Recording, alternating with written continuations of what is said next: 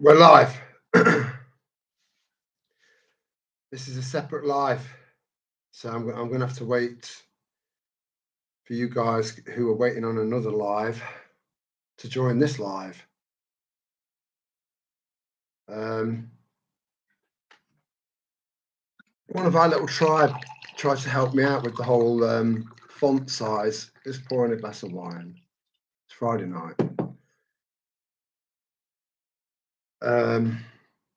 To alter the font size so that I'm not leaning right in and showing my bald head, to be able to read the out parsnip. Evening, mate. How you doing? Cheers to our little tribe. Yeah, one of our little tribe tried to help me out with the font size so that I didn't have to. So A, I didn't have to wear my glasses, and B, I didn't have to keep leaning in to read the chat, you know. And yeah, cheers, mate. Much appreciated. So I thought what I'll do is I'll kind of get set up, get a few bits and bobs done, and then sit down at the time that the live was due to go out. And during the setting up process, of which I gave myself 45 minutes, it's more than adequate, you know, for a guy with an average IQ. But oh no, it had to go tits up, didn't it? So I increased the all right, Ryder. How you doing, brother? Yeah, so I increased the font size, and the screen that I can see myself on just went massive, to the point where the screen disappeared and the live chat section was underneath it. So it was a layout that I wasn't familiar with, and because I wasn't familiar with it, I wasn't happy with it. So I had to start a fresh live. Chuffing, Nora. Don't worry about all the bullshit, mate. Just do your best. Yeah, it's all I can do. It's all I can do, mate. Making us chuckle already. Good. Jolly good. I was going to get a few dad jokes up on my phone, because I'm really, really shit at telling dad jokes.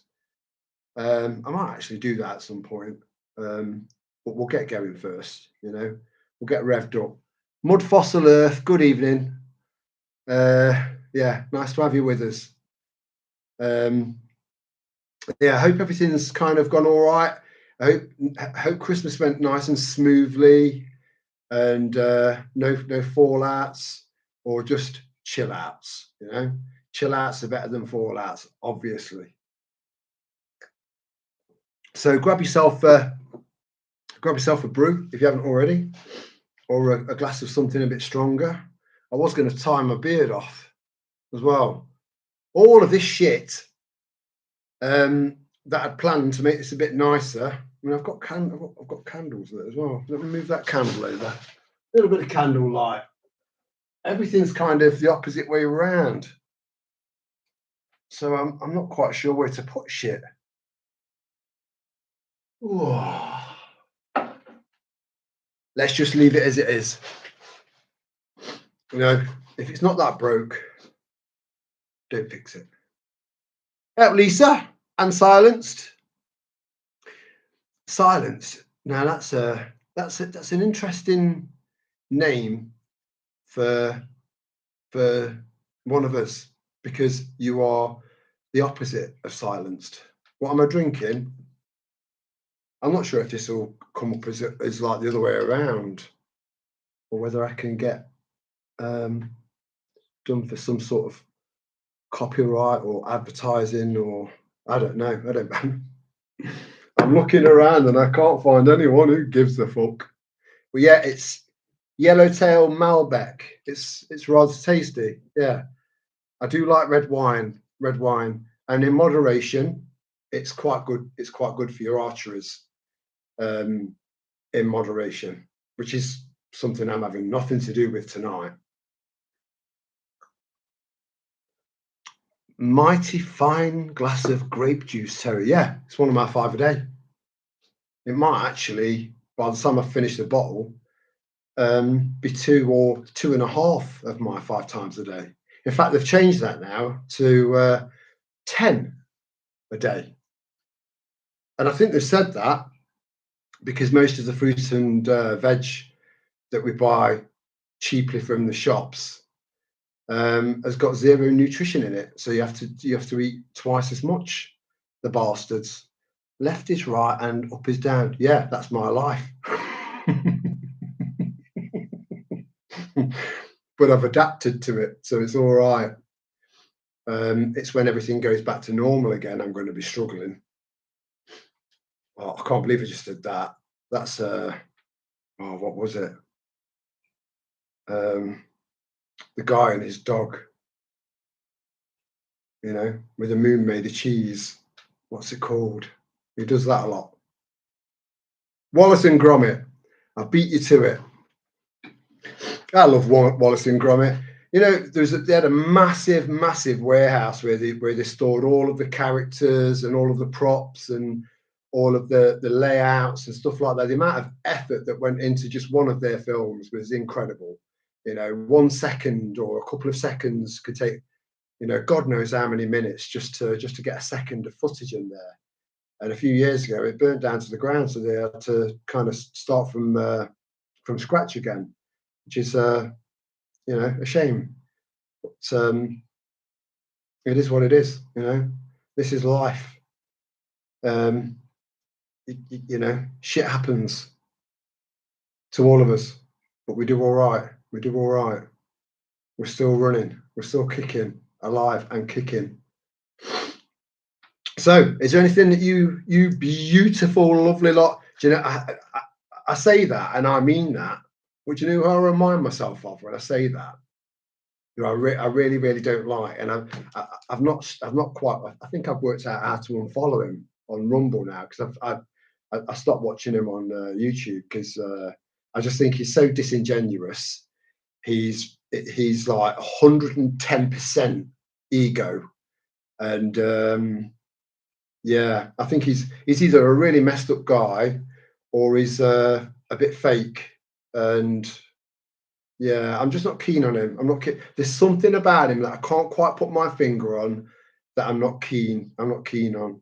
But he always starts off live streams or any of his videos saying, "My beautiful, wonderful, awakened friends," or something like that. When I say it, I mean it. So come on, let's get chatting. Let's get chatting. Come on, we're doing it live. I love saying that. I think I got that from Jason Burmus. He's a nice chap, and considering the fact that he's made some incredible documentaries, Loose Change, the final cut, that was one hell of an eye opener. So I mean, if any of you guys have seen that, let me know in the chat because it was a groundbreaking documentary. I think he's made three or four, and not many people have heard of him, Jason Burmus, and he's a nice chap, really, really nice chap. And his I am, I can, I will. Right attitude. Yeah. As long as you believe it. When you believe it, it is the case. It is the truth. It is you. That warrior spirit, that we've all got. Is anyone nervous about 2025? Anyone worried? Because if you are, please bear in mind that you've managed to come through 5 years of the ultimate shit show, and you're still here, relatively unscathed. Definitely stronger for it, definitely wiser for it, and therefore by default tooled up for it. You've got the minerals. You got this far, you'll get the rest of the way. You will. I'm telling you. I just hope that we don't get cut off and separated, because we rely on tech really to stay in contact with each other long distance, So that would be a shame. I have got some other glasses that are a bit more straight than this. Hold on a minute. But I can't see as well. I can't see as well through them. Yeah, they're not quite the same. No, I'll put my other ones on.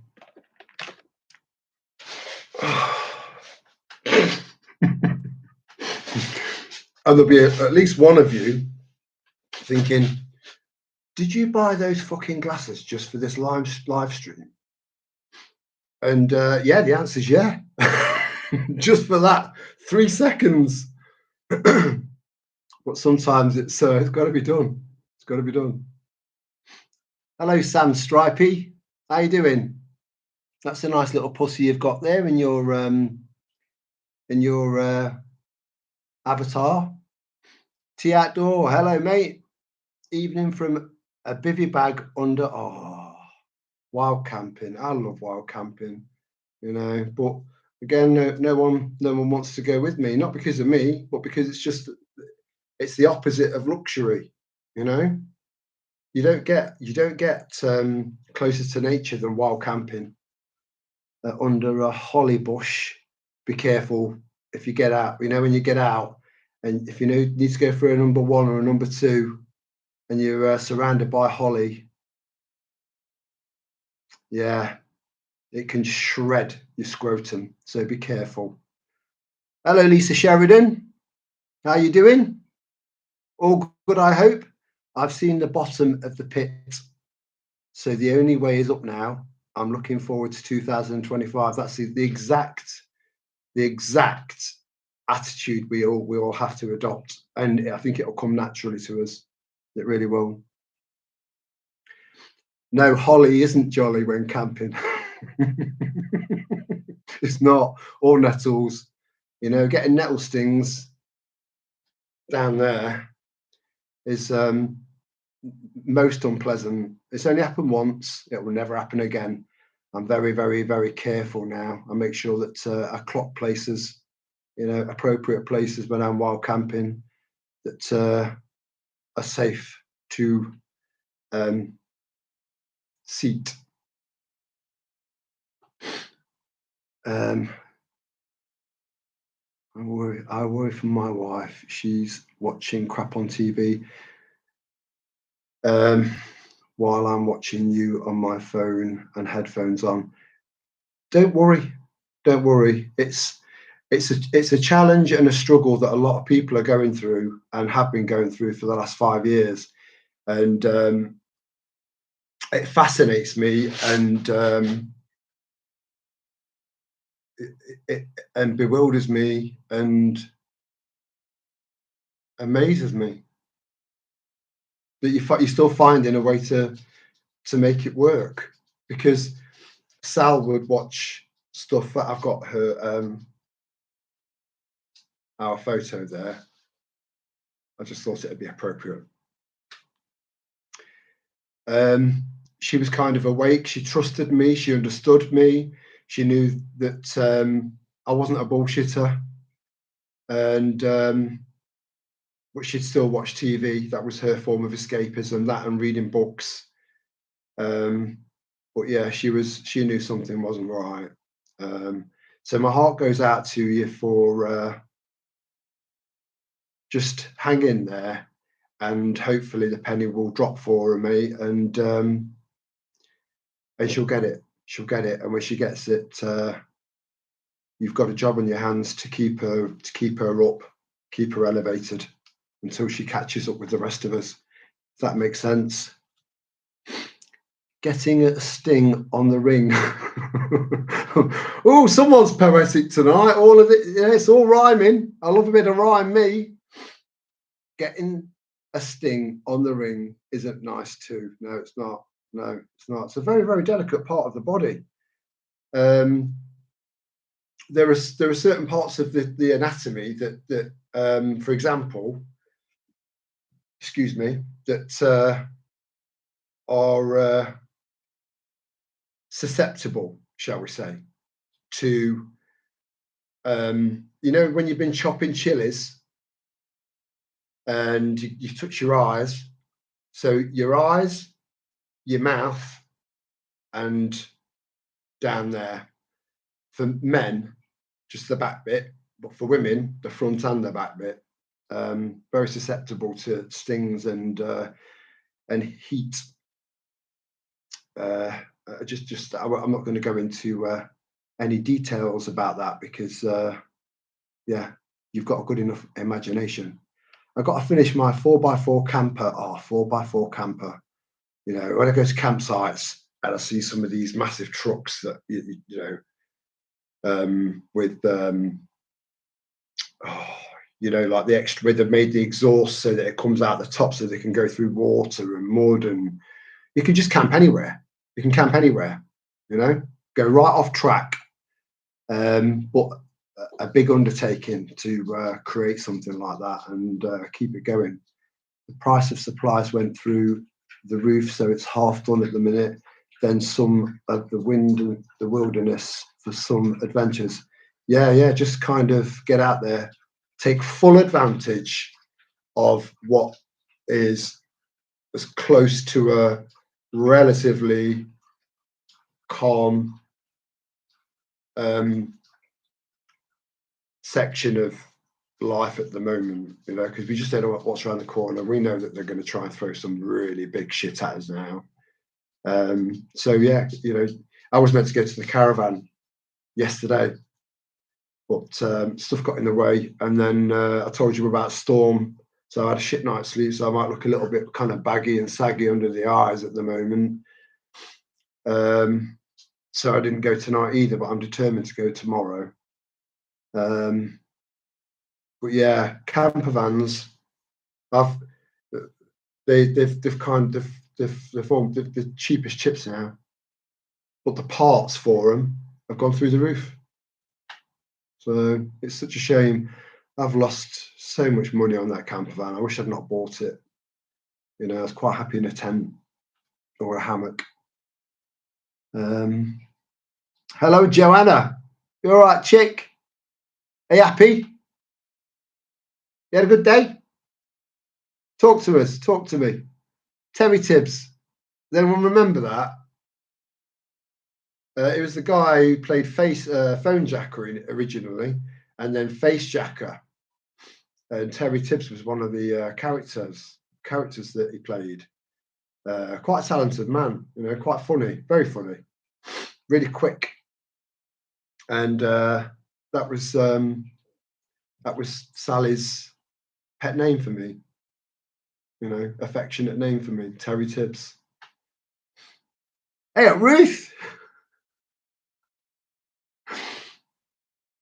and Maria. It's nice to see. It's lovely to see lots and lots of familiar names. You know, our usual suspects, because there's always a really, really nice chemistry. You know, I love it. I love it. Hubby going to watch Spectre. I'd rather watch you, Terry. Well, I mean, I'm as you can see, I'm a very kind of stereotypical James Bond looking kind of guy. So this is like watching James Bond, but without the guns and the posh cars and that, you know. So you've got the best of both worlds, Ruth. And Spectre was the last one that I watched because I've always been an avid fan of James Bond. Always, you know, there were some shit ones, some really shit ones, but generally I love James Bond. But the day they turned 007 into a black lesbian, that was it. I thought, fuck that. So that's the only James Bond film I've never watched to the end. I'm done with James Bond. You know, Fleming would be turning in his grave right now. You know, go woke, go broke, and fuck off. It's all good here. Hedonism rules. My cat and a glass of wine. Cheers. Chin chin. Sounds like a perfect night in to me. Just as Ben, I've missed Ben. I hope Ben's second name is not Durr or Dover. Now, Adian, am I talking to Adian or Adian's mum? Because I know that you've hijacked his account, so I'd rather know, so I can call you lass rather than lad. You know, I'm assuming that it's Adian's mum. Much love to you, and from my girls to all of you. Dan Van Man, good evening, brother. Lovely to see you, Mush, on the telly. Yeah. It's lovely to be here. I love it. I love this. I love this live streaming malarkey. Like I said before, it's an absolute game changer because we're all integrating and communicating with each other in real time, and that's the closest we've got to talking. And I love it. I love it. It's lovely. Surviving Clown Planet. I always call it Clown Planet.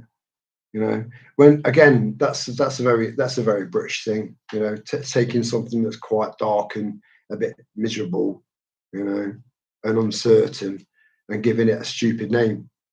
It's part of a coping mechanism that works for us. It works for me, and it probably works for you.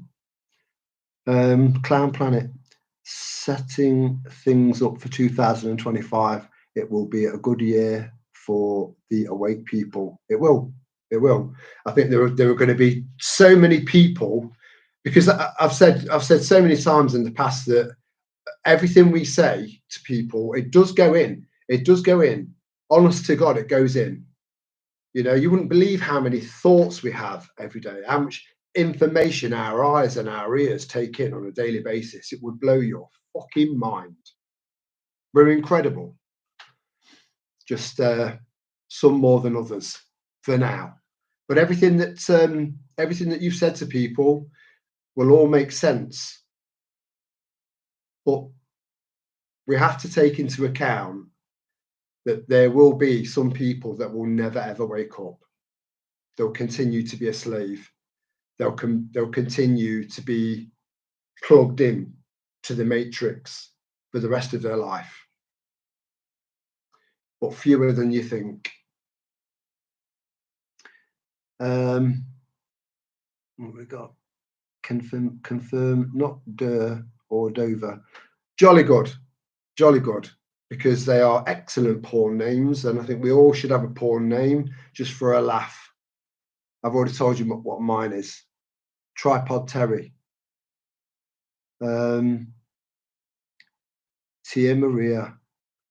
You know, Tia Maria is a bit Marmite to me, but I know that it's definitely a chick tipple. Chicks dig it. They love it. Absolutely love it. Tia Maria. Hey, and Maria, that could be your porn name. But yeah, it's looking. My old CB name was Foxy Lady. I love it. I like that.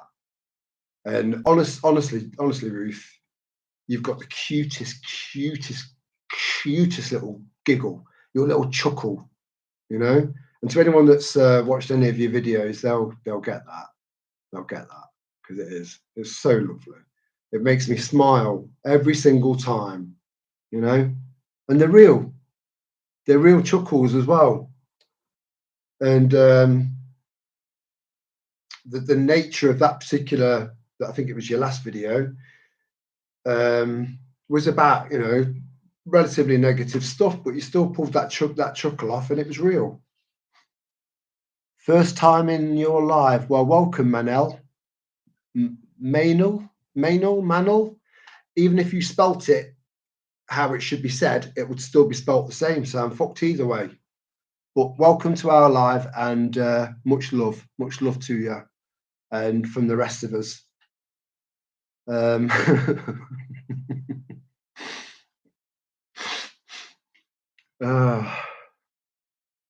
Yeah, Lana. Is Lana in? Have I missed you, Lana?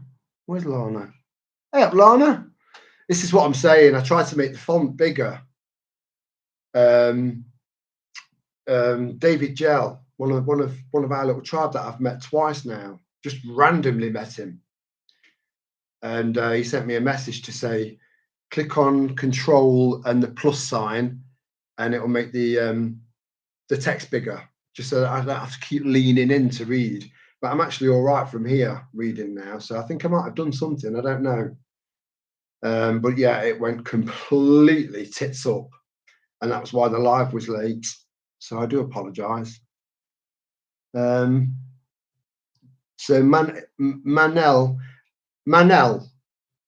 just give me a thumbs up if I'm pronouncing your username properly, and let me know whether or not you're male or female. I would just assume that you're a male because it starts with man, but then all bad shit starts with man or men. Menopause, menstruate. There's a lift. There's a list.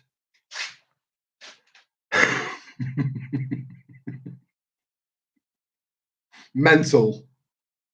I'm trying to think of more now because I know there are a lot. But could I be called Joe? Makes me sound dead cool. Joe, of course, Joanna. From now on, I christen thee Joe, and it's easier to say, and it is cooler. I think most people have their names abbreviated these days. Sally abbreviated my name right down to T. You don't get more of an abbreviation than that, just using the first letter. But then she called me Terry when I was in trouble, and that's when I had to go to the shop and buy some flowers. Flowers makes everything okay.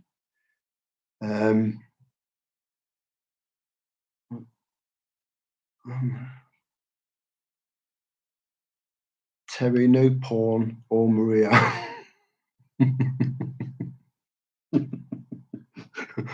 Fair enough. You're yeah, okay. Fair enough. And Manel is a lady. I do apologise, Manel. It's a beautiful it's got a lovely Manel. It sounds like a flower. It's lovely. How do I do that, Lana? Highlight someone's name. I've forgotten. Hey, I don't know half of this shit. I'm relying on you guys to get me through. It's a little blue lily. Now, I didn't know that. I had no idea, and I made an assumption that it sounded like a beautiful flower, and it is. Marie. I prefer I prefer Manel, but if you prefer Marie it is. Just put an @ symbol. Yeah, that's how I respond to people in group chats. When not group chats, when there's a live chat going on a live stream, and I want to respond to someone that said something in the live stream, I just put @ and then it highlights the whole name. But I don't think I can see that on here unless I put. See, if it'll only happen for me.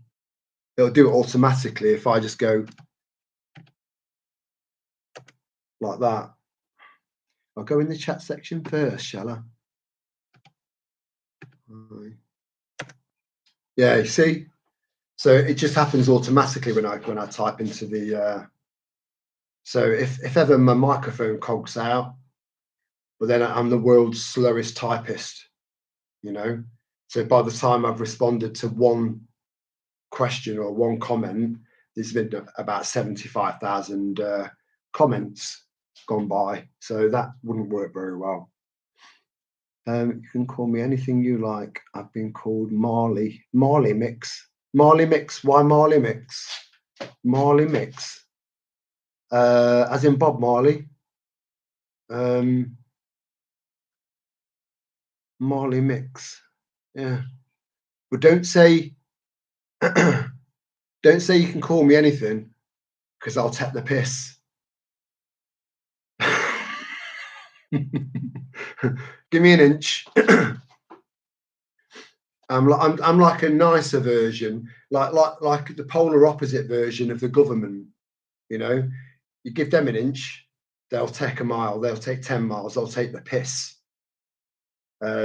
Me, it just gives me artistic license. Used to be a concrete mix company. Well, that's romantic. You know, we've gone from beautiful little Lily to concrete mix company in a heartbeat. And yeah, oh, I'm glad. It's nice to see that you're yeah, it's nice to see that you're British as well, because I know that we've got people from all over the world, and I think that there are one of the most beautiful things about having a global selection of people from, you know, they're here because they get us and they get our sense of humor to some degree. I think a lot of people don't really get the British sense of humor, because it is quite unique. You were a courier for 10 years. Is that where you go around tasting curries? I'm sorry. I was first dad joke, and it probably won't be the last. Vans, then motorbikes. Oh, did you ride around on motorbikes, as in proper? Because our Annie, who can't make it tonight, she sent me a text earlier on. She's going out for a meal, but Annie's got seven. Sure, it's seven motorbikes, and we're not talking you know, little rev and go things like you'd see me on. Proper sit back and, yeah, proper biker chick. Excuse me. Yeah, proper and excelente. Why did you pick a blue heart? A blue heart's a sad heart, you know. I use a purple heart because a purple heart is indicative of bravery and valor. My first was in 1971, a TS125. Do you know what? I'd be properly impressed with that if I knew something about motorbikes, but I don't. So I can only assume that was nippy. Yeah, if you put a 125 engine on a small frame of something and then put yourself on it and rev the shit out of it. I've been on one motorbike. I've been on a few little, you know, kind of Vespa type things. I struggled with them a little bit. Not really quite out for it.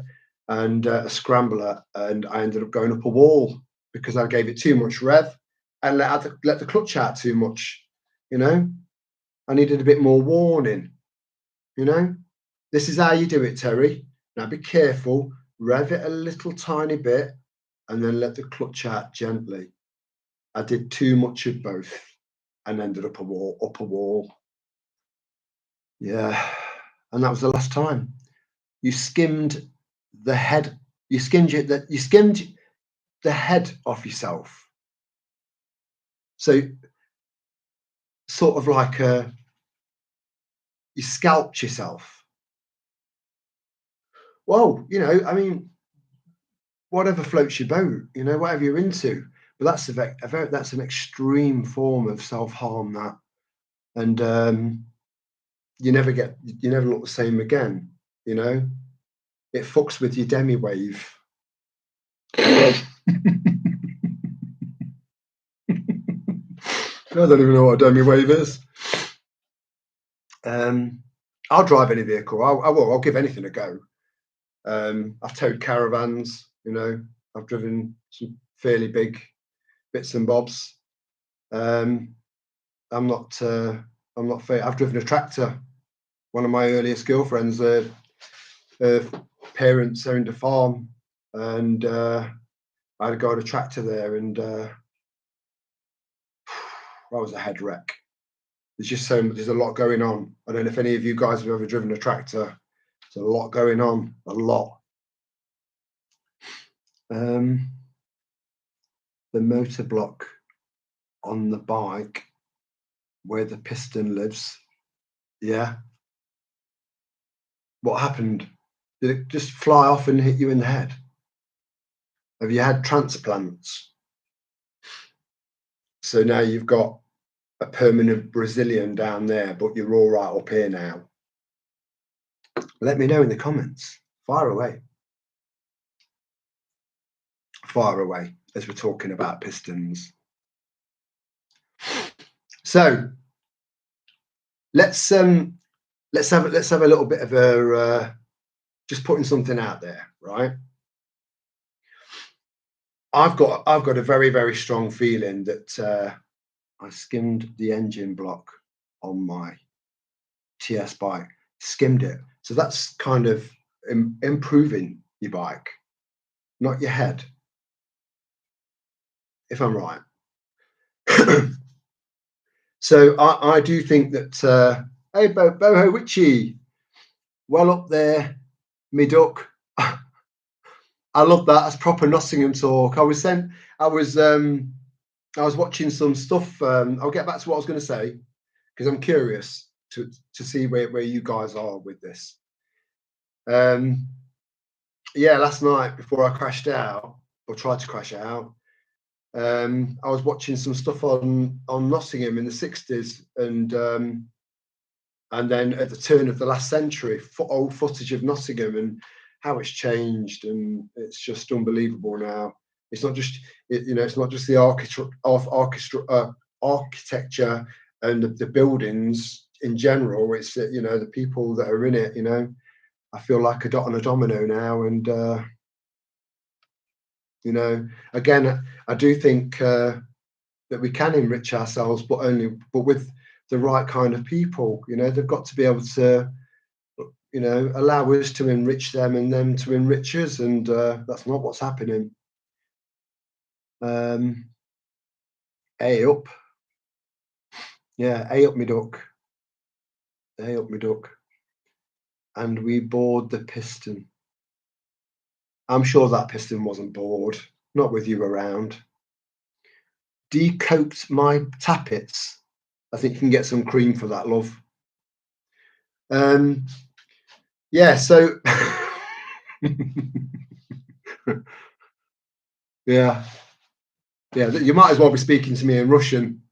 But if Annie was on, she'd know exactly what you were talking about, and you'd probably have something going on constantly all night with her, because she'd know what you were chatting about. Oh, thank you, Manal.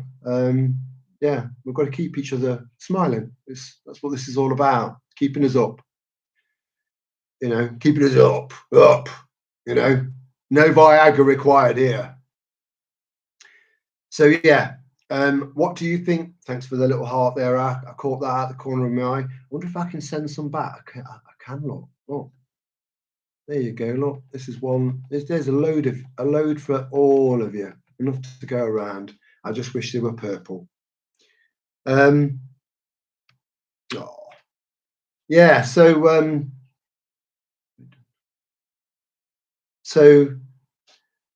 I can't help but think that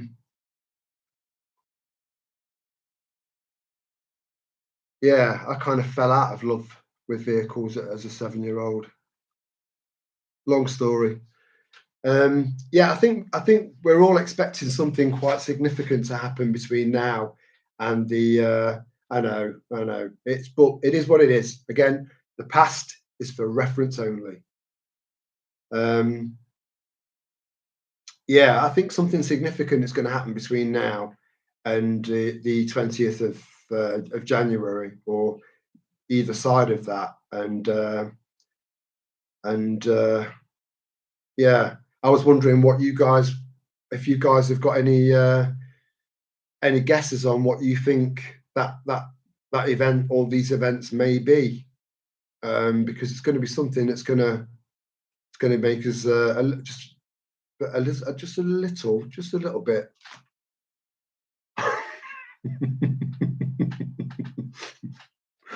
You know, I did a little.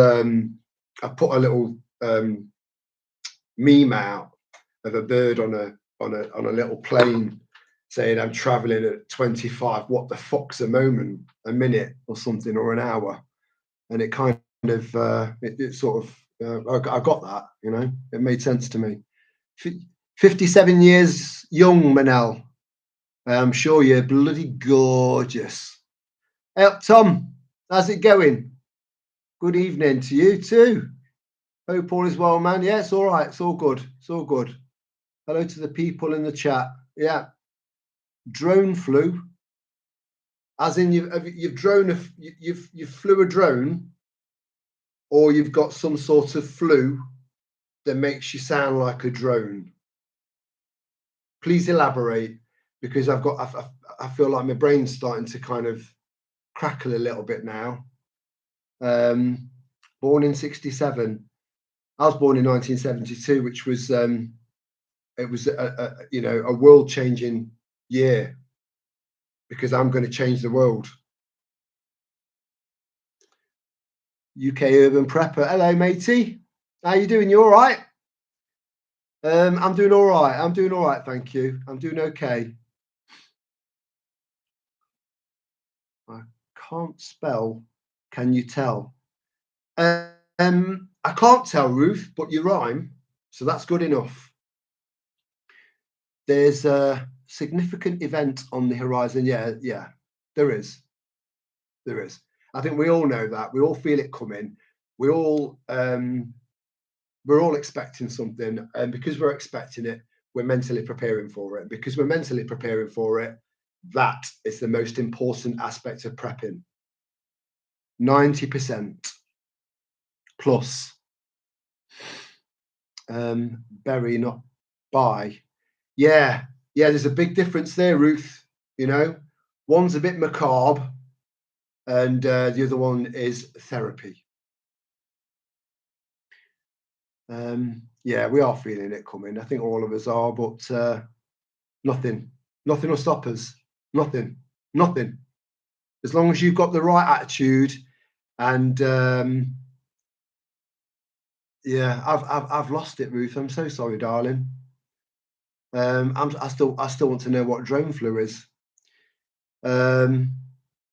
It sounds worse than man flu.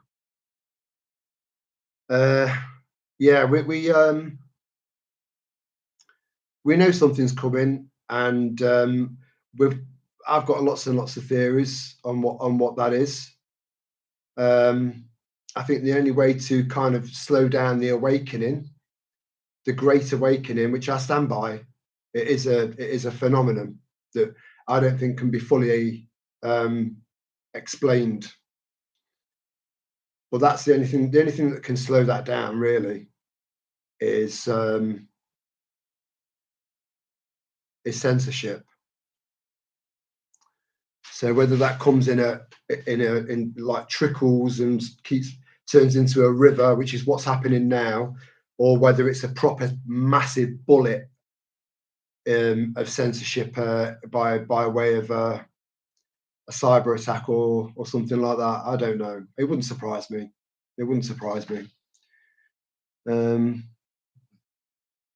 What we got? Born in 66. The last time England won the World Cup. In fact, a few things happened in 1966. Very significant year. Very, very significant year, as I'm sure many of you are aware. I will definitely return to you. Great days ahead. Yeah, there are great days ahead. Again, it's a hill.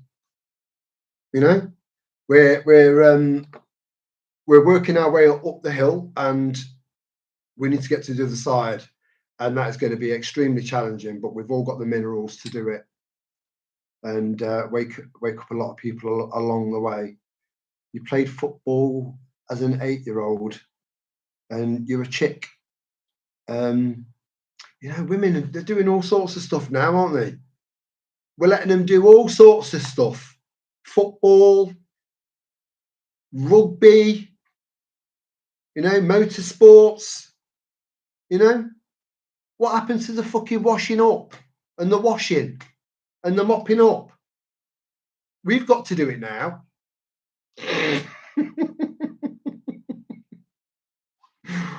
Believe me, I am the polar opposite of a sexist bigot. Always have been. I love women, you know. They've got a lot, they're kind of, they've got a lot more to give than men. But then men, we bring something different to the table. Again, we complement each other. I bet you do, Manel. I bet you do. Yeah, I bet that's a, yeah.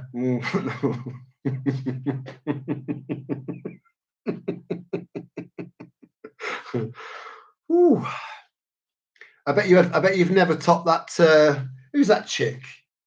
British woman, definitely damaged. There's definitely some sort of, you know, trauma from her past. You know, no woman, no normal self-respecting woman would sleep with 100 men in one day.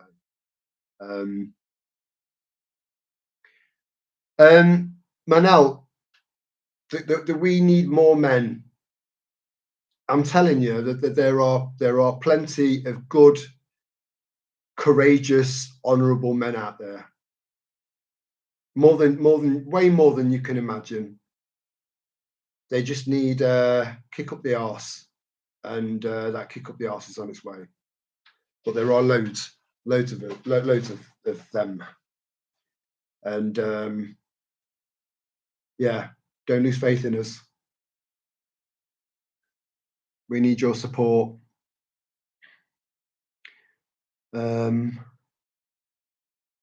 Yeah, they're not hiding. I think a lot of people are biding their time. 1960 sexy. That's what you are, Ruth, with that cute little chuckle. 1960 sexy. What was that saying that someone? I guarantee they are. What, hiding? They're just getting ready. I've forgotten what I was going to say now. Again, see, I didn't realise Zephyr had joined me. You know, she's just so silent. She's like a border terrier ninja. You know, you don't really hear her claws that much. She just tip taps around. But then I've got noise cancelling headphones on, and they do cancel everything out. They are pretty good, because if I'm in the middle of talking about something and I hear that licking noise from Storm, because it goes through me, or when they're drinking water, because it goes through me, it's nothing. There's nothing I can do about it. I lose my train of thought then, and I have to start all over again. Right, so I've lost context of that. You love men. We need more men. I remember they are hiding. Excuse me again. I'm so sorry. I guarantee they are. I know some of them personally. There are men and there are men. There are women and there are women. You know, some. I think a lot of the lads and a lot of the women will agree with me on this. That we are, over the last kind of maybe 20, 25 years, there's a phrase that's been coined, and I agree with this. To some degree, and it's called the pussification of mankind. Right. So it's taken what normally would have been that was someone that would grow up to be a man, proper man, you know, who would defend his woman and his kids to the death. and stand his ground. And a lot of these men have turned out to just be completely, totally pathetic little pussies. But even then, deep down, it only takes, certain buttons to be pressed in a certain order, and I think you'll see a different side of them. But yeah, men, real men, appear to be thin on the ground, but I think it's a case of it just appears to be. I don't think that's entirely true, because I know plenty of good men, plenty.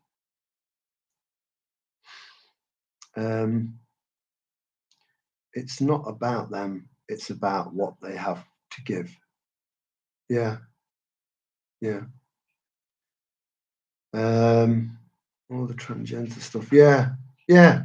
But again, things like that can only happen to impressionable. I don't really like to use the word weak very much, you know, because I'm all about balance. But it's only impressionable weak men that allow themselves to become weak and question their gender. But they're attacking our kids at a young age. And the human brain, the human body in general is fully developed it's fully developed at birth.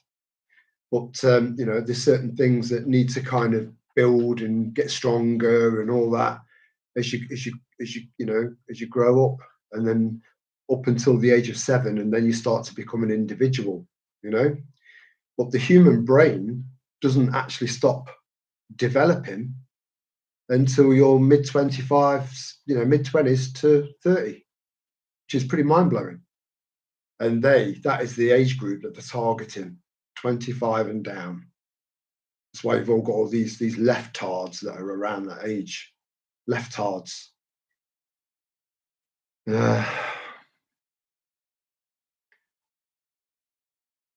Yeah. Well, a proper man should make their woman feel safe,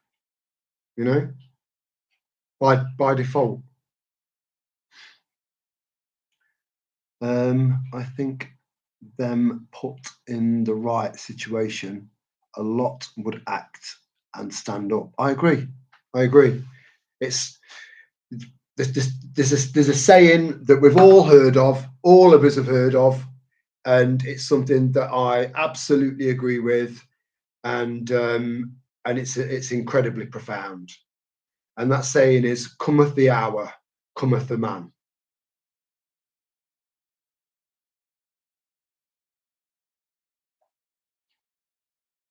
Oh, are you off, Manel? Well, I'm assuming that's what you mean. If you're off, it was lovely to meet you for the first time, and don't make it your last. Come back and see us, and have a crack.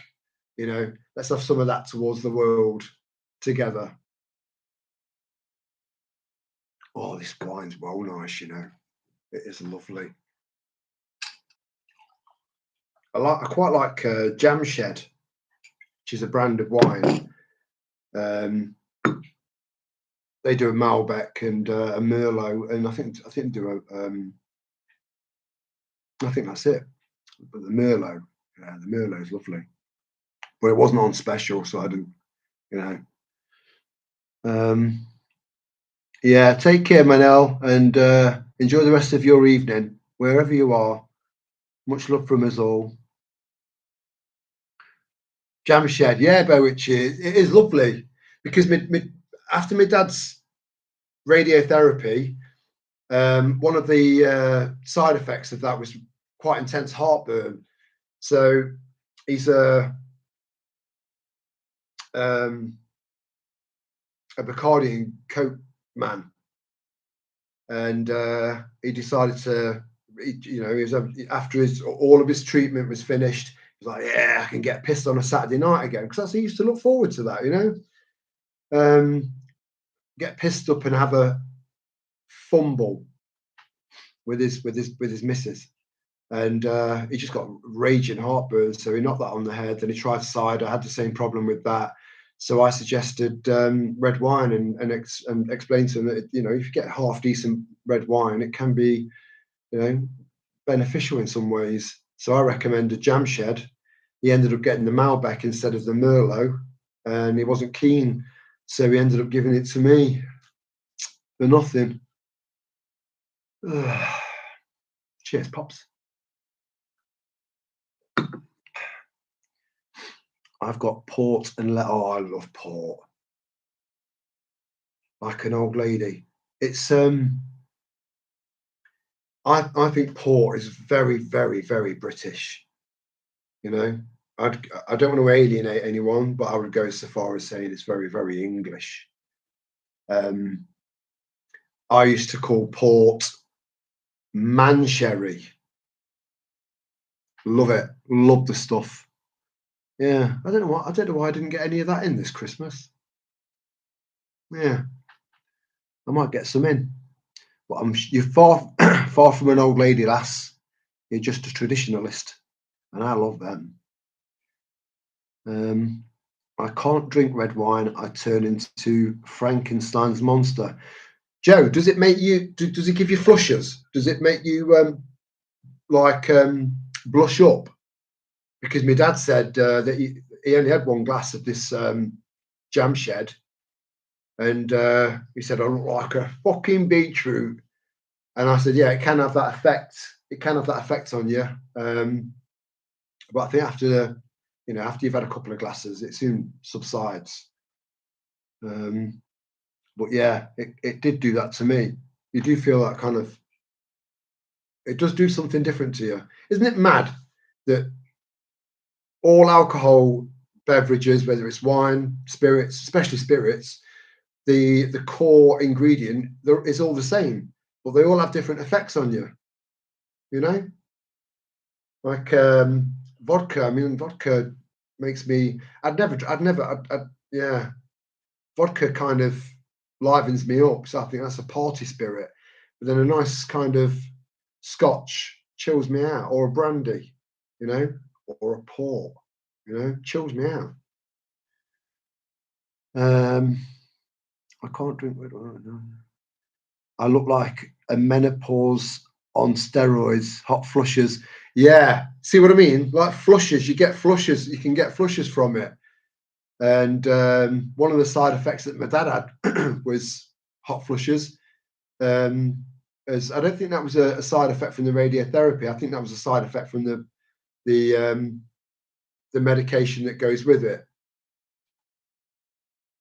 That stays in your system for quite long. I don't know why I keep leaning in because I'm all right. I can read it. I can read it from here. It's just habit now. You know, I need to remember. I don't need to lean in. I find red really calming, yet vodka changes me not for the better. Yeah, yeah. I'm just pictured you stood outside a nightclub swinging your bra in the air, saying, "Come on, then, you fucking want some?" I'm probably not far off the truth there, am I? Come on, Bo Witchy. You can talk to us. It's okay. It's your safe space. I brush up with alcohol now too. Maybe I'm becoming intolerant. Um, maybe, maybe. You know, your body could end up. I think your body can eventually, because it does. If you drink excessively, it will catch up with you. It will. It will, and you can develop all sorts of problems, and most of them are reversible. Some of them aren't. That's just something to bear in mind. Yes, Bear Witchy. I knew I had you nailed. I had you nailed. Someone I would definitely go partying with, but then would probably have to kind of follow to the ladies to make sure you got there and back without getting into a fight. I've had to do that a few times with a few of my old friends. You just can't chill out, you know, because you feel like you're being their minder all night. So yeah, what do you just keep the vodka away and it's all good. I'll remember that for future reference. So what does everyone think is coming in 2025? Do you think Trump will make it to his inauguration? And if so, do you think he'll stand by what he says? Do you think he's all, he is what he says he is on the tin? Do you believe that he's an honourable, genuine, integral man? Because I've got no genuine, deep down trust in any politician at all. You know, there are so many out there that really do talk the talk, and they've hooked people. Barrage. I know that the vast majority of you guys can't stand that prick because he's he's faux. That's my preference. Faux instead of fake. Noobs on tour. Oh, I love it. Our first caravan. I don't trust him as far as I could throw Moscow. No, I don't either. The guy is a contractor of the military industrial complex. What the fuck?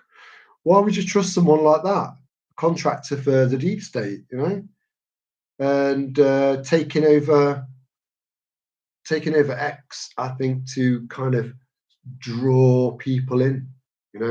This is the only free speech platform. I'll never allow it to be changed or taken away from you. Come and join me, and eventually, potentially, become the app of everything, like in China. So Trump is a businessman through and through, though. Yeah, he is.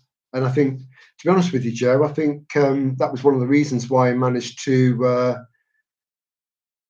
get shit done in his first term. But why didn't he send a load of people to jail? He had the perfect opportunity. So,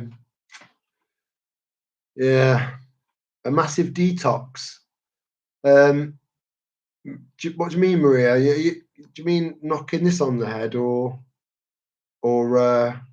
because detoxing now can mean anything? It can mean just kind of like not just a physical thing, but a spiritual thing. Getting rid of any toxic twat out of your life, for starters. I've made it very, very clear, and I'll stand by it, that I would rather walk this journey through life completely alone, than have anyone in my life that's toxic. I'm sat on the fence a little with him, but I do think he is the best of a bad bunch.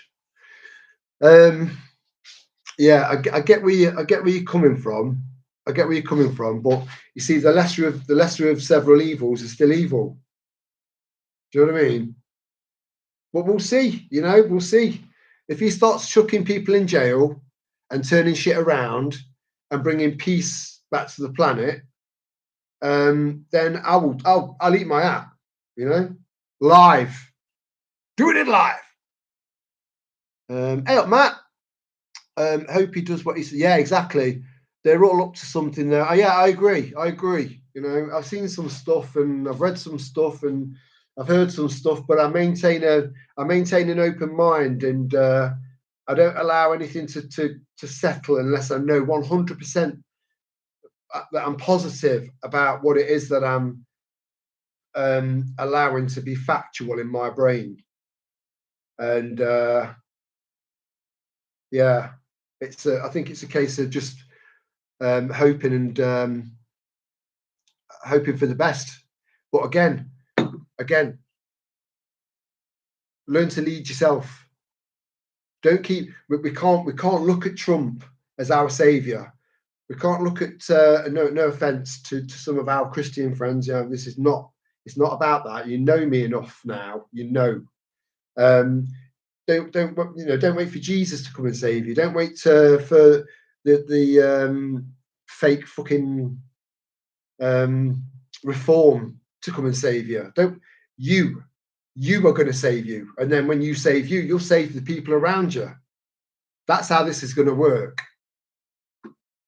Yeah, Musk is a dark horse, and I do think he's on the spectrum as well. I really do. I think he's somewhere on the spectrum. I don't think he's yeah, he's not like us. He's certainly not like us. Hi Lily, you're right, sweetheart. What time is it over there? We're all on our own, basically, a tribe. Yes, we are. Yes, we are, and we will go back to being tribal because it's the only way it can work. It's the only way that it can work.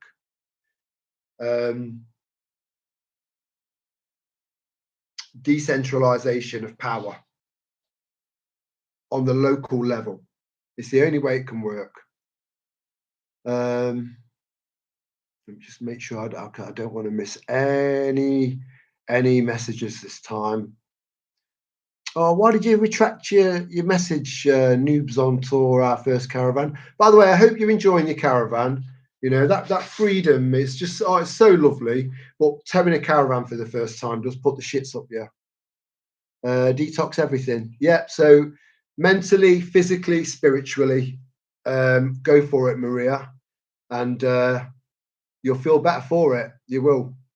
Because it needs to be done. It'll make you fitter and healthier in more ways than you can imagine, and that will make you more prepared by default. I'm waiting to see if they do shrink the government, get rid of waste, stop warmongering. Yeah, but Lily, you see, one of his pledges, and he had 4 years of opportunities to do this, was to drain the swamp, and he drained that swamp of nothing. So that's one of my issues. And even when he was debating Hillary, he said, you know, if I was in charge, you'd be in jail. You know, he had the opportunity. There was so much shit on that woman. You know, look at what we know as fact. So imagine what he knew. Yet he did nothing. Nothing. You know, the Clintons are pure evil, and they're still free. So we shall see, Lily. We shall see. Fingers crossed, because the eyes of Europe are on your country. Sugar hat incoming. What's a sugar hat? Sugar hat. Sugar hat. You're going to have to tell me what sugar hat is now, because I'm not going to be able to sleep, which means I'm not going to be able to go to the caravan, which means I'm not going to be able to recharge, which means I'm going to be stressed out. And I'll be stressed out because of you not explaining your comment.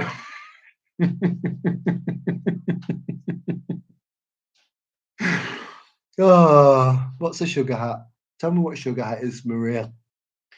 Nobody's coming to save us, up to us now. Absolutely right. Yeah. And we have got the minerals. We have, because we're smart in all the right ways, you know, but smart whilst being kind, you know. Don't lose your humanity or your humility. Hold on to that with everything you've got whilst fighting. There's a challenge. You can't put your trust in people who are well, I've got quite a half decent vocabulary, and that one's just slapped me across the face, even though it's a word I'm aware of. Duplicity. I'm only on my second one. Imagine what it's going to be like in an hour. You know, there'll be like, you'll see little like spits of red wine on the screen, and you know, this eye will be down there. Nah, I can handle my ale. 12:39 midday in Seattle. 12:39. Again, that fascinates me, Lily. It really does. You know, that you're cracking on with your day, and you know, doing what you do at this time of day. And oh, don't be shy, Ruth. Um, but yeah, Lily, honestly, you've got such a lovely voice in your videos, and yeah, there's something very charming about your channel. But I do think I think a lot of it is kind of I do think when you've looked in your analytics, I think the vast majority of your audience will definitely be female. Um, um, Not that it won't appeal to men as well, but yeah, it's lovely, lovely. You've got a lovely voice. This first go round was you're going to eat your hat. Ah, right, going to eat your hat. Right, sugar hat. Yeah, I have to buy a sugar hat now because chewing my way through corduroy can be very time consuming and is an official choking hazard. Um, his first go round, he was hit by many betrayals. Yes, he was. Yeah, Mike Pence for one. He's got a bachelor's degree and a master's degree in backstabbing. And what I find saddening is that I think I saw that coming before he did, and many others. So you are right. You put too much trust in too many people, and it came to bite him in the arse. But then, having said that, he's accrued Elon Musk, and I'd say half of the rest of his team have been lobbied by Israel. So I'm sure you can understand and appreciate why I'm a little bit suspicious about all of this, because you would have thought he would have learned a lot of very valuable lessons the first time around. So, but again, we'll see. We'll see. Um, People who run with the hounds and hunt with the hare. Yeah, I like that. I like that, Joe. I was thinking about writing that down, but I don't know when I'd actually ever use it. But I still like it. It's good. Um, right, Matt. Deceitful double dealing. Just looked it up. Cheers, mate. I appreciate that because I felt I had a momentary um, lapse of intelligence and fell into the thick as pig shit pit. Right, I think I'm right in saying we were a nation of tribes back. Yeah, we were. Yeah, back in time before the Romans came over and civilized us. Yeah, but I think we had our own kind of. We had our own. We didn't need civilizing. We had our own thing going on. You know, I mean, yeah, there are arguments to be made that they provided us with.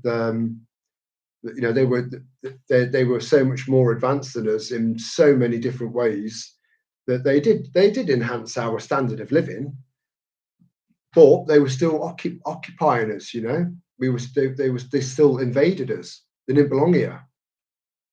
You know, and another thing,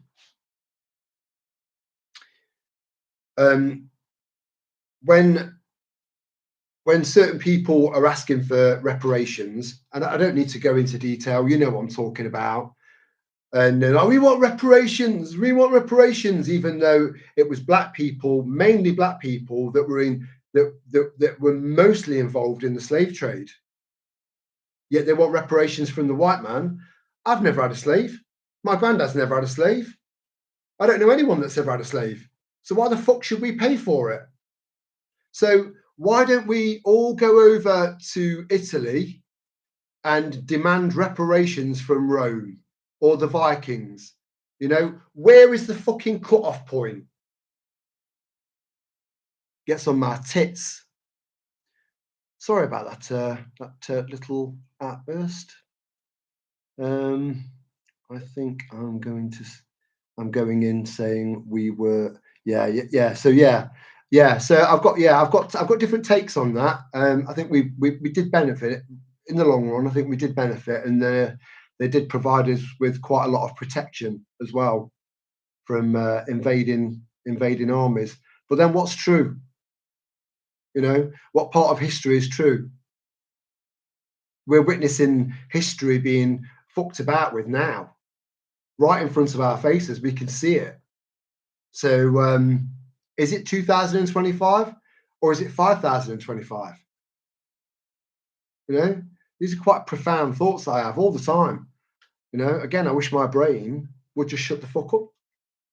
You know, just for a little while, 10 minutes. Not a lot to ask for, is it?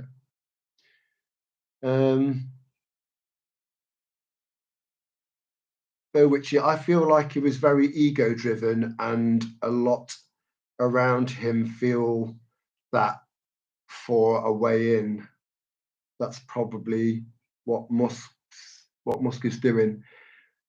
There are a lot of theories on that because, again, there are people saying, you know, proper not musketeers, that's what they're called now, the people that are jumping on the whole Musk bandwagon.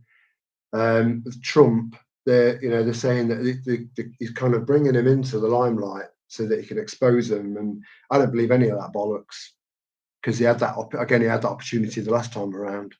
He's not a stupid man.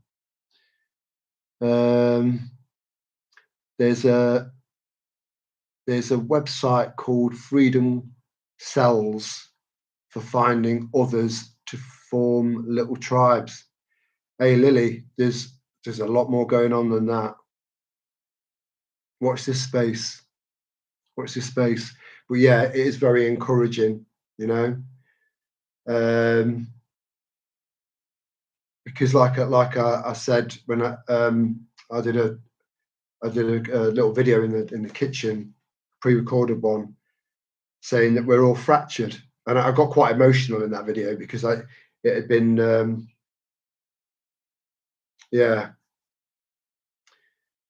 we're fractured, but we're coming together, you know. We are coming together bit by bit by bit by bit. But I will check that out, Lily. Thank you. I will. In fact, can you just bear with? Oh, I've got a pen.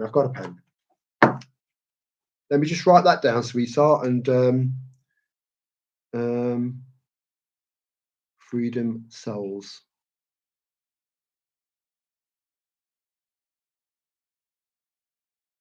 A very apt title, that.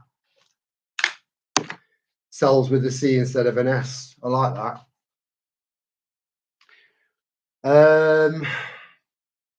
Joe, I just love words and people. I love words more than people. I just love the English language. It's just so unbelievably beautiful. But the people that I do love, I love. You know, I'll take a bullet for you.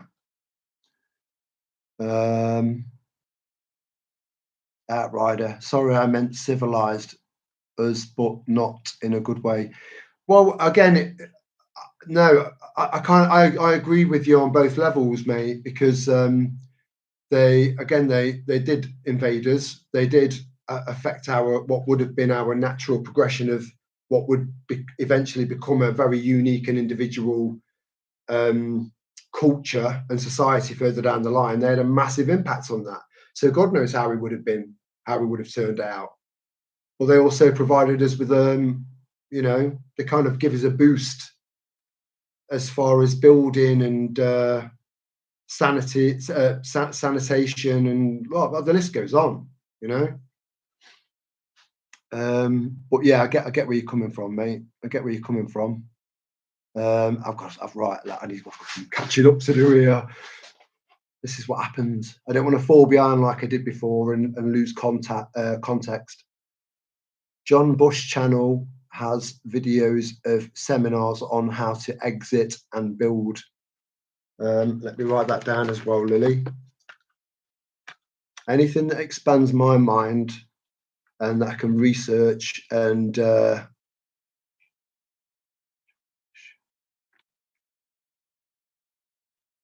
you know, John Bush, Lily, is his wife called Hairy?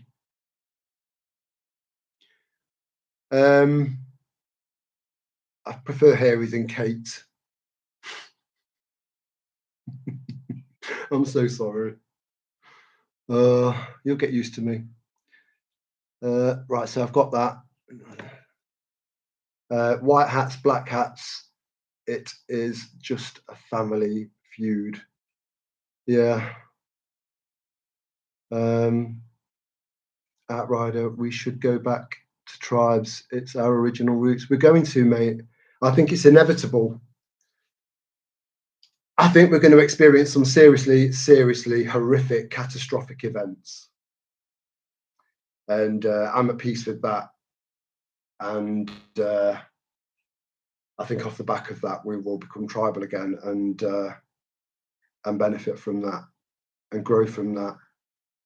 And I think it's a good thing. It's a good thing. But then we'll go full circle again, you know, and end up right back here again, but in a different way. History rhymes.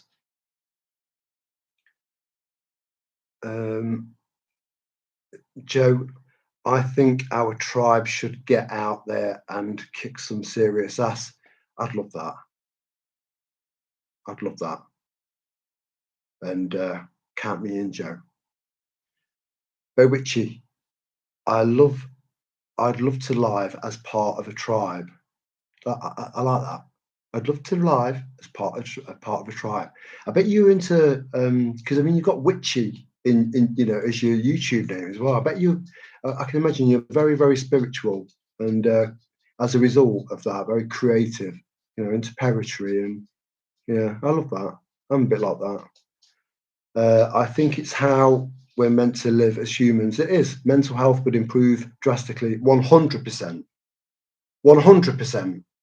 Because we enrich ourselves. You know, these bastards are hell-bent on division. But they're also hell-bent on inclusion, but the wrong kind of inclusion for the wrong reasons. I'm all about inclusivity, but not their version of it. I'll bring the guitar, barbecue and wine. Can you play the guitar? I've got a guitar upstairs, a lovely Fender, beautiful, sounds amazing. I can make it sound nice, but I can't play any songs on it. It's got so much, it's got proverbial dust on it, and I need to start using it again because I remember how good it made me feel to play that guitar. Sally bought me that. Miss Hinch, I don't recognise that name. Welcome. If you've been here before, welcome back, and I apologise for not recognising the name.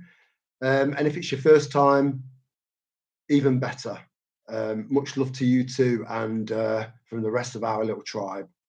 Thanks for joining us. My favourite class was the history of the English language. I kept the textbooks. Yeah, it's so beautiful, Lily. And I've watched a few of your videos where you've read excerpts and stuff, and you read beautifully. And I mentioned this in one of the last live streams that you could do that, and I think it would be really successful as a channel because we're all going to need to diversify, you know, at least in the short term. But you read beautifully, Lily. And my favorite, one of my favorite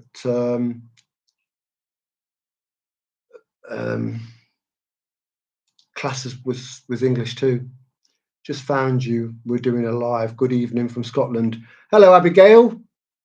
Much love from the rest of the tribe up there in Scotland. You know, again the Scots. You know, Braveheart, William Wallace. He existed. Boudica existed. It's in our genetics. It's just I think a lot of people are just going to have to dig a little bit deeper than they did before. 25. Well, it's gone down to 23, but that's still a record, Lily. Yeah, but it doesn't. You know, it doesn't. I'm not kind of. I'm not like that. I'm not. You know, I don't really pay much attention. Really, I just kind of.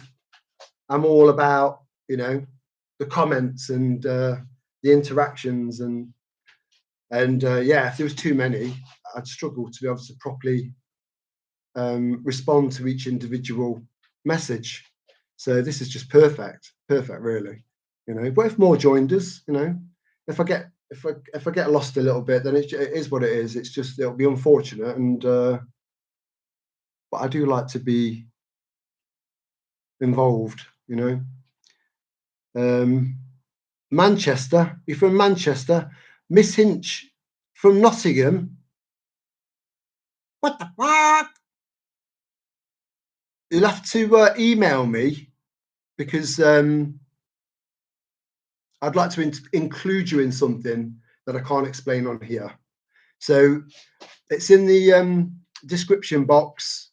It's all caps, Rose Hippie Guy 1, all caps, all one, at proton.me in lower caps. So please email me and I'll explain more. We've got a Mank in the house. So I didn't realise you were from Manchester. Matt, are you a City or United supporter or neither? Joe, I agree with Bowichi. If I was younger, I would find a community of peaceful, like-minded folks and live simply. A lot of people are doing that. And it's a beautiful thing to see. And it's being done out of necessity. And I hope that further down the line that the government just leave people the fuck alone and keep their nose out of things. Their overreach has not gone unnoticed by millions of people, millions of pissed off people. God, so nice, like pop. I'm glad I only bought one bottle of that because it's just so smooth. Yeah, Lily, Bowichi. I live in Nottinghamshire, England. I would love to see New York, Lily. My dad's been to New York a few times, Lily. Went to all, this was filmed here, that was filmed there, and all of that. It's my idea of hell because it's just so built up. There'll be parts of sidewalks and stuff, or what we would call pavements, that have probably never seen direct sunlight for years. It's just so anti-nature. But I get the appeal for some people. Some people thrive in cities. I'm just not one of them. New York is kind of dangerous these days. Yeah, it is. Yeah. Angry Prepper. He's got an apartment there. He's still living there, but he's trying to figure out ways. He knows he can see how New York's what it's becoming, and he's trying to come up with ways of getting out and moving somewhere else. Maybe out of New York City and further into the state.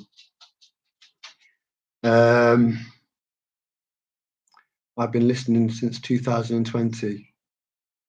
Silent listening. Oh, thank you, Miss Hinch.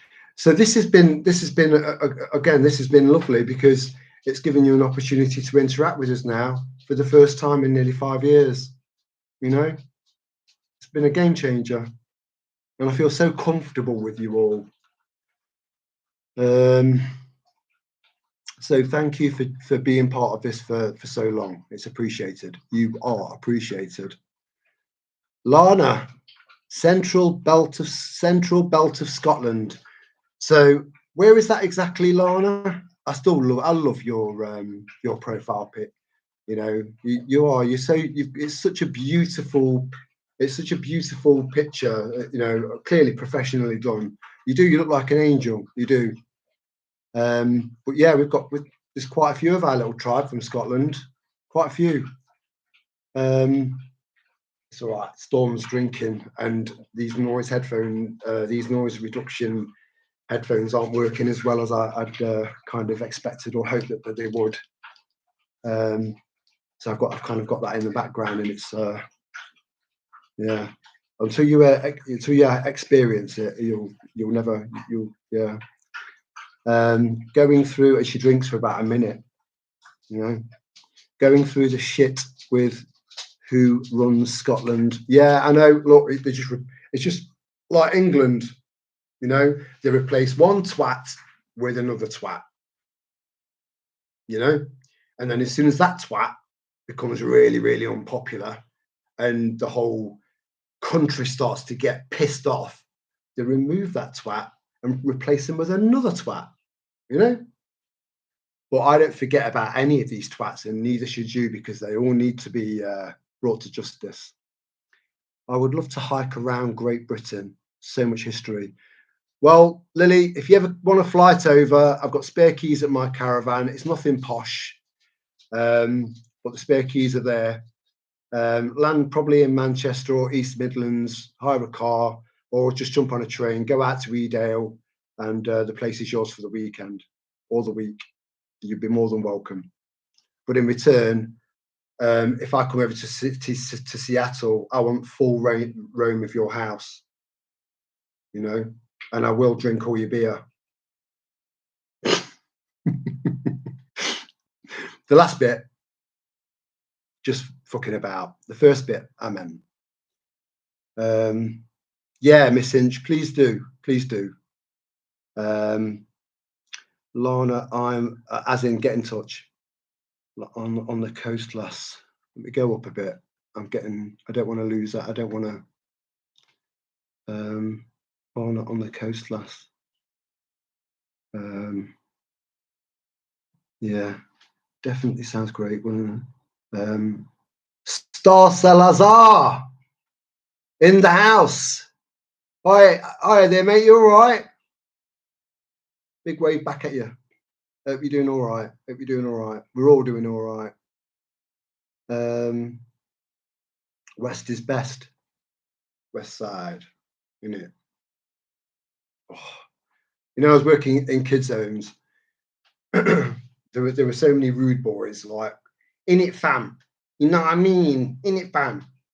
And just talking absolute bollocks. And they, once you get through to them and you get them to open up, they end up talking normally to me because they feel comfortable, you know. And then as soon as they finish talking to me, they'll get a call on the phone and they're back to, yeah, what up, fam? In it.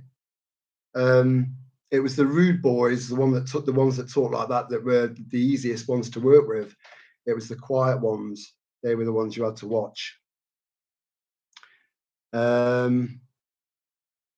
are we? Where was I? 4x4 fella. They will always have a section of society alone. Yeah, ready for the Hunger Games. But remember how that turned out.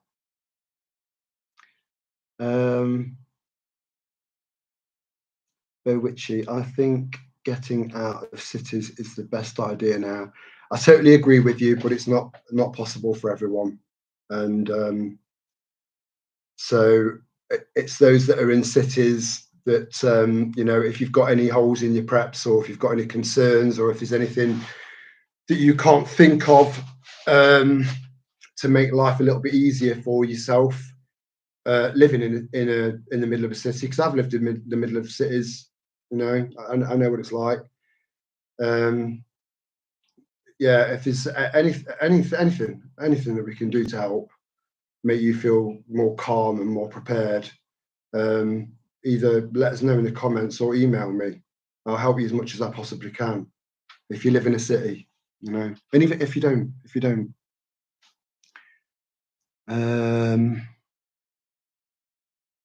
where were we? Thanks for that cute little heart there. I saw it. I don't miss a trick. Yeah. So yeah, I agree with you. I am American. Oh, I love. You wouldn't believe how many people in our little tribe are from America. You won't believe it. It's a significant chunk, and you know, I can't see me through your guys' eyes, so I don't know how I'm being perceived. But there are clearly Americans out there that get this and get you and get me, and and realise that this is a very special um, little tribe of people. Um, so I agree with you. I'm American, and I never wanted to ever go to New York. Way too overcrowded. It's a concrete jungle. Yeah, it's the opposite of what I'm all about. You know, you put me around rolling hills and forests and meadows and rivers, you know, or the ocean and the sea and the beaches and the cliffs, and yeah, I come into my own in places like that. It's where I thrive. That's where I feel whole. Matt, neither, but support the Blues on Derby Day. Fair enough, mate. My old man told me to support the underdogs. I've got to agree, you know. But then when the underdogs get to the top, will they lose your support to the underdogs underneath them? City, not so much the underdogs nowadays. Yeah, I mean, yeah, yeah. Lana, in the middle between Glasgow and Edinburgh. I can tell the difference. I don't know that many people really, because a lot of people hear Scottish, a Scottish accent, and they just think Scottish. That's it. You know, I'm able to tell the difference roughly of where people are from in Scotland. I wouldn't be able to nail it down to a fucking village, you know. But the difference between a Glaswegian and an Edinburgh accent is quite significant, and both equally beautiful. As long as you don't meet somewhat like a Glaswegian that's off his tits on speed and tries to have a conversation with you, because it might as well be Russian. It's like, well, I stuck it in the heat. Like, yeah, yeah. Yeah, I mean it, Lana. You are a stunner, and from from the interactions that we've had, beautiful inside and out, and that's rare. Or maybe it's not. Who knows? Um, um, so Lily, I can buy 40 acres. Yeah, you see, you've got the space. Space in England, it's just such a premium now. We're only a little island, you know, and we've had hundreds of thousands of invaders, you know. But, yeah, 40 acres in the mountains, all good tribal members welcome.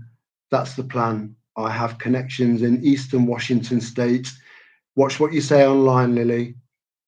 But open to the Dakotas, Wyoming, Idaho, too expensive. Yeah, Lily, you've got a great plan there, and I hope that you execute it. I really do. Just vet the shit out of anyone that joins your tribe, because it's got to work. My home here is available. Also, my van. I'll take it that was in answer to my caravan offer of you staying there, and your offer of me staying at yours. And that's lovely. And be careful what you wish for. I might just take you up on it. But thank you. Joe, I am retired now, but worked in an area with big drugs problems. I spoke to the guys. I find it easier to read it from here instead of like that, you know. So I'm sorry my head keeps popping forwards and backwards. Um, big drugs problems. A lot of places have got that now. It's people are using it as like a crutch to just escape reality, and we're the opposite of that.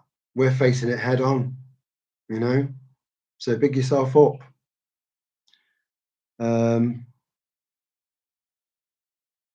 spoke to the guys with respect, and they treated me the same. Yeah, because they've got fuck all. They've got nothing, you know.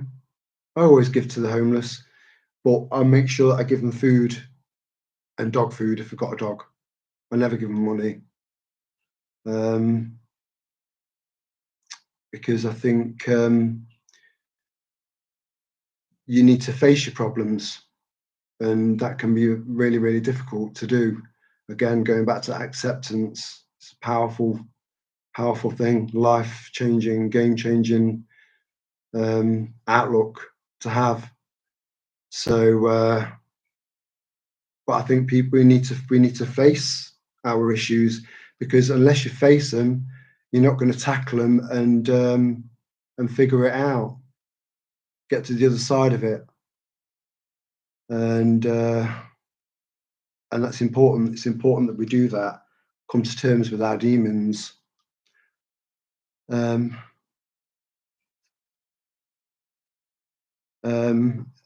it's about our common humanity, even if we live differently. Yeah, it is. It is, because we're someone could. I was going to say someone can live in a 20 million pound mansion, and I could live in £100,000 flat. But we will be different. Chances are we will be different, because a lot of these people were born into the money and they've never really wanted for anything.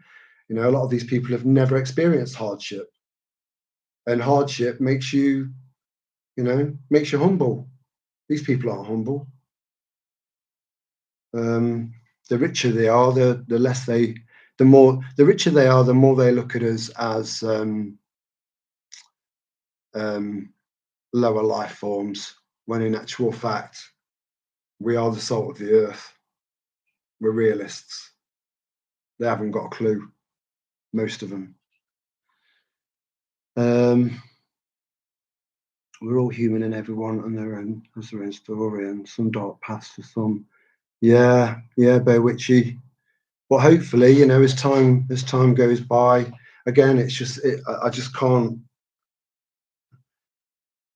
understand how they can get away with continuing to rehome all of these invaders that have contributed nothing to this country in any way, and give them a place to live, when we've got people that have fought for our country and have seen horrific, terrible things, and have come back with proper mental trauma, PTSD, and have struggled to fit back into society, and struggled to adapt to a normal life, because of what they've experienced, and they've lost their wife, and they've lost their kids, they've lost their home, and they're on the streets. So instead of suffering around people that can help to support him or her, they're suffering on their own. So I think charities like the Salvation Army are all right. Well, it wouldn't surprise me if someone came up in the comments and said, "Did you know that the Salvation Army have been fucking about and this and that and blah blah blah?" Because I've heard loads of things about Oxfam and Save the Children, and lots of other charities. Charities should start at home, and then maybe look at some charities, local charities, where you can go there and you can see what they do, if you can afford it. But always invest in your own home and your own family first, and especially into your preps. Lots of laughing faces there. That's what I like to see. Geppetto's playlists. Hello, matey. Yeah, good to hear from you too, man. You got the font sussed out, mate. It sure makes life easier. Have I though? Because I'm still wearing my glasses. Have I increased the font? Can you tell that the font is bigger? Because it fucked everything up. It fucked the whole screen up. And that's what made me late for that live stream. That's why I had to start a fresh live stream, because I just screwed everything up. I thought it was going to be a really, really simple thing to achieve. My home. I was laughing at the Ouija on speed impression. Is that what you call them, Ouijas? So let me tell you a little story. It's not very long. And the reason I said what I said is that a very, very long time ago, I was up to no good. I never harmed anyone, you know, and I ended up going to jail for it. And I was put in a cell on the night of my arrest, and I shared a cell with a Glaswegian. But he had a very, very, very strong Glaswegian accent. And even though I was strip searched because of the nature of the offence, even though I was strip searched, they did miss something. And I shared this something with this Glaswegian. And even though I couldn't understand a fucking word he was saying to me, it didn't matter, because we were both kind of like just blah, blah, blah, blah, blah, blah, blah. And yeah, it didn't seem to matter that I couldn't understand him and he couldn't understand me. I might as well have been in there with a Chechen or a fucking I don't know, take your pick. But yeah, I mean, that was hard work. That was hard work, trying to understand what this guy was saying on speed, you know. He was talking at 1,000 miles an hour. And I'm sure that if there was another Glaswegian in the cell with us, he would have understood what he was saying. But to me, it was like a different language completely. But yeah, let me just assure you, I don't do anything like that now. You know, I learn from my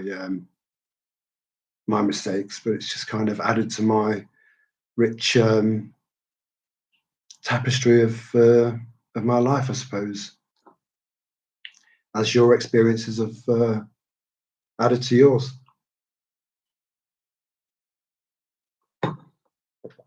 Oh.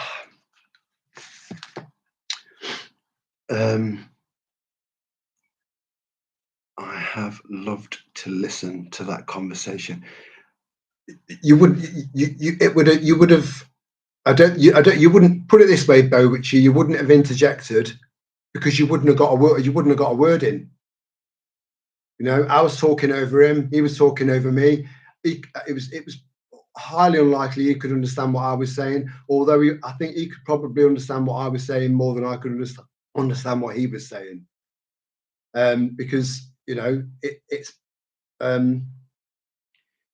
I think in, you know, certain parts of Scotland they do speak in Gaelic. I know for a fact Lana will know that. So yeah, so you know, just yeah, but a fly on the wall. If you'd have been a fly on the wall, Lana, you'd have laughed your tits off. Just because of the look of kind of confusion on my face as I was trying to interpret what he was interpreting into English, what was actually English, into something that was comprehensible. A very unusual situation.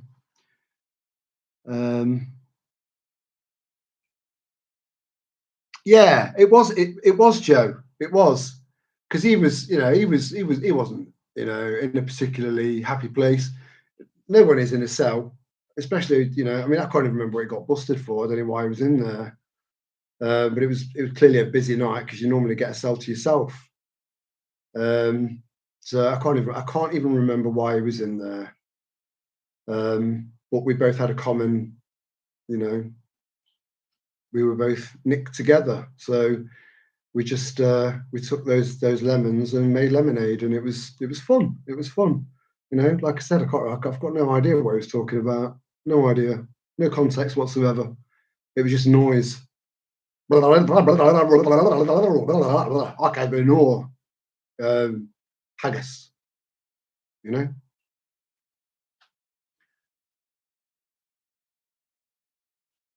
haggis. I've never tried haggis either, Lana. A bit of a fussy eater. I mean, you've heard me do. You guys have all seen me do um, prep shop videos, and me telling you that my gag reflex will kick in fully if I put any like pilchards or anything like that in my mouth. It wouldn't stay swallowed for long.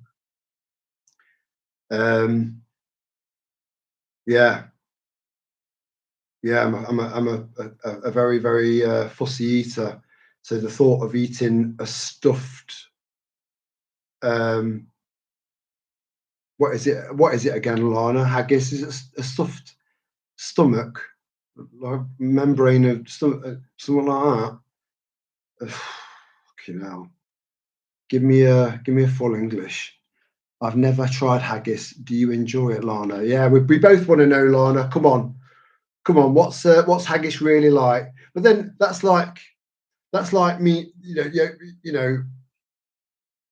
me saying that if I ate pilchards or um, what's the other one, the more oily one, whatever. Um, you would turn around and say, "I think it's gorgeous on toast," because I've heard you. I've read it in the comments. Lovely warmed up on toast. Well, that's because you enjoy it, you like it, so it's going to taste nice to you. But to someone like me, it'll be like eating shit. So yeah, it's a tough one. Come on, Lana. Everyone's hanging on your word here. Square sausage is good. Yeah, they sold that at farm foods. These little square sausages. But when I buy sausage meat or sausages from now on, I look at the meat content, and it's got to be over 75%. Anything under that, I'm not touching, because it's probably lips and arseholes with a bit of brain mixed in there. Not my cup of tea. Star Salazar. Again, going back to like speech, Star Salazar, that rolls off the tongue. It's lovely. You've never heard of haggis? It's a Scottish, I would consider it a Scottish delicacy. But the Scottish would not consider it a delicacy. They would consider it just a traditional dish, where it's a delicacy to me. Anything that I find a bit gross is a delicacy. I can't eat black pudding. No, I can't. Congealed pig's blood, I'm all right. I'll just have a cup of tea, please. Or if so, you've heard me go on about Fray Bentos pies. I love Fray Bentos pies, right? And they did a full English breakfast version, and I couldn't wait to get home and stick it in the oven.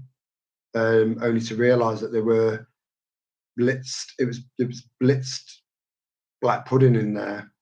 So I just ate the pastry. But I'm in a minority. Most of the people I know love black pudding. It's mad. I'm just too fussy. Hey, Ruthie, I've got some tins of Grant's haggis. Oh yeah, you can buy it in the can, can't you? I will get Stewie to do a salute to the haggis with a whiskey when he has his taste test. So, Stewie, the only Stewie I can think of is out of Family Guy. Is Stewie hubby? let me know, Ruth, because you've never given your dad's your dad your hubby's name away. He's always been affectionately known as hubby. You know, Joe haggis is yeah, yeah. You see, you know, mm, sheep's stomach stuffed with the contents of a vacuum cleaner.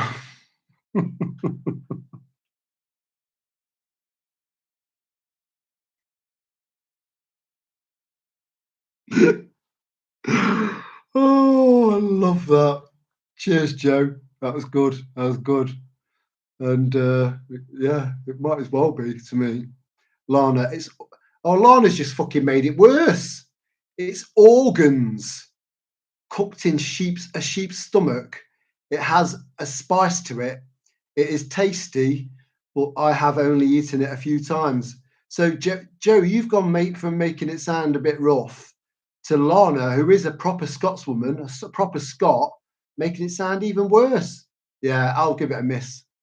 But thanks for the very graphic descriptions, ladies. Very much appreciated. Matt, black pudding is okay with a full English, classed as a superfood, I believe.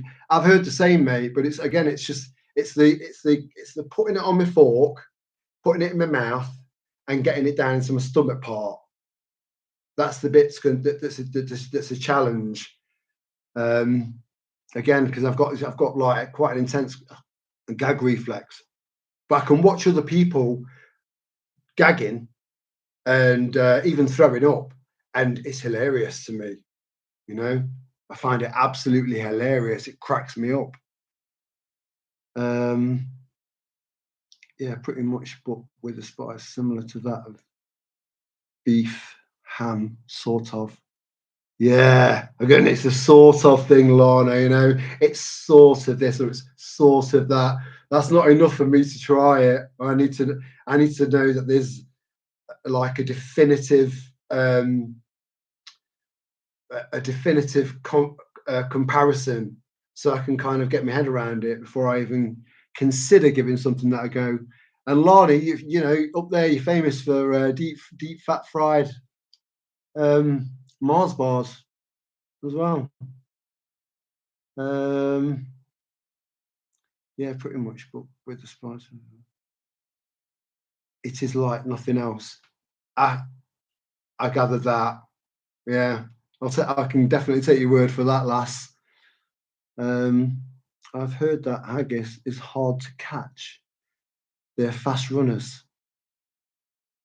Oh, Outrider. That's going to be lost on a lot of people unless someone explains that to me. In fact, it's probably more likely that everyone got that apart from me.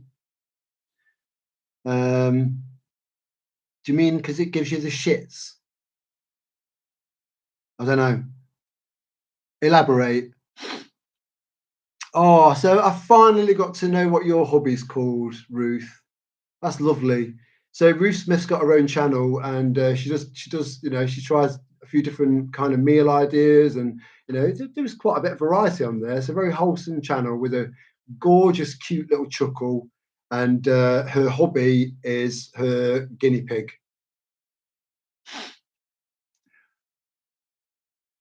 Neeps and tatties. That's my cup of tea. Traditional dish, isn't it, in Scotland as well, isn't it? Neeps and tatties. Isn't that like minced beef? Um, yeah, haggis, neeps and tatties, a fave of Burns night in Scotland. Yeah, you see, keep those traditions alive, Lana, because they're worth keeping alive. You know, that's something I will fight for in my country, our traditions, our way of life. I will. I will. Um, I guess neeps and tatties. Listening, I from the Highlands of Scotland. See, you know the Highlands. I've never been up there, right? But it's just so wild.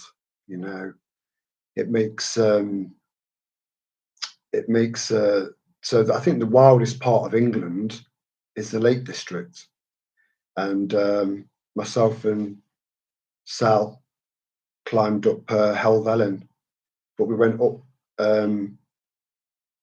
Striding Edge, which was the most difficult way up.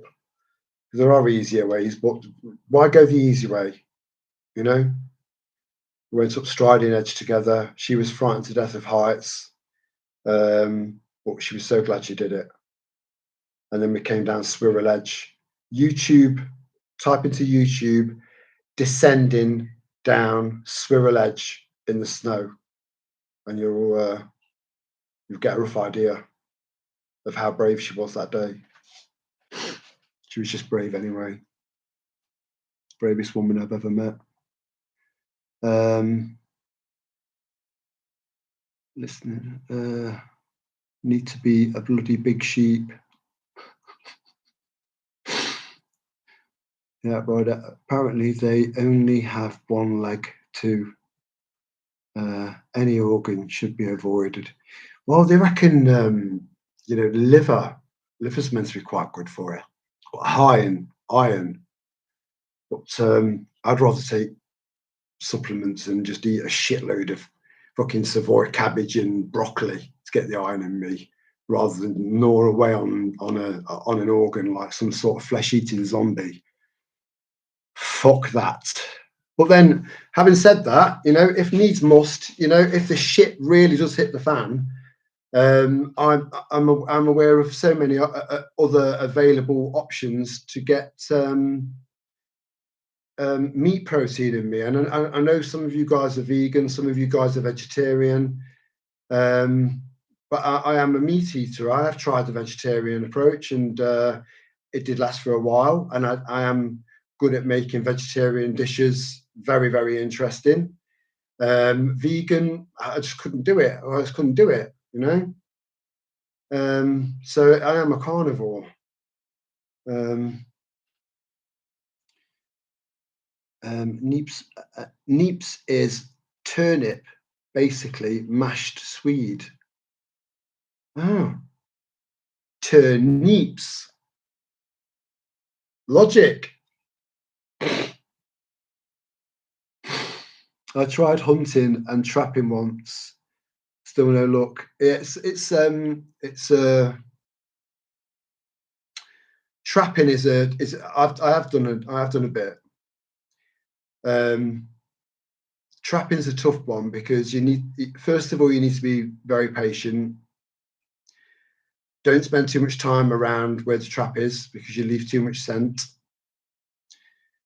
And make sure you check them regularly because it's inhumane otherwise.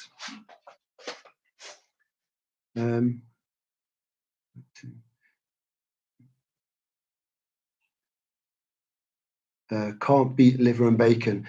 Yeah, well, the junior school that I went to, I was a server. It was a Christian school, but then we had another. It was a very multicultural area. We had another ideology kind of separated from us, and I was a server, and every now and then we'd have liver and bacon, and I'd move all the liver out of the way and just have the bacon. I thought, I'm not eating that. I'm not eating that. As lovely as it smelled, it's good. I think it was just psychological. It's because I knew what it was, and that was just enough to put me off. Please don't. So this is Joe. Please don't anyone share the fact they've got a placenta in their freezer. I don't think anyone would admit to that. But apparently, it's a thing, and some women do eat that, and I've got kind of mixed emotions about that because it is a form of cannibalism. It is, but an acceptable one in a way because it's not waste. There's no waste, and it's been proven that there's a lot of goodness in the placenta. So, it's down to the individual, I suppose. Sorry, one leg longer than the other. One as they run across mountains, but they're elusive creatures, so that probably won't.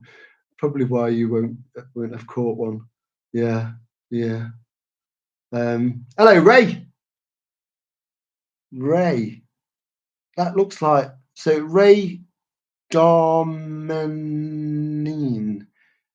Is that you, Pink Bubble? I hope I'm right. I don't like getting things wrong when it's people. I don't like getting it wrong because it's insulting to me. That inner critic. But the picture looks like Pink Bubble. But as a few people have realised, that your full name sometimes comes up different to your channel name. Yeah, I knew it. Hey up, Pink Bubble. Ray. What's Ray short for? Because you're sure as shit not a Raymond. Where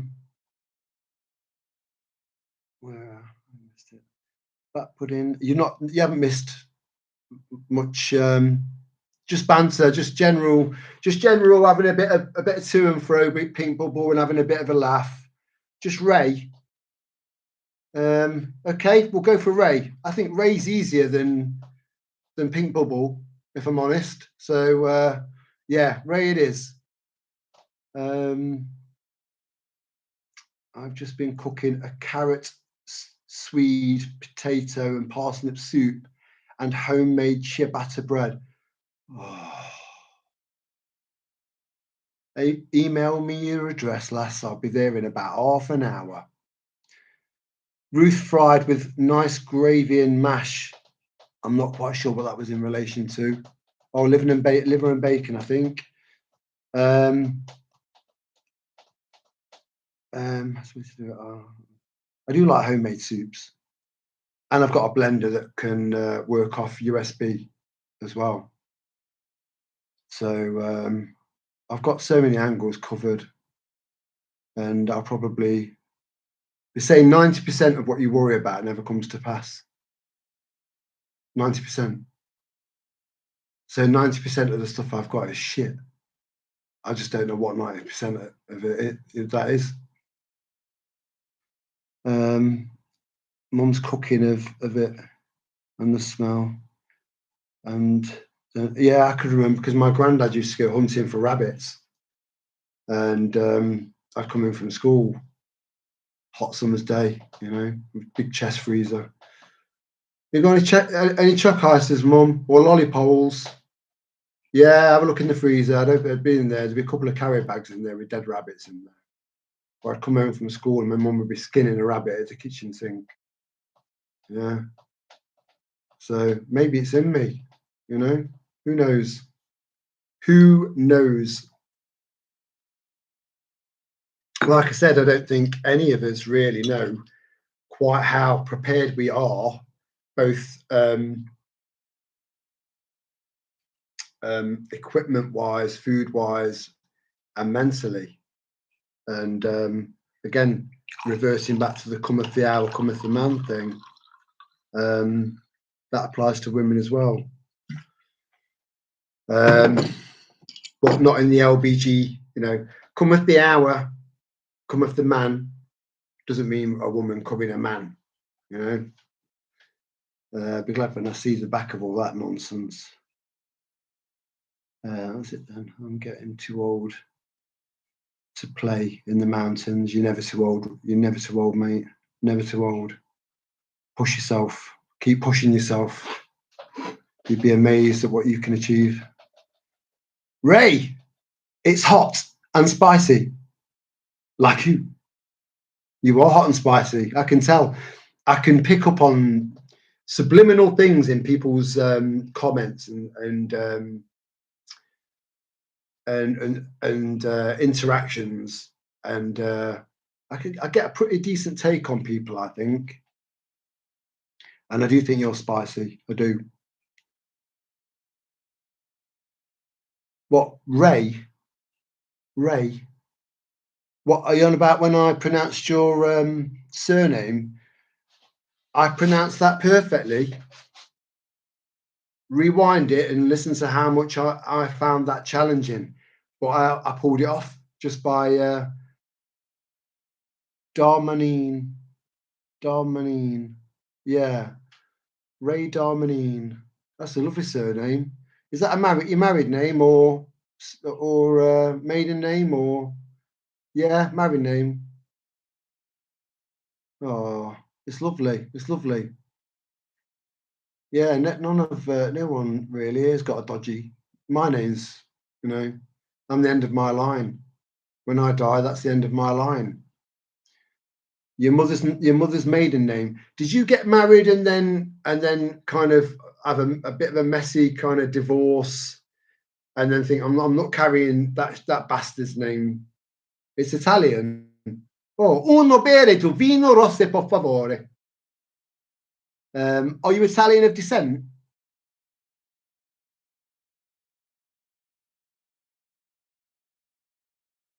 Everyone's kind of dropping off. Come on, hit me with your comments. What do you want to talk about? Let's get this party started. It's Friday night. Divorced. Was he Italian? I'll give it another go, Ben. It is cheap and supposed to be good for you. So next reduced one I see, I will try it again. Yeah, do you know, honestly, I do think we should all just try everything. Irish and Italian. Oh, shit. You're a mafia wife, aren't you? You know what I mean? What is the price on my head now? A fiver? Or has it gone up to 6? He left you for a girl half his age. That happens a lot. But she'll have half of the life experience, half of the wisdom, and half of the woman, you know, and half of everything else. So his loss. Fuck him. It's Saturday. Oh my God.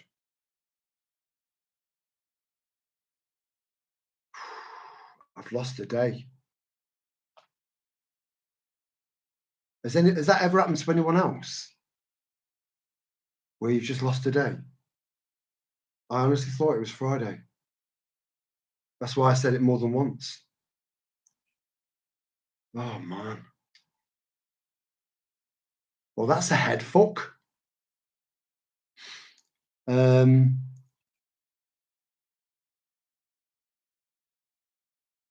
And no children. Well, Star Salazar, you're not on your own. There are lots of people around your age that have never had kids, and some of the loveliest people in our little tribe are single women of around your age that have never had kids. You know, it's not a necessity. It's not necessarily necessary. And I don't think all women want kids. And also, I don't think all women should be mums. But I think you're probably, you know, if you're part of this little tribe, then I think you would have probably made a good mum. But don't dwell on that. Don't dwell on that. It's life. It's life. And again, a lot of people like us are toying around with the thought and the fact that would we want to bring a child into a world like this? You know, it is a. But then we need to get breeding as well. I need you lot to start shagging like rabbits so that we can build our population back up again. It's pouring with rain there. I lose days reading. You must read a lot, Lily. But yeah, losing a day, it's done my head in, you know. I've got to admit, it's disorientated me a little bit. But it doesn't take me long to kind of move on. Came home and broke my heart. I'm sure it did. I'm sure it did. You know, he's a bastard. But hopefully you've got a twat radar now, and you'll know if another twat comes along. How old are you, Ray?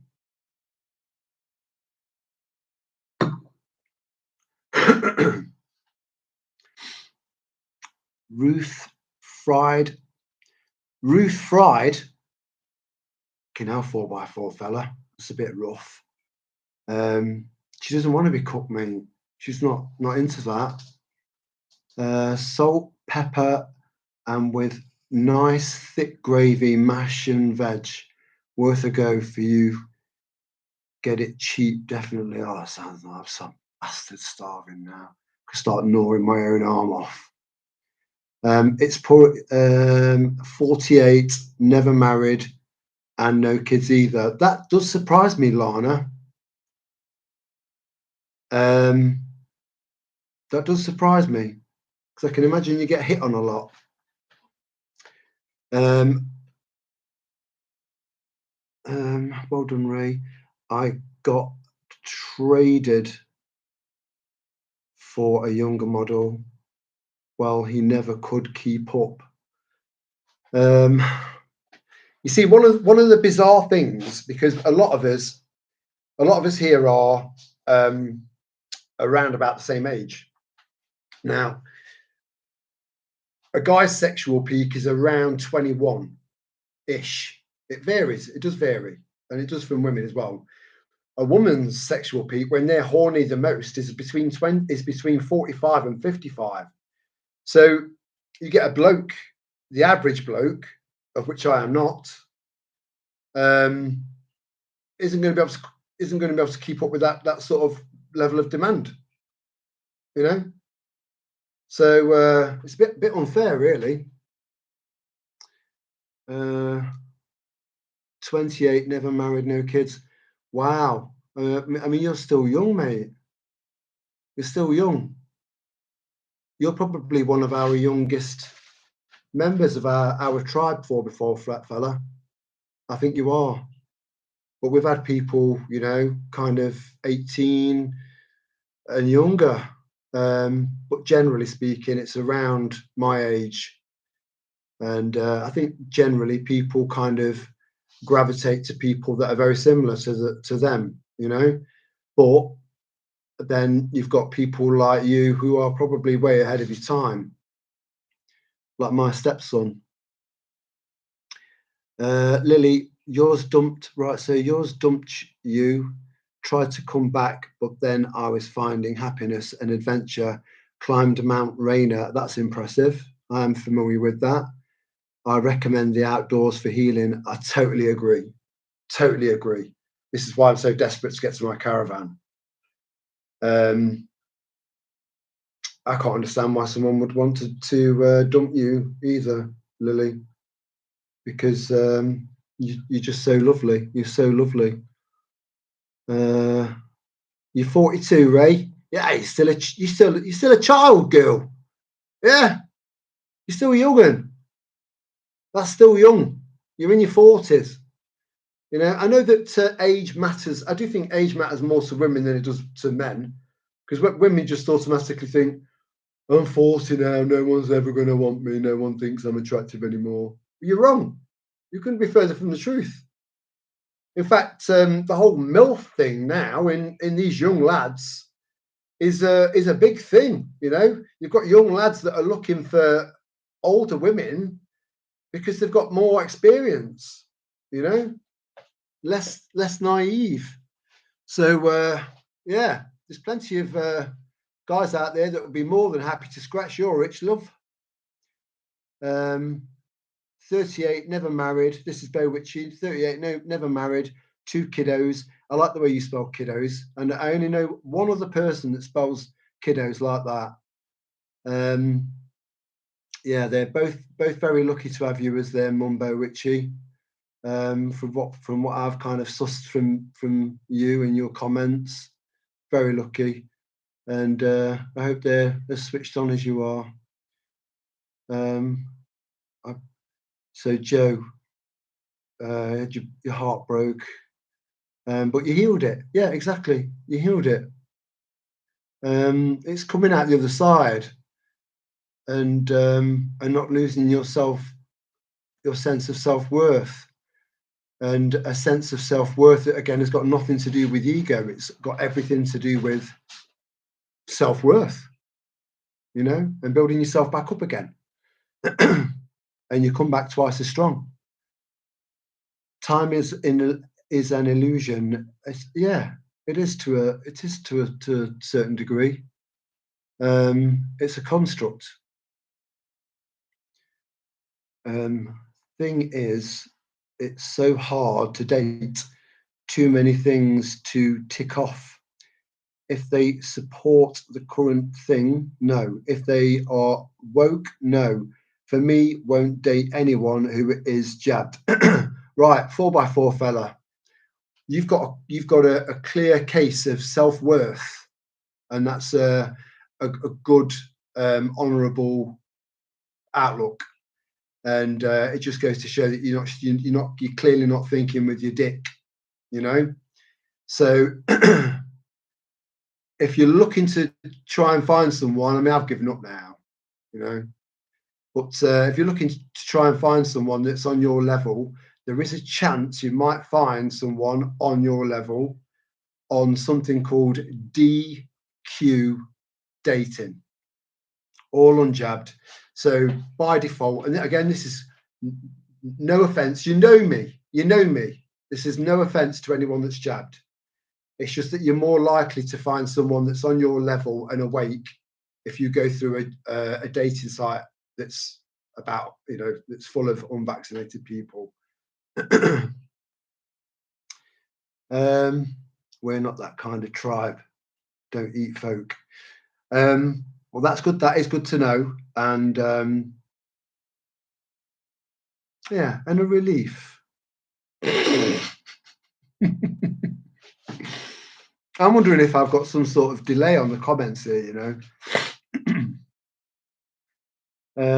Joe, my comment wasn't anything criticism of his sexuality, just his general lack of sparkle. Yeah, but you see, what can happen is, you kind of, you start off, let me try and line that up. You start off growing together. What attracted you to him? What attracted him to you? And then you start to grow differently. You start to grow differently, and you have to be able to kind of allow each other to grow differently whilst living together and being together, and that can be quite a challenge. Relationships, they take a lot of hard work, and they only fail when you give up on them, or if something unfortunate comes along,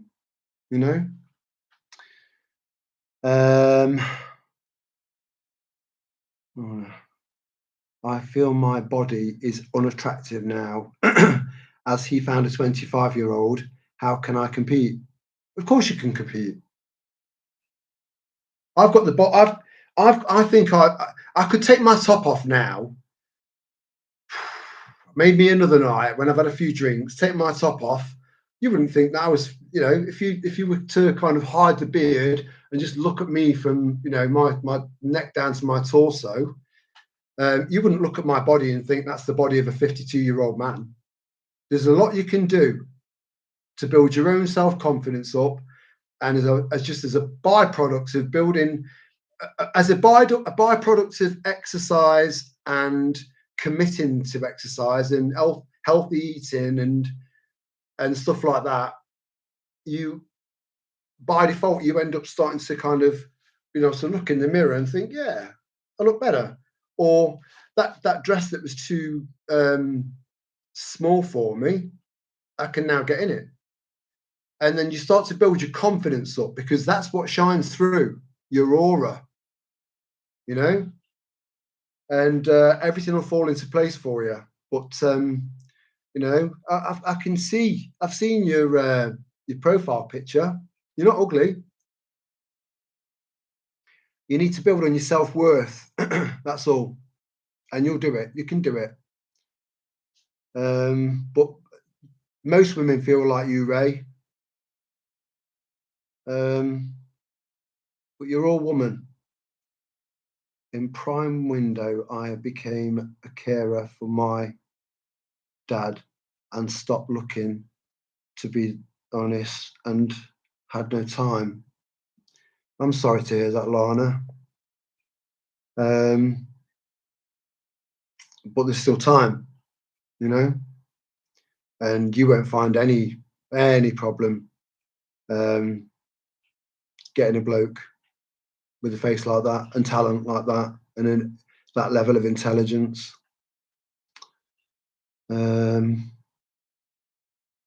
Self-preservation is key. Also, don't go looking.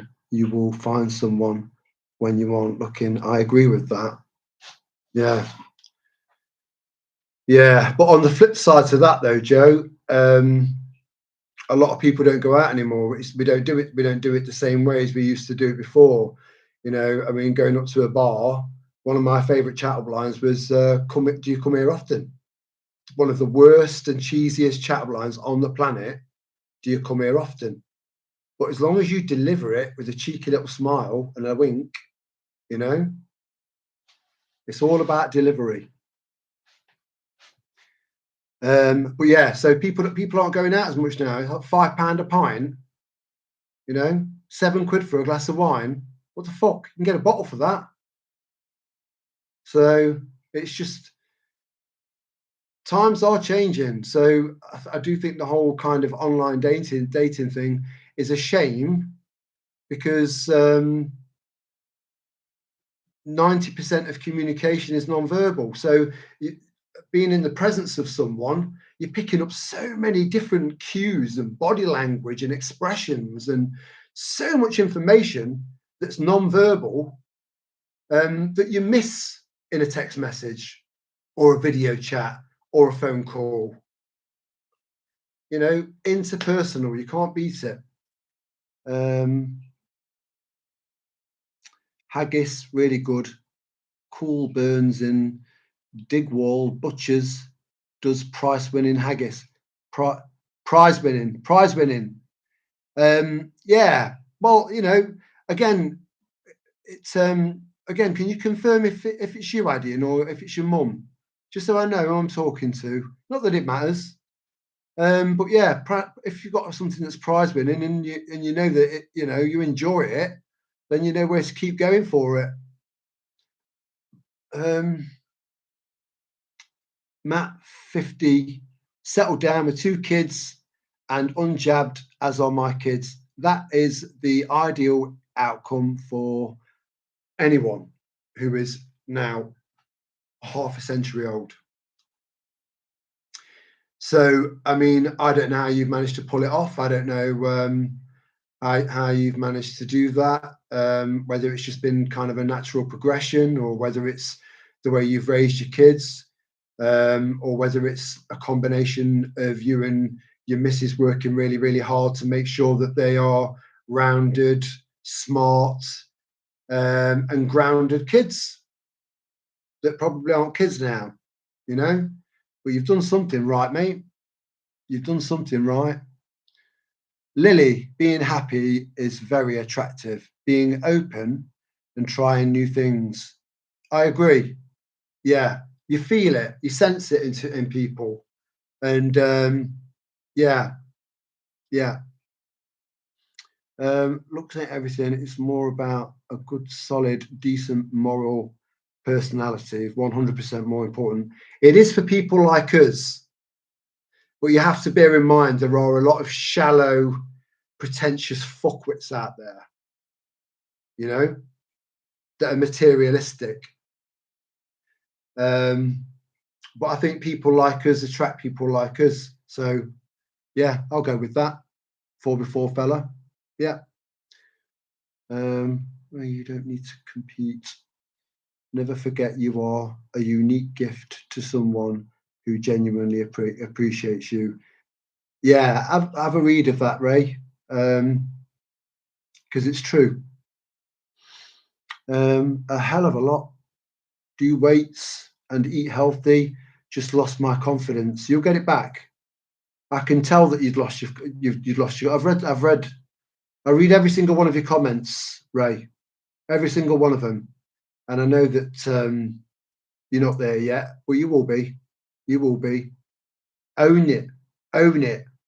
Lead yourself and own it. And that confidence will attract more men.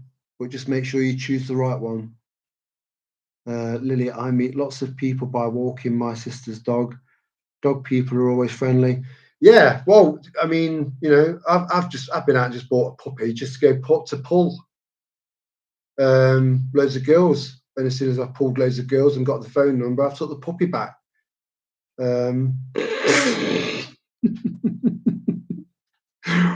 I can assure you that that has never happened.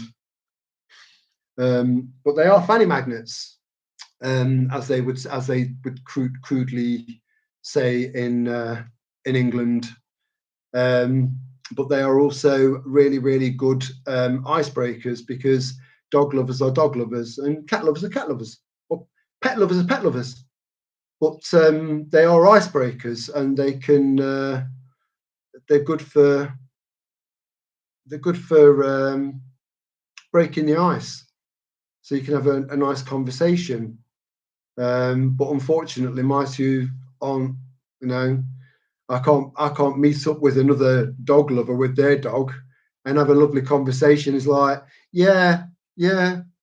Is yours destroyed thousands of pounds worth of your furniture and your trainers?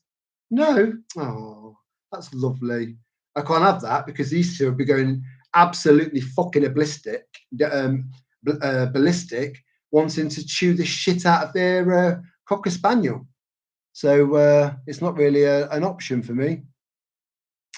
That goes to you, Lily.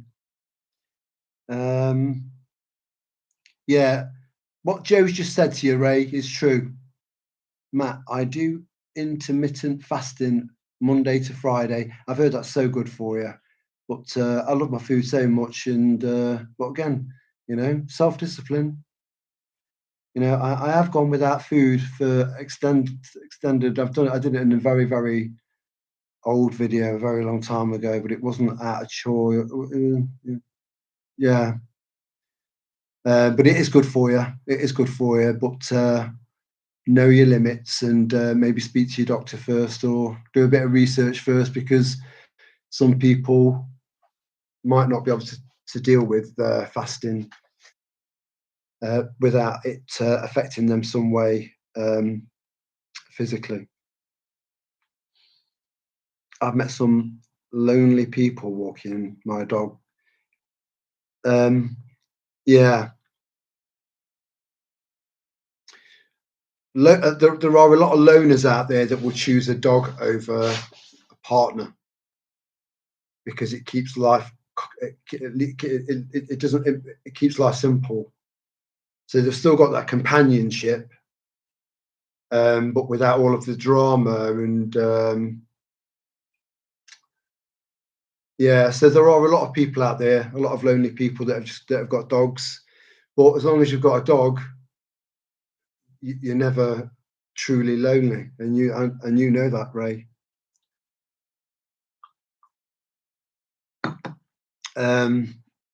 Joe, I never walk past anyone without a cheery hello.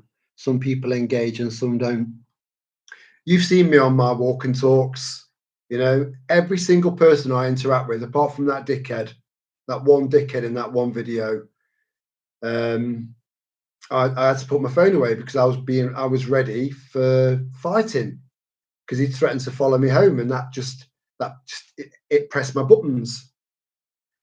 Other than that, and creepy, scary witch woman on that creepy night out. Other than that, everyone I bump into and interact with, I speak to and engage with them in a way that I would appreciate them engaging with me.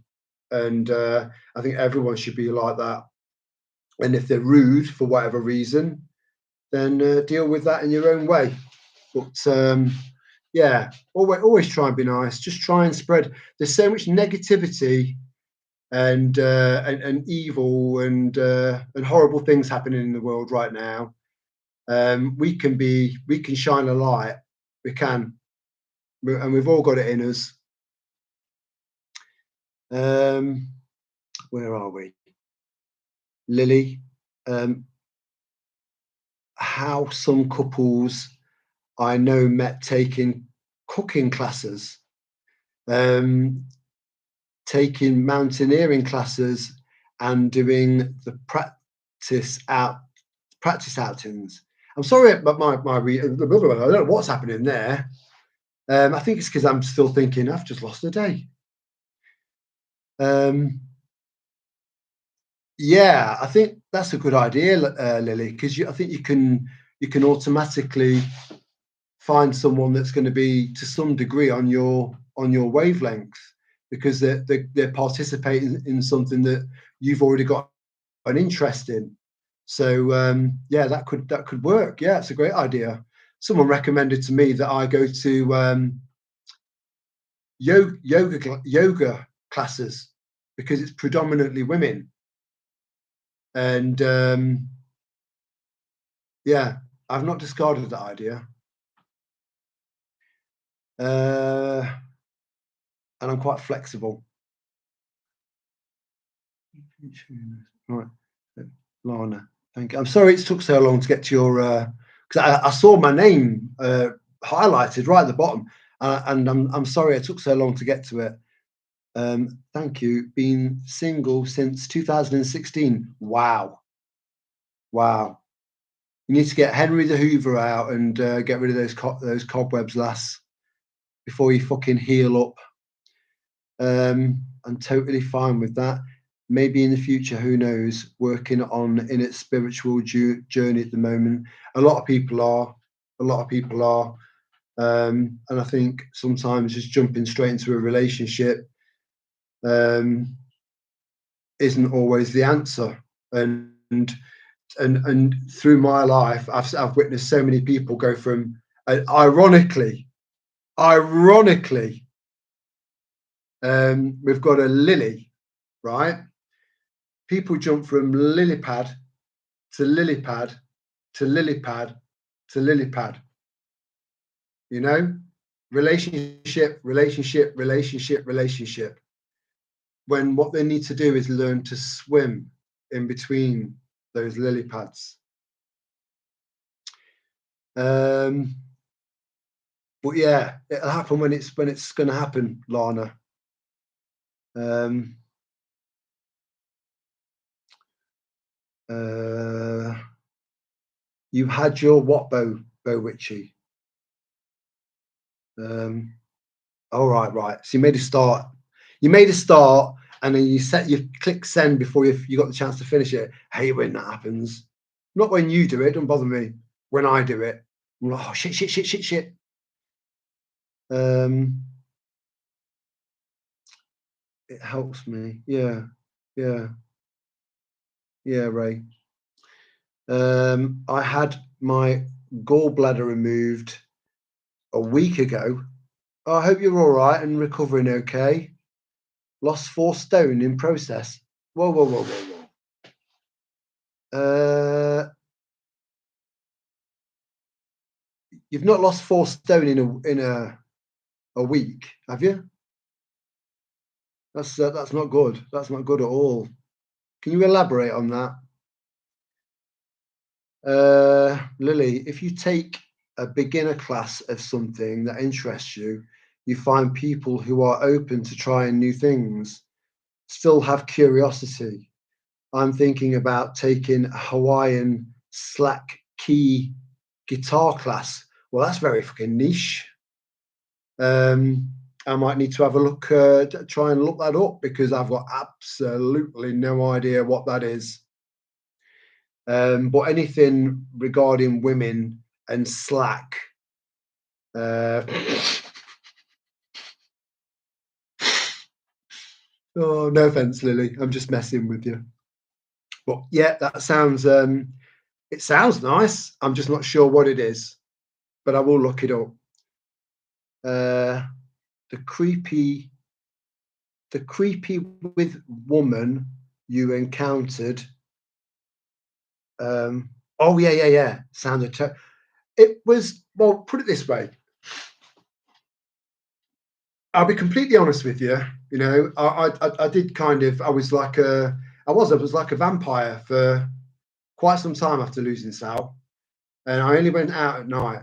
I only ever went out at night, and there were always, you know, especially during the summer, there were groups of lads, you know, that was my size, you know, knocking about here, there, and everywhere, and I was never ever phased, never ever phased. I am confident, and I walk with purpose, and I'm fearless, you know, and that's not a big-headed thing to say. It is what it is. But that particular night, that freaked me out. That did freak me out. She freaked me out because it was she was just very, very strange. Everything about her was very, very strange, and you had to be there really. So I wouldn't say I was terrified, but I was freaked out. I was definitely freaked out. And which was the first thing that came to my mind? Um, if fasting, please research ketoacidosis.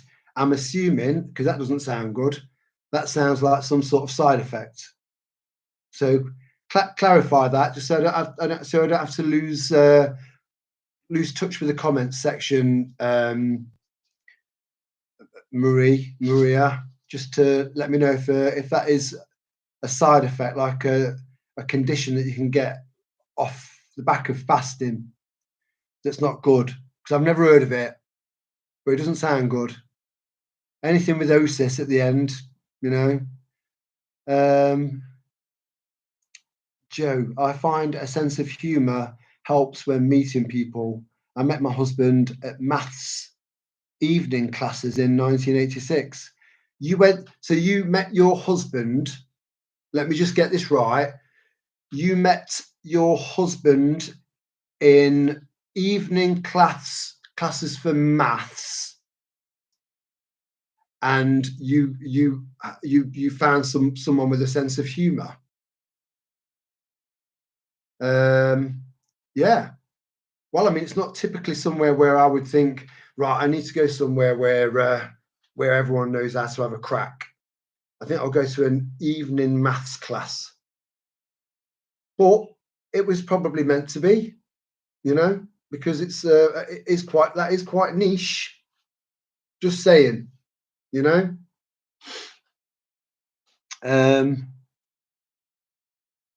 Where are we? Ruth. Took me many years to find my Stewie. Oh, and you can tell, you know, in Ruth's videos that they've been together for quite a long time, but they're happy with each other. You know, I love it. I love it. I love watching her videos. They cheer me up. Kissed a lot of frogs. We got married on your 50th. Wow. So a long time to find my soulmate. He will come along when you least expect it. Oh, that is true, Ruth. That is true. Yeah. I wasn't looking for Sal, you know. I worked for MenCap at the time, and I started there when I was about 30, and it's a very female-dominated industry. So at that age, you know, I mean, I did look a lot younger, you know, and I was like a kid in a sweet shop.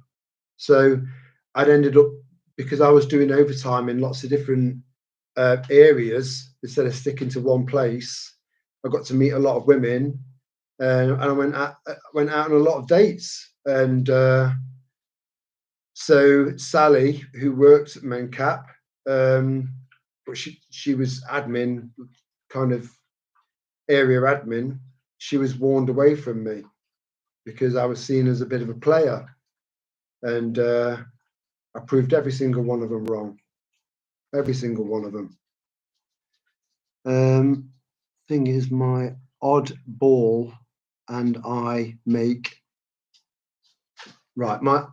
Thing is, I'm an oddball, and I like men who are out of the box. Lol. Well, they're out there. He's talking to one, you know, and yeah, yeah.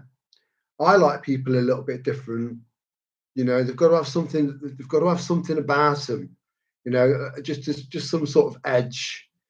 Um, some sort of something that fascinates me a little bit about them, and then love ensues. You know, what we're looking at, Joe. Well, to study maths, you need a sense of humour.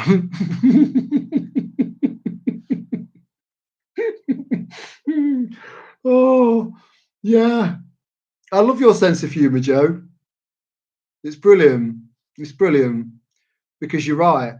I dated a maths student, and I went to we, back in the early to mid '90s. Sheffield was a fantastic place to go clubbing. It was amazing, and she was at Sheffield University studying maths, and we'd go clubbing, and then she used to sneak me into the halls where she was staying, and you know, I took an interest in what she was studying. I tried like having a bit of a look at what she was actually studying before we went out went out clubbing, and it was just like it was like hieroglyphics. It was like a different language. I wasn't into maths. Maths wasn't my thing, but yeah, fascinating, and it's a universal language. You can solve so many problems with maths. Right, I have a mad sense of humour. I've got no doubt whatsoever in that Ray whatsoever. Don't do boring. Good. You got it. It's all about the more I think the more positivity that you put out there just by maintaining a good sense of humour and being happy and just putting positivity out there and just kind of getting on with people, and getting a few people to chuckle. Even better if you do it like inadvertently, unintentionally. It comes back to you. It does. You'll be all right. You'll be all right. I feel it in my bones. But yeah, Joe. Yeah, you do need a good sense of humour. Don't do boring, Lana. I'm just glad that you've found Stewie. I keep thinking of the little baby now. I can't get the little baby out of Family Guy out of my head. Yeah. And who was it Herbert the Pervert? Season's greetings. Oh, Ray. I make people laugh without a Volkswagen. Yeah, I knew what you meant, lass. Yeah. I think that's the best kind of humour. There's a lady in Ireland that I know is definitely one of the 21 people that's watching this right now, and we talk a lot on the phone, and I know she's watching this, and she's got no idea how funny she is. No idea. She cracks me up unintentionally, and I think we've been medicine for each other. But she lives in Ireland,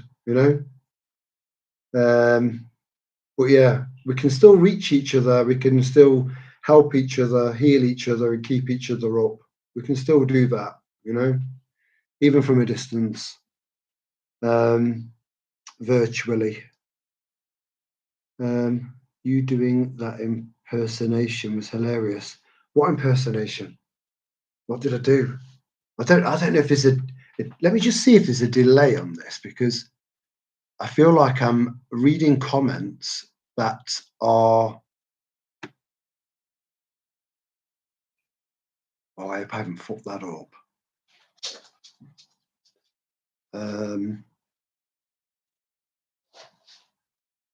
I have a sardonistic sense of humour.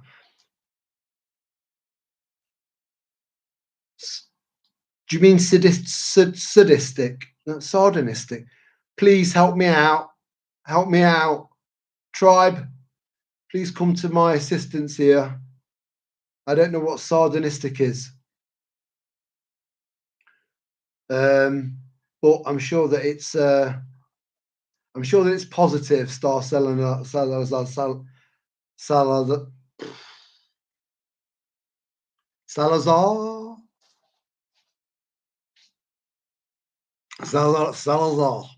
In fact, that actually Star Salazar should get easier and easier to say the more pissed I get, because I can go from Star Salazar to Star Salazar, and it sounds very similar. You still know what I'm talking about.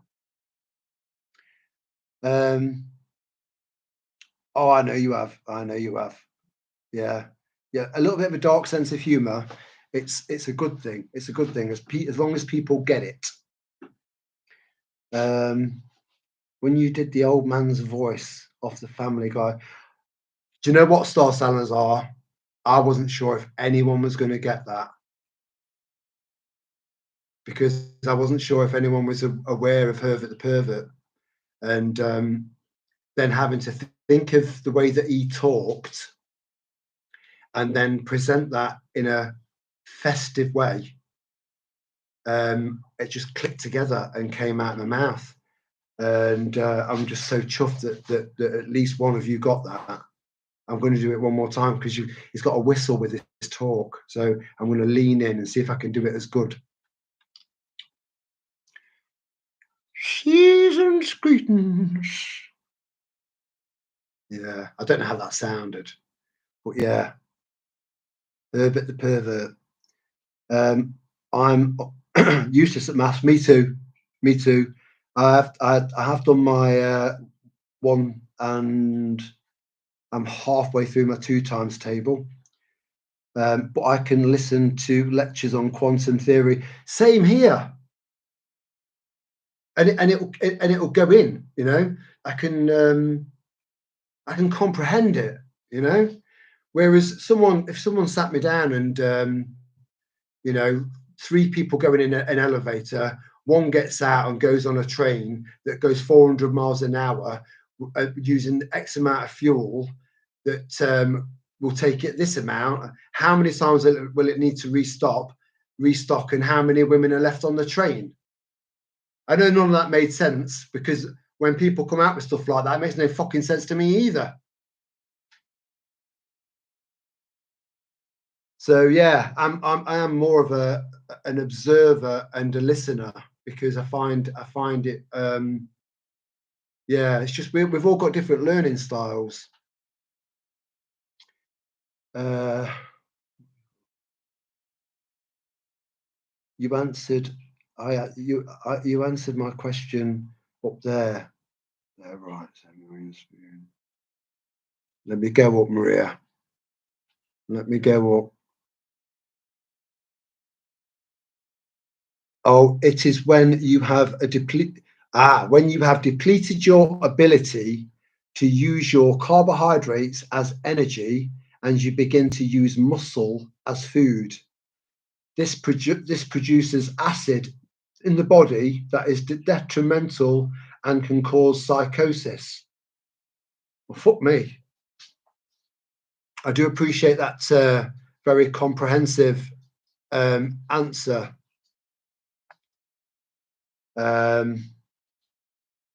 Yeah.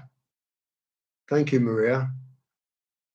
Yeah, I think again, it's all about balance. It's about balance. I think a couple of days fasting here and there, don't think there's anything wrong with that. I think you could probably benefit from that.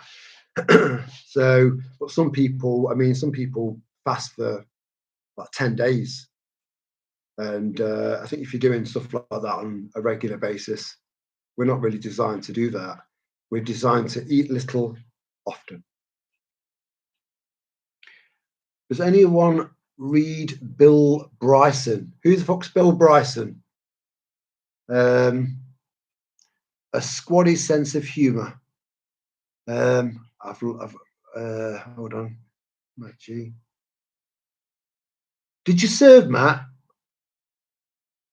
Well, obviously you did, but I mean, did you get into anything rough, and has it affected you?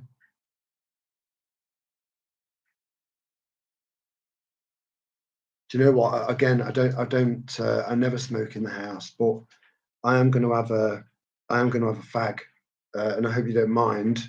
I don't smoke often, but I don't want to kind of leave you for 2-3 minutes just staring at a bookcase. I want to continue to interact. So just bear with me 1 second. I'll be back. Oh, do you want to wait? Do you wait?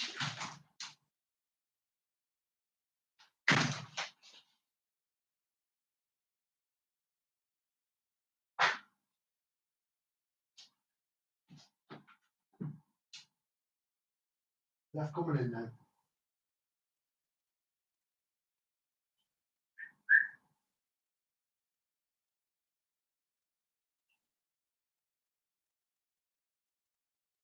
Stepper. Come on. I know. All right. Oh,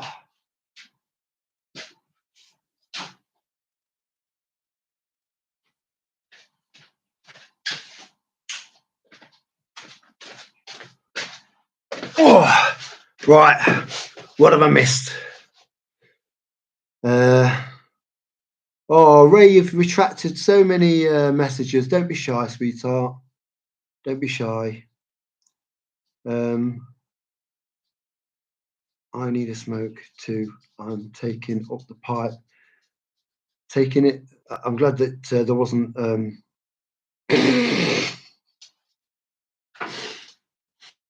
it between the taking and the up. I'm sorry. This is. I do apologise. It's just the way my head is. My sense of humour. But yeah, I've heard of a few people doing that, because you're kind of cutting out the chemicals that are in the paper that your cigarette's made up from, and you're just smoking pure tobacco. And I do believe that nicotine can be, nicotine therapy is a thing, and they're finding out more and more information about it. But it's about trying to find a medium that suits you to get it into your system, because I do think we can benefit from it.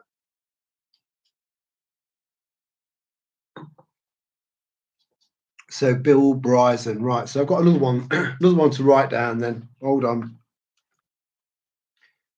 Bill.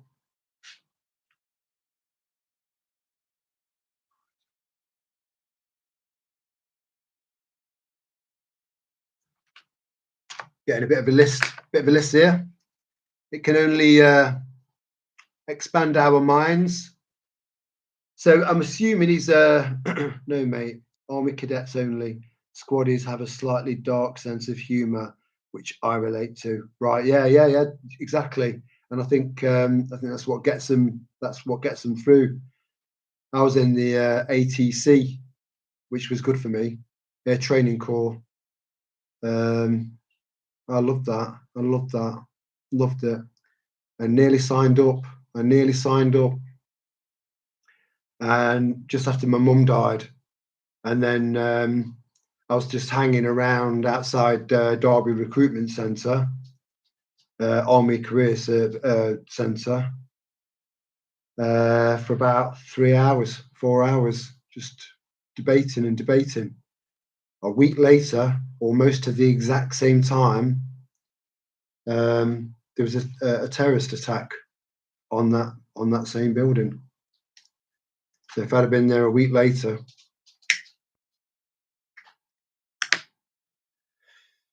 so life, eh? You know, it, and then you've got you know, those storms that we had. My stepson's missus, she knew someone who was getting in the car to drive to pick up their kid from school, and a tree landed on the car, killed him outright. If he'd have set off 30 seconds before or 30 seconds afterwards, you know, count every single day of your life as a blessing, because it is, no matter what happens. American spirit tobacco. Yeah, I do think you know, that's where we got this from. You know, was it Queen Elizabeth the First? She was like, yeah, these Lambert and Butlers are all right. Go and get some more. And I do know that there are people in our little tribe from Great Britain, from the UK, that are growing their own tobacco. So it's doable. And you know, if you could, again, it depends on how much space you've got, because we need food more than we do tobacco. We can live without tobacco, but if you've got enough space to grow enough food and grow tobacco, that's one hell of a bartering item moving forward. You know, they weren't called peace pipes for nothing. They had nothing but tobacco in them, nothing. But they were peace pipes. It was symbolic, you know, and you just pass it around, and it was like a bonding thing. I hope we get all that back. Lily, movie, Love Actually. The dateless guy goes to the US and the girls are all over him for his accent. Funny thing, it's true. Americans love the British accent of any kind. Well, even mine, because I mean, I don't talk like James Bond or any of the members of the royal family, or any other pompous, stuck-up bastard out there. I talk like this. So we've all got very regional accents, and I mean, if you were to come over here, Lily, and go to certain parts of Birmingham, for example, which is just literally 50 miles away from where I live, and in the black, it's called the Black Country. It's not a racist thing. It's all to do with coal and pit, I think, or I don't know. But the accent's so, yeah, and Scouse as well.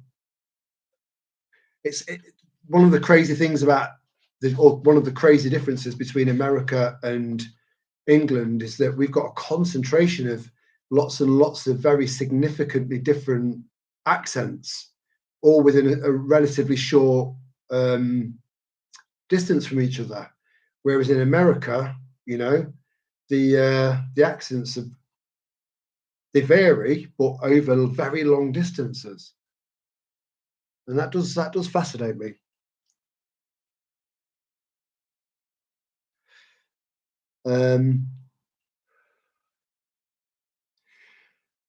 Where are we? People who smoke. This is Maria. People who smoke were less likely to land in hospital over the last 5 years. That is true. Yeah, and yeah, I do believe that there is definitely something to do with the combination of nicotine and the spike protein. But any, and again, right, get this, right. So let this sink in. Let this sink in.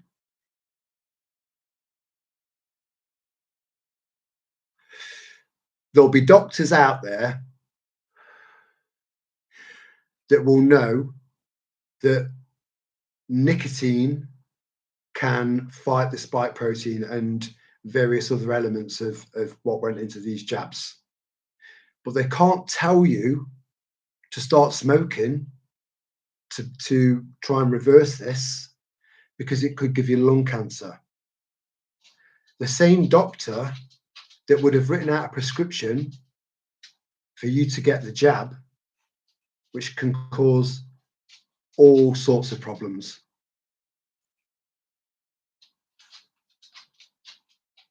And get his cut. In Ireland, for each jab, they got €70. Was it 70? There's someone listening right now that I know that's watching this live stream that will remind me, or at least please text me. It was either 70 or €90 for each jab that they prescribed. Fucking bastards. You know, do no harm. Hippocratic oath. Bastards. Yeah. Is it you 4x4 fella that's growing it? Well, I'm assuming that it might be, because how would you know it smells nice when it's growing? I have a totally geezer accent. I'll take that, Ray. Thank you. Yeah, I appreciate that. It's very nice. Geezer. Again, keeping old school words alive. So I appreciate you for that too. Much love, Ray. Come down south. The accent is different too. Yeah, it is. Yeah, it's very, very different. Maria, Black Country, Industrial Revolution. Yes. Yeah, I knew it had something to do with coal, because I've got an itch. Because coal was an integral part of the Industrial Revolution, and therefore black.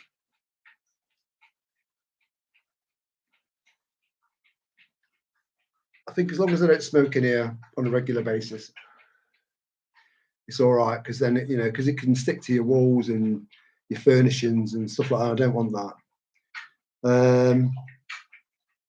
Star Salazar. I think British accents are amazing sounding, in my humble opinion. Thank you, Star. It's the origin of the English language wherever you are in the world. Any English-speaking nation, America, Australia, New Zealand, South Africa, Ireland, the list goes on. So maybe your appreciation for the English language over in America is because it's probably in a lot of your guys' DNA, and this part of you that yearns. Don't worry, I'm not knocking one out. I'm giving Storm a stroke. She's actually to my right, but every time I look down to my right, I'm looking down to my left on the screen. So I'm just giving her a bit of a rub. I've got a bit of catching up to do here. Tobacco would be a great crop to plant out somewhere in the countryside. Not many people would recognise it. But Outrider, would that grow would that grow wild okay in our hemisphere, in England, for example? Because I always assumed that tobacco is grown in kind of quite warm, muggy environments, where there's quite a lot of I was going to say, well, moist environments, but like you don't get more moist in. I'm saying moist, so sorry, ladies. I know that moist is a word that you don't like. Moist. There you go. And now calm down. It's okay. I'm finished. I thought you would have been a roly guy like me.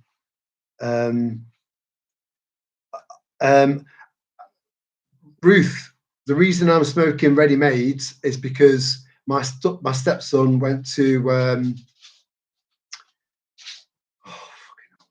Cape Verde with his missus and brought some fags back for me. So I'm smoking. I am a rolling man. I am a rolling man. I do roll my own. But I'm just being posh tonight because I've got a packet of fags as my Christmas present. Where was I? This isn't it. You can add bits of dried plants to it, like mullein for your lungs. Well, does that taste gross, Ruth? Someone's been mentioning a lot about mullein. I've been looking into it a little bit, and yeah. To anyone that's not listened or not read that or heard of that, look into it. It's there's a lot to be said about it. Lily, book Albion's Seed. It shows how different parts of the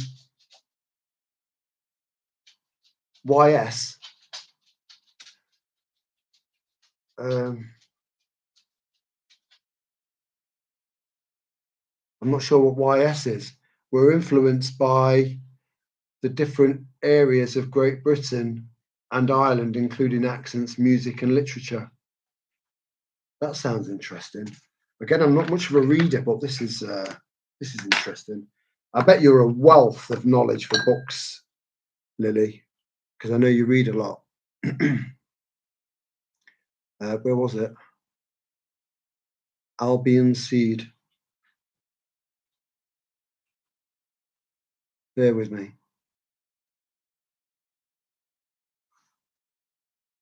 Now, the word Albion, I'll be talking about that at some point further down the line. And it'll make sense. Where was I? Right. Thank you, Lily. Because that, if you want to work out what a confused skinhead looks like, it's that. When I read YS, like the United States. For before fella, I neither confirm or deny growing, but they have created seeds of over smoking plants that can grow outside in any temperatures. Really? Can you email me and give me a bit of a heads up? I would really appreciate that, brother. I really, really would, because it's something I am, it could be another sideline, and as you know, I know a few places where I can get away with that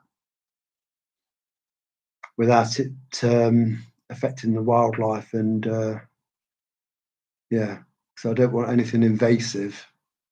As long as right, let me go back. Ray, I'm old school, like real men. I think most women like real men.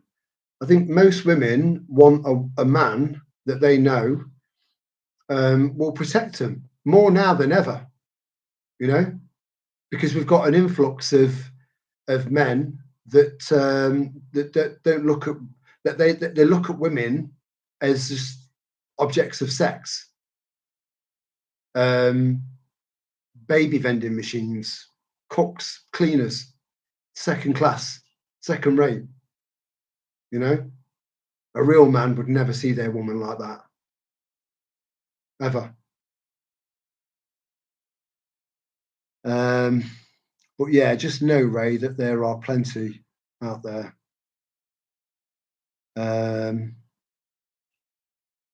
The neurotransmitters that attach to the nicotine attach to the venom. Oh, you fucker.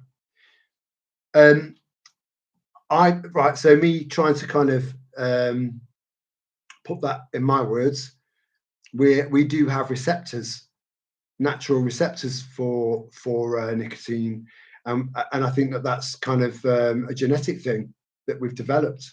I think we've evolved really, really quickly over a relatively short space of time. We've also got receptors for CBD and THC. You know, like they were grown specifically to aid us and benefit us. You know, we're interconnected. So that makes sense, Maria, if I've interpreted that right. 4x4 fella, as long as the growing space isn't waterlogged or constantly wet. Right, well, that's put that idea to, yeah, because it does flood down there. Or I could try it in a pot. I mean, how much tobacco do you get in a pot that's kind of, I don't know, 20-litre pot? How much tobacco would you get out of that? Where are we? I don't want to get too far behind here. It would have a snowball's chance in hell of growing up here. Yeah, it's notoriously harsh weather up there, Lana. I roll my own. Oh, matron. Oh, matron. Yes, yes. A little bit of carry on there. Oh, I love those films. Does anyone remember Confessions? Confessions of a Window Cleaner, Confessions of a Taxi Driver. You know, these were films that went to the cinema, and it was like soft porn. You know, now, you know, you can't do anything.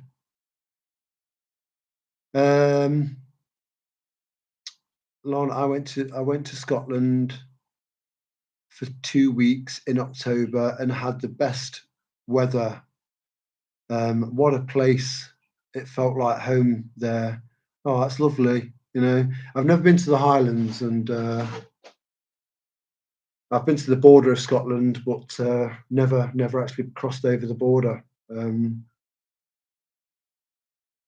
I think one of the reasons is because I love the wildness of Scotland and the Highlands and the glens and the lochs. But we've got the Lake District, so we've got all that. We've kind of got that. We don't need to travel any further. And I think that's the logic behind me not having spent any time in Scotland, to be honest with you. So, Bo Witchy, I do have a smoke with a drink, but I can't roll very well. Yeah, there is a knack to it, as people like to tell me when they've smoked one. Yeah, like something that Bob Marley would just look at you and just go, "Fuck off."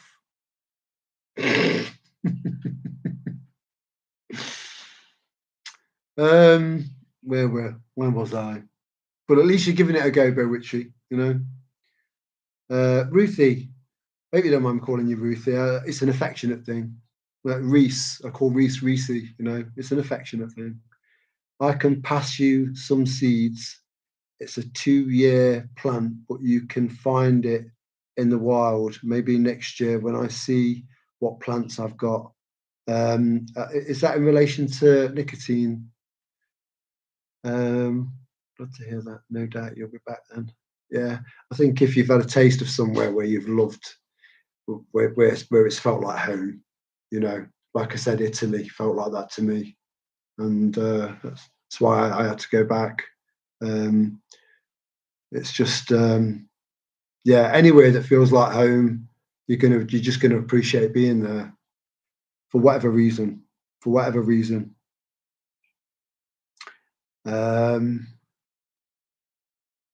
Genetic memory from Europe to America, accents remembered. Yeah, I do think there's something in it, Maria.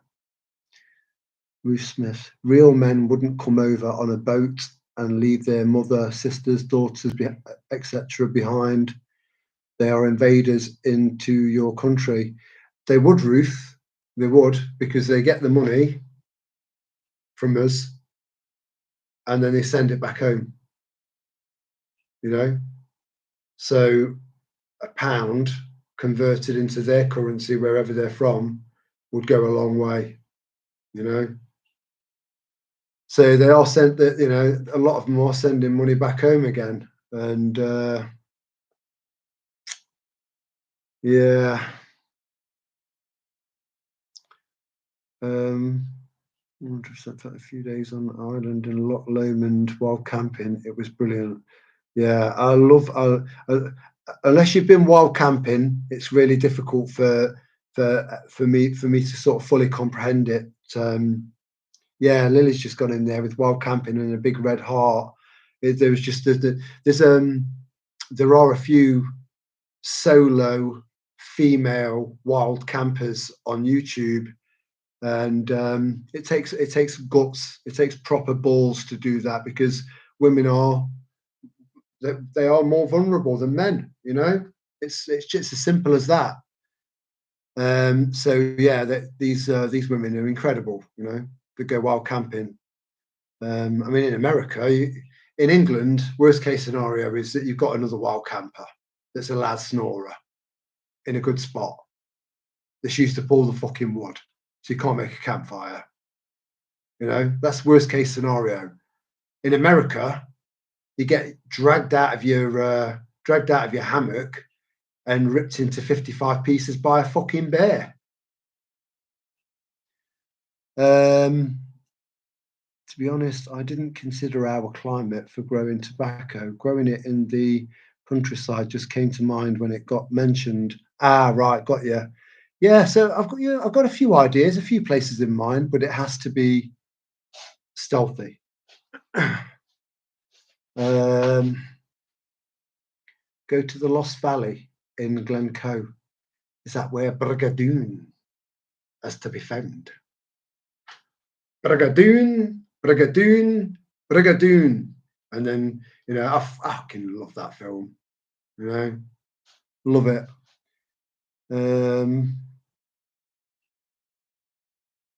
No, yeah. That's where a few weeks ago, no midges. Yeah, midges are a bastard up there. I think it's May and June. May, sort of mid to late May and the start of June, if I'm right. Let me know if I'm wrong. But having, you know, swarms and swarms of midges, getting a midgie bite, it's nothing, you know. But when you can see literal clouds of these things,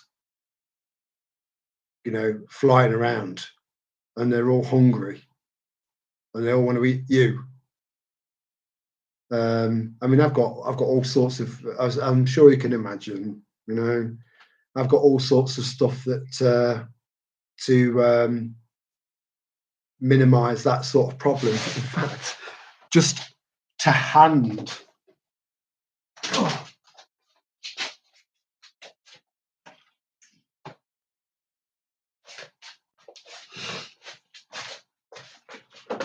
I don't know why this was to hand. I've got no idea. I've not got an answer for you. But it was, you saw how quick I just got that. There's a cupboard just there, right? I'm pointing that way, even though it's actually that way. Obviously, because that's where I've just come back from. And this is it, you know. And then this is all bendy, so you can kind of tuck it in, fold it up and tuck it down inside your top. So you're completely midgie free.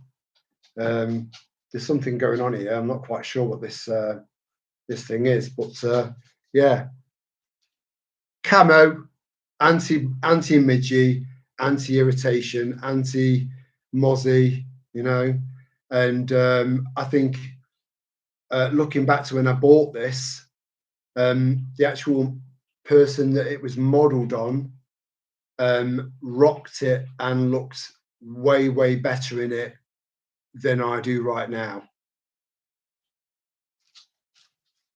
Fully aware of that.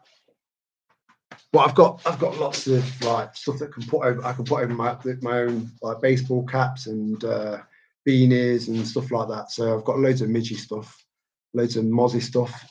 I hope I haven't fallen behind too much. Wild camping, you say? I am awake again. Back again. Tea outdoors. Well, tea outdoor. I like the idea of having a brew in the middle of some woods in the middle of nowhere. So I'd love to think that that was the inspiration behind your YouTube name. Yeah. That's, where was I? Where was I? Best live stream ever. Oh, thank you, Ray. That's so lovely. That's so lovely. And really appreciated, you know. And I know that I say this a lot, but I don't know how I'm being perceived. So it's lovely when I get a bit of feedback like that, you know. I don't want feedback. I don't ask for feedback, you know. I don't ask for validation. So when I do get something like that, I know it's impulsive and from the heart. And yeah, it's lovely. Thank you. Thank you very much, Reyes. You know, you're a good woman, and you're appreciated. My by granddad, Joe. Have you read back what you've just written? Your by granddad. Was your granddad by? I know it wasn't. I know it was a typo. Your granddad was born in Hexham, Northumberland in 1879. So that would be that wouldn't be your granddad.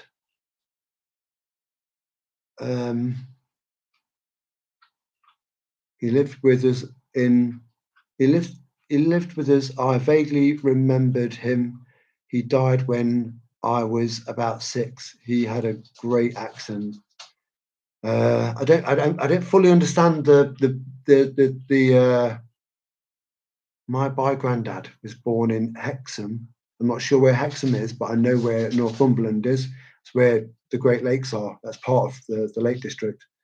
In 1879, he must have had a good life, you know. Matt, for guerrilla farming, you need a native seed which is closest to the latitude to the 54 degree ish. Last time I looked into it, Ukraine had varieties of native seeds closest to us could be relevant. Yeah, well, they get they get harsher weather than we do, you know. It's mad because they get hotter summers, but they get colder winters. I think that might be down to I do think that that's got something to do with being landlocked.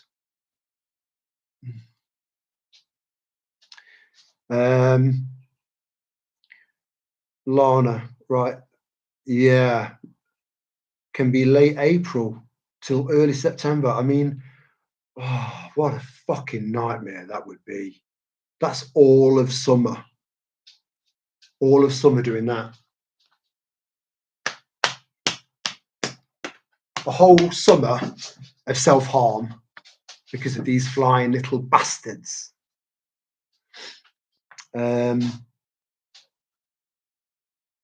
So thanks for Lana for kind of decreasing my encouragement for going to visit Scotland. But then again, I've got the gear for it, so I'm all right. I'm good to go. Get citizenship, then their family comes over. I do think there's a delay in your responses. What I'll do is at some point, I don't want to touch any of the settings right now because I will fuck it up. And I don't want to do that. But I will have a look into that and see if I can get rid of the delay so that it is very, very live. But yeah, getting the citizenship, then the family comes over. There are so many. I know what you're talking about, Matt, and I've got context to that because this was me discussing about them sending money over to wherever they're from, you know. But there are a lot of people that think that eventually these people are going to be wearing blue helmets and keeping us in our 15-minute cities. And good luck to these bastards, because they will not see this coming. They won't see us coming. And yeah, it's going to be a lot more interesting for them than it is for us. Tiato, I would, you believe, have had one mosquito appear due to the light of my phone screen. What, just now? This late on into the year? Then it's not really that cold, you know. They've really fucked around with our weather, you know. These are just stupid mad scientists that are on the spectrum. Like, I wonder what we can do if we send a fucking tornado over there. You know, not thinking about the runaway effects of a very complex and natural system. You know, weather system. They just don't think about the long-term effects. Mad scientists employed and paid well by mad people. This is what we're up against.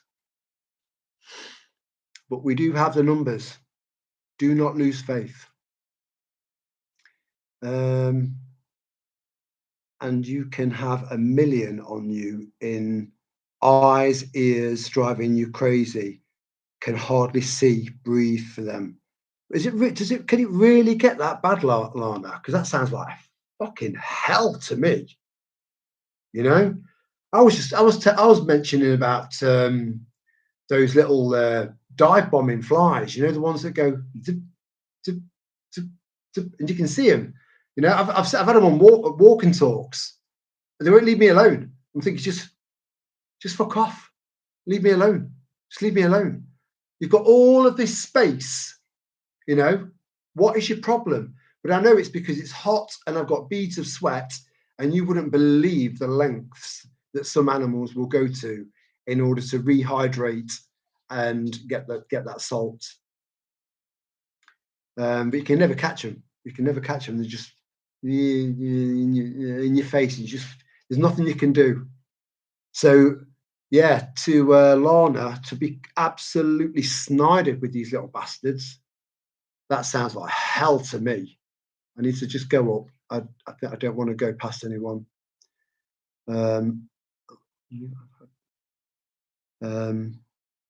I'd love to go wild camping. Ray, if you want to go wild camping with me, where do you live? You'll never look back. I would you believe? Right, I read that one. And you can have a, yeah, I've read that one. Right, it's okay, it's okay. We're all good. We're all good.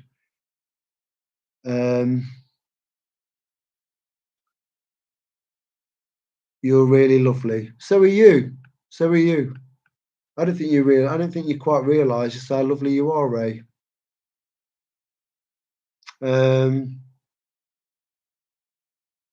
No feedback and no validation then. Well, all right then.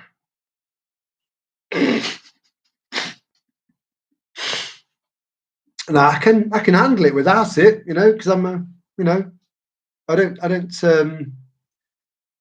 but when it gets when it just comes out of nowhere, it warms my cockles and it makes me feel like I'm doing something positive, making, you know, I don't know.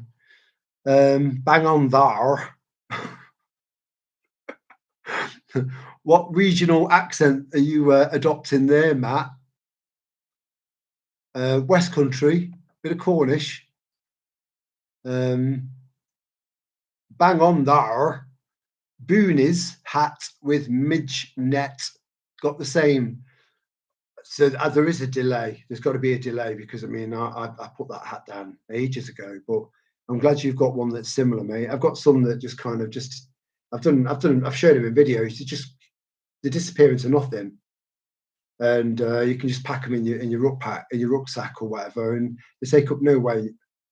And the benefit that you can get from that by not being just like having your face bombarded with insects that are hungry and want to eat your fucking face off.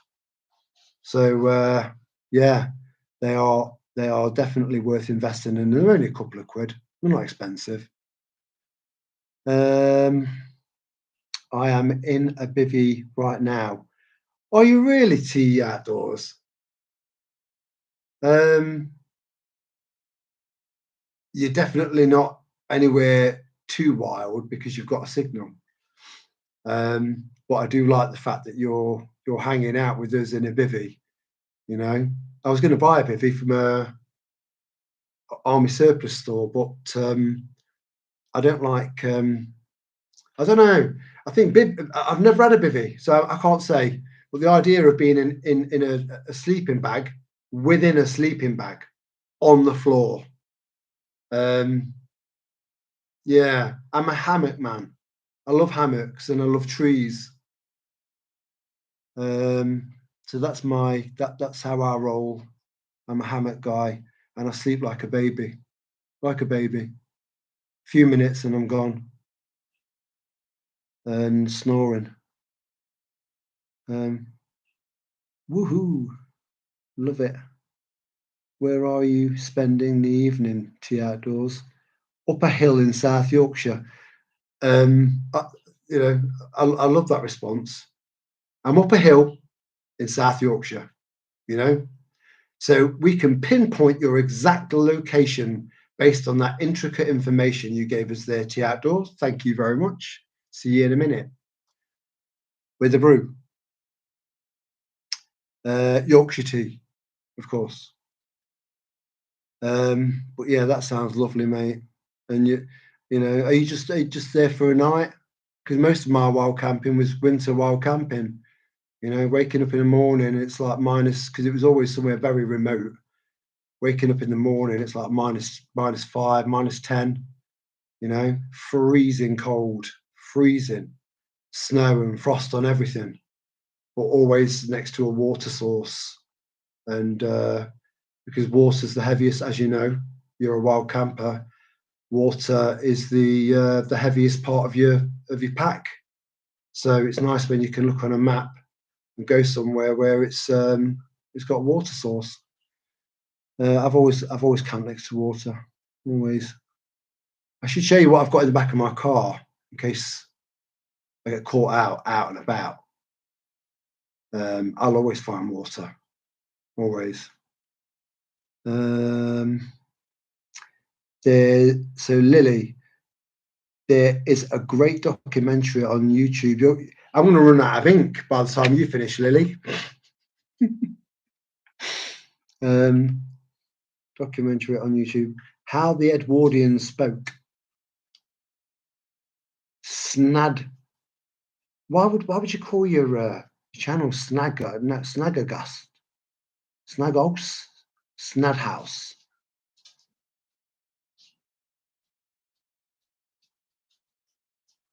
Thank you, Lily, for the heads up. I'll look into that.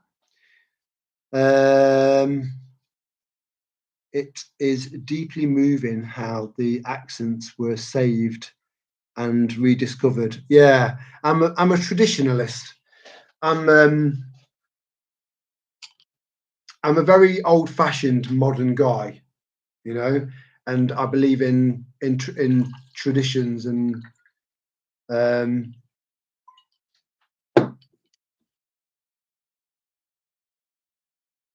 I'm very chivalrous. I always have been. Quite old-fashioned like that. I don't see that much of it around anymore. No one seems to give a fuck, which is, I'll bring it back.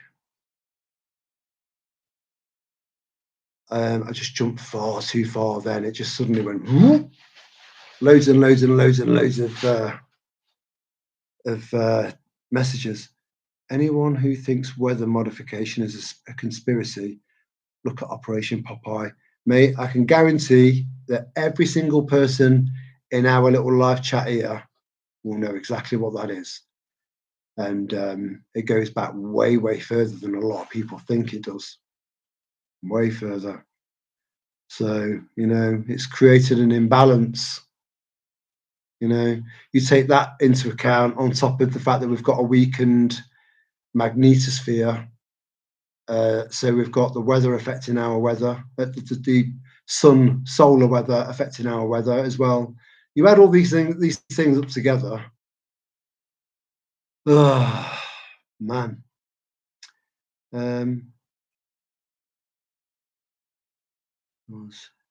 Anyone who think Lana, yeah, it can get that bad, but they are mainly in damp, marshy areas or swamps, or swarms at the side of locks. Yeah, that's where I've seen footage of them coming out of the locks, and out the shallows of the locks, and then coming up into these massive, massive swarms that look like clouds. Yeah, just horrific. But you're all right if you're equipped for it. Just walking around in dry areas, they ain't a problem. Yeah. Joe, he was my granddad, i.e. my mother's father. I had 2 marriages and he was an old man. Yeah, I can imagine he was very old if he was born back then. Yeah, the changes that he would have seen would have been mind-blowing. Mind-blowing. I have already had 3 amazing deep sleeps since 5 p.m. Yeah, it's so easy to sleep out there because you're exactly where you should be, and completely enveloped with nature. No Wi-Fi signals, no cell tower signal. Well, we've obviously got a signal, but it's going to be nowhere near as intense. I'll have next door and next door but one's Wi-Fi signal coming into my dining room, and next door but one's Wi-Fi coming into my my dining room as well. You'll have none of that. You'll sleep like a baby again. Frankenstein's documentary on Rumble. I've watched that, mate. Very, very interesting. Yeah. Reminded me of The Dimming, and that's another great documentary. Excuse me. Where am I? Yes, Lord Landman. Very good. Had to put the dash in for the algo. Had to put the dash in for the algo. Right, algorithm. Right, yeah, gotcha. Bear with me, Lana. Not everyone matches your IQ, and I'm one of them. In fact, Lana, have you ever tested your IQ? Because I can imagine. Bear with.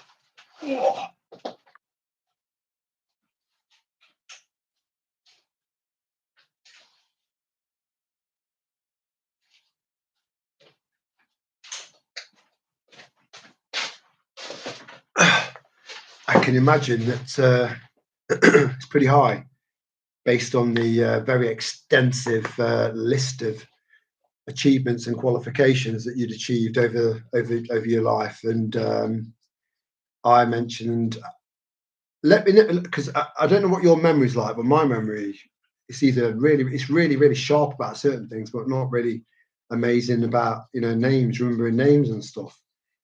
And I did a video mentioning about the fact that I'm not keen on people with big egos, because I don't think they're not necessary. I think there is a fine line between self-confidence and ego. And you said that forgive me if I've got the wrong person here, but I think you said that ego kind of goes hand in hand with high IQ. So it's not really kind of a fault. It's just a part and parcel. Let me know if that was you who said that, so I don't sound like a complete and total madman making this shit up as I go along. Yes, Ray. Well, Tom, where do you live? Where do you live? And what you might have to sleep in. We might have to pack a tent, and you might have to share the tent with the girls whilst I'm in the hammock, and they'll provide you with extra warmth as well. But you're just completely free. You know, you're cooking over a proper fire. You're drinking from a stream. And there's nothing for miles around.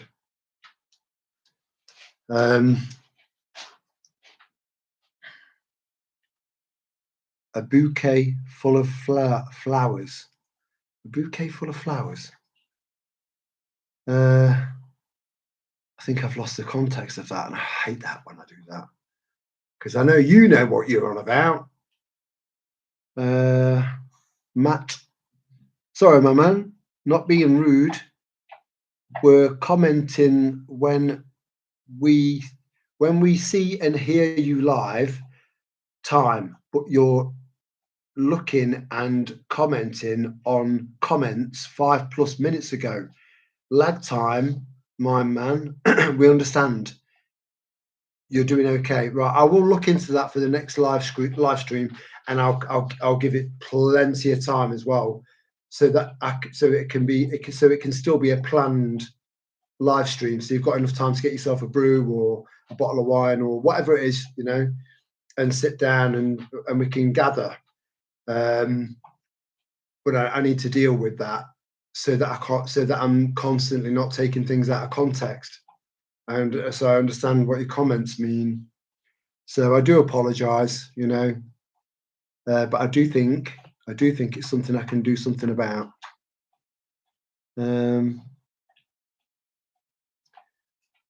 Smith, I hate mosquitoes. I love Greece, but I get bit terrible. Sweden is a bad place. Like Scotland, they have proper swarms. My bites come up in little bubbles if I'm not covered in Ortan. What's Ortan? You could always mix, but you'd stink. You would stink, but it would work. You could always mix garlic oil in with coconut oil and rub that on your exposed areas. I don't know when I'm getting. Generally, I don't know when I'm getting bitten because I don't react. My body doesn't react. So I'm quite lucky like that. But Reese, Sally, you know, they both when they got bit, you knew about it, you know, or they knew about it, and I knew about it. So fucking bastard, you know. And then they kind of look at the skin underneath. Yeah, I don't have that problem. Just the one night, mate. Have a friend in Ireland doing it at the same time, so we can video camp call. Oh, I love that. I love that. That's such a great idea. So you're not camping alone. You're not camping alone, you know. Yeah, I really like that as a concept. That's fantastic, mate. Yeah, maybe I should go wild camping again, and we should kind of like hook up electronically and yeah, share tips and what have you. Where are we? Just the one on. Actually, scroll down to the bottom quicker when it's busy chat. Yeah. But I don't want to miss anything, you see, Matt. I don't want to miss anyone's comment. the beauty of having a live stream with only a few people, so that I can interact with all of you. You know, I'm blazing another one up. Who put some? Yeah. Let's go down to it quicker. You'll miss a few, but questions, capitals really helps. Yeah, yeah. Cheers, Matt. Star Salazar. I can't help but saying it like that, and I really do apologise if you know, if you find that offensive. It's not meant to be. It's just kind of, it just comes out like that. Star Salazar. I love it. Disney company made a cartoon in 1959 talking about Space Odyssey, basically talking about geoengineering and the cartoons. Yeah, it's just pre-programming. So what was that? 1959. So they're constantly trying to plan 50 years ahead, and programming people to kind of subliminally accept all this shit further down the line. And that's just something that none of us will do ever. What's wrong is wrong. Good night, 4x4 fella. I'm really sorry if I've missed you, man. You know, I'm behind. I'm behind in the live chat, and there doesn't seem to be anything I can do about it whilst I'm doing this stream. So hope I caught you in time, and thank you for being part of this. You know, much love, and we will stay awake. We will stay free, and it would be great to have a little camp with a few of us at some point. Yeah, it would be. It would be. It would be. Watch this space. You know. And good night. Sleep well. No, don't think that comment was me. I previously mentioned in a spiritual comment about defeating ego. Yes, you did. Yeah. So that would, yeah, yeah. So I don't know who that was. Yeah, I do remember that. I do remember that, Lana. Yeah. I don't know where I got it from. And it possibly isn't true, you know, because you are smart. Don't forget, Terry, you wanted to get to your caravan. Oh, you see, I love Ruth. I do. You know, she's trying to keep me sensible, and she's probably got one eye on me and one eye on the time, and thinking, make sure you get to that caravan tomorrow. You know, so you can enjoy yourself. And she's just yeah, you're so lovely, Ruth. You really are. You've been a godsend to this channel. You really have. Oh, I can hear a storm drinking now. Just bear with me.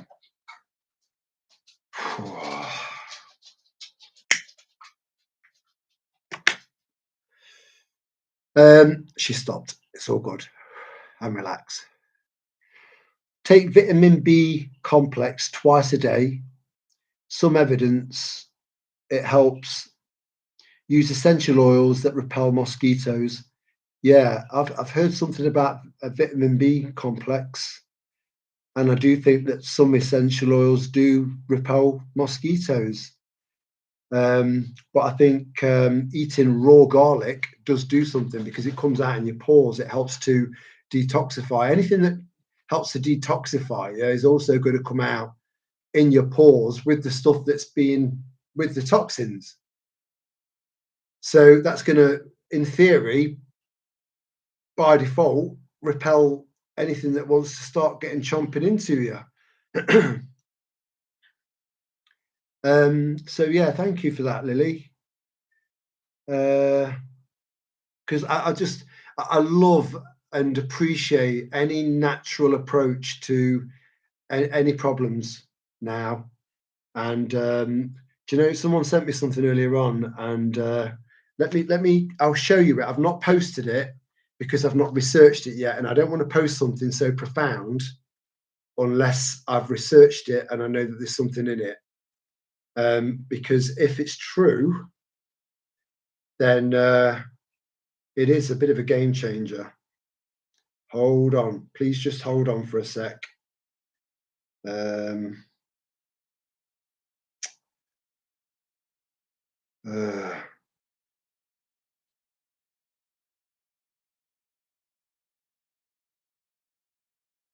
no, I didn't even save it, or did I?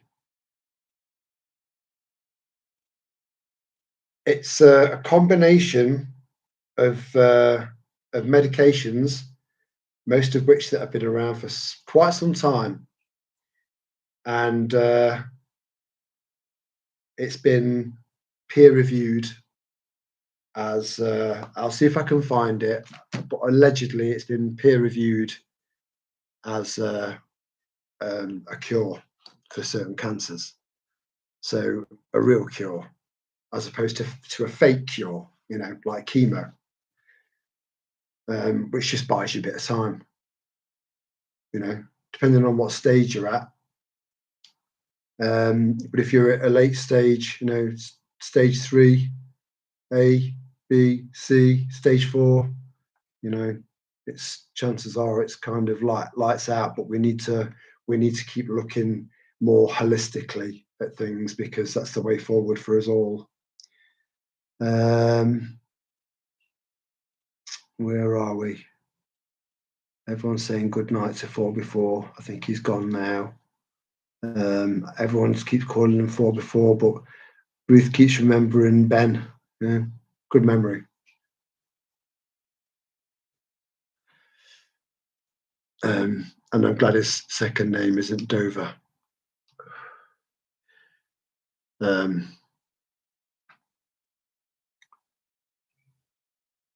are we?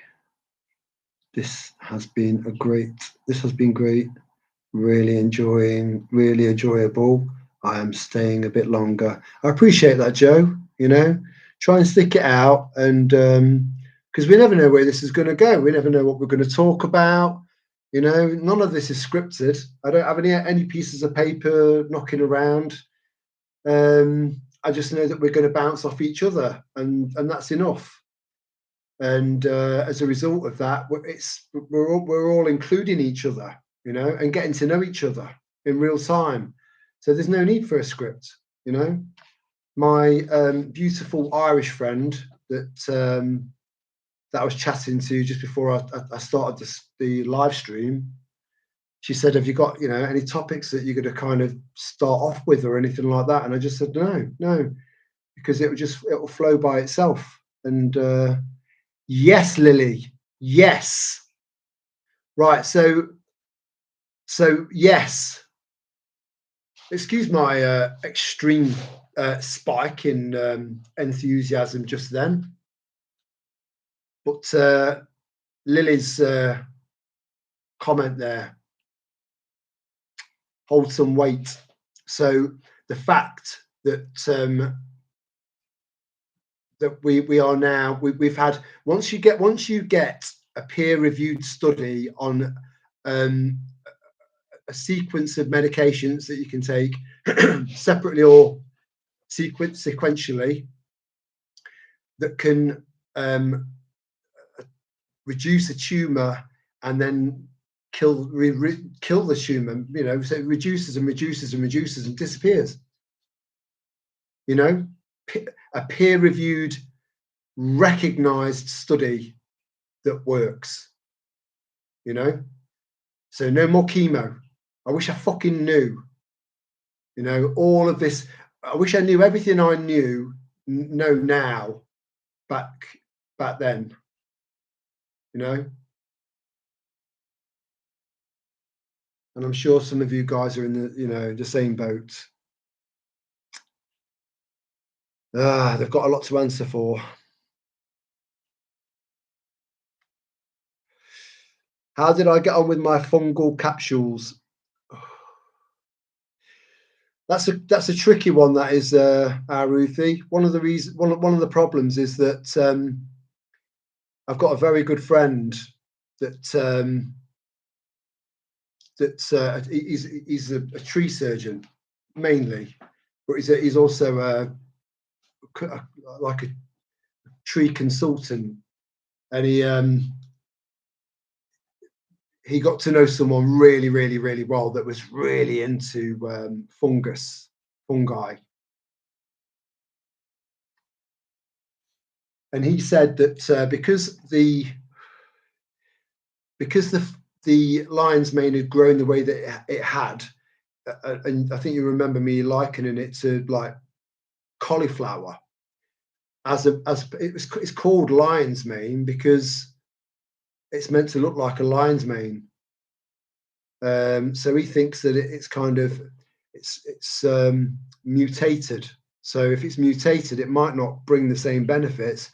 It might actually do the opposite. So I'm almost at a second harvest of that thing now, and don't know whether or not to take it or not. So I'm mulling it over.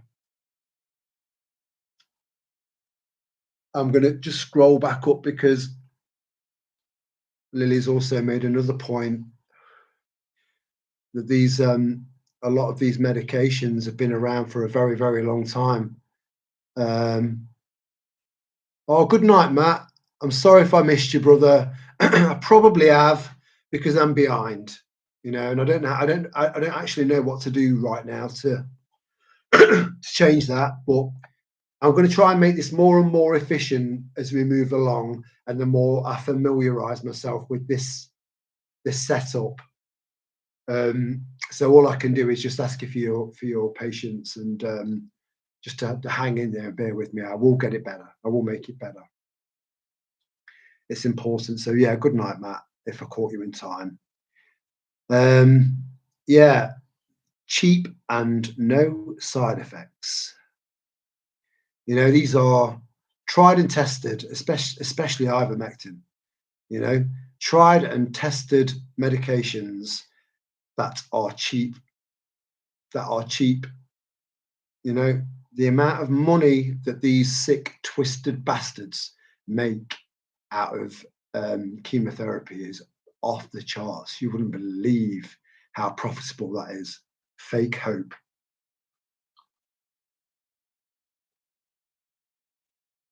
So yeah, I hope that answers your question, Ruth. I'm a little bit on the fence about whether or not to have any of it after all that.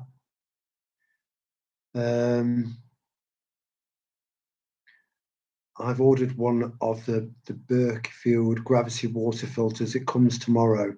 Oh, good on you, Boho Witchy. The only downside to those is like which filter do you choose? And if you get the best of the best filters, you need to change them every 3 months. Get some natural organic dye and pour it into the top where you pour your water. And if the water that comes out of the tap with a blue tinge, it means you need to replace the filters. And they're just getting more and more expensive because of the demand, but it's still a good move. It is. Where are we?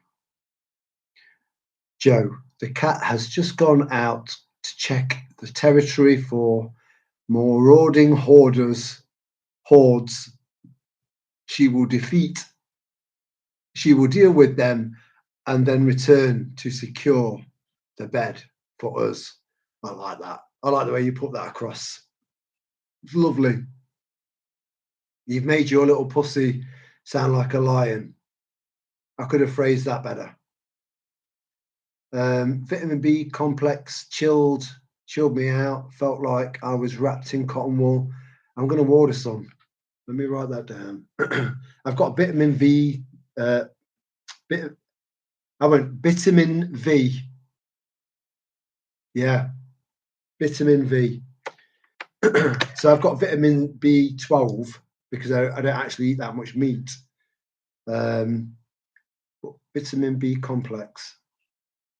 And if anyone can email me with a good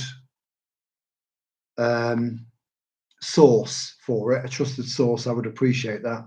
So vitamin You see, we're all learning from each other.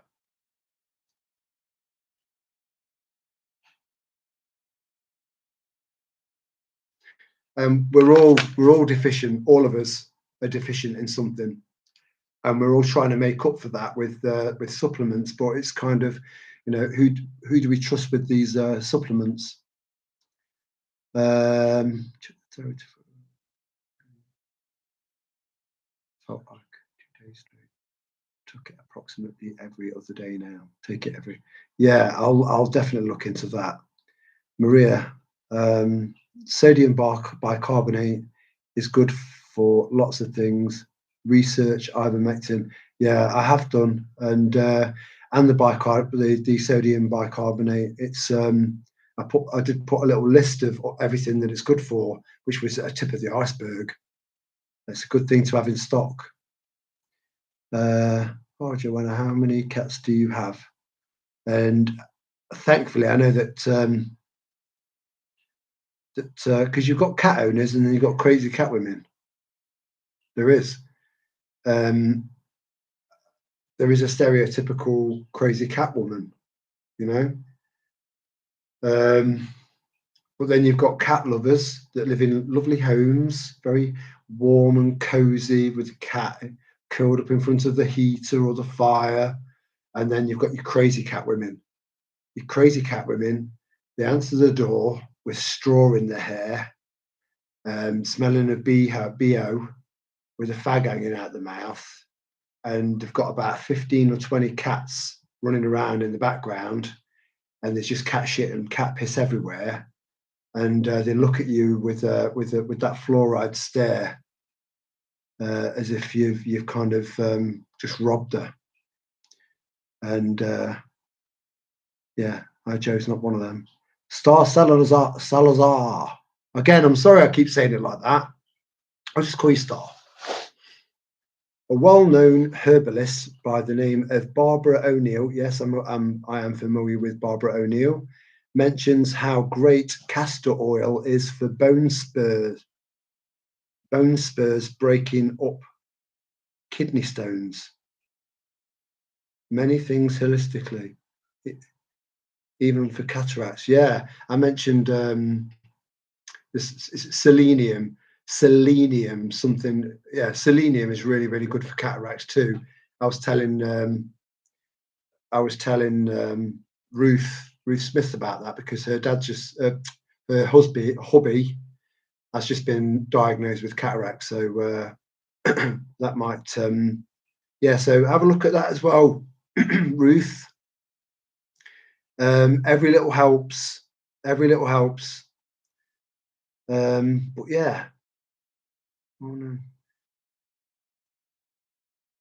Castor oil, yeah. I'm hearing a lot more about castor oil now, as long as it's cold pressed. All of these oils have to be cold pressed. Otherwise they're bad for you, they are bad for you. And black seed oil as well, look into that. And flaxseed, but organic, and preferably the blonde seed over the black seed. Look into that as well. Where are we? Some more great herbs till do research on is the herb hawthorn berry, burdock root. Yeah, well, I mean that they grow in our hemisphere, so that's an extra thing to add to my foraging list. But burdock root is a bit more difficult to come by. That is quite difficult to find. My mind is blown by meeting such good people. Joe, you're part of it. You're one of those good people.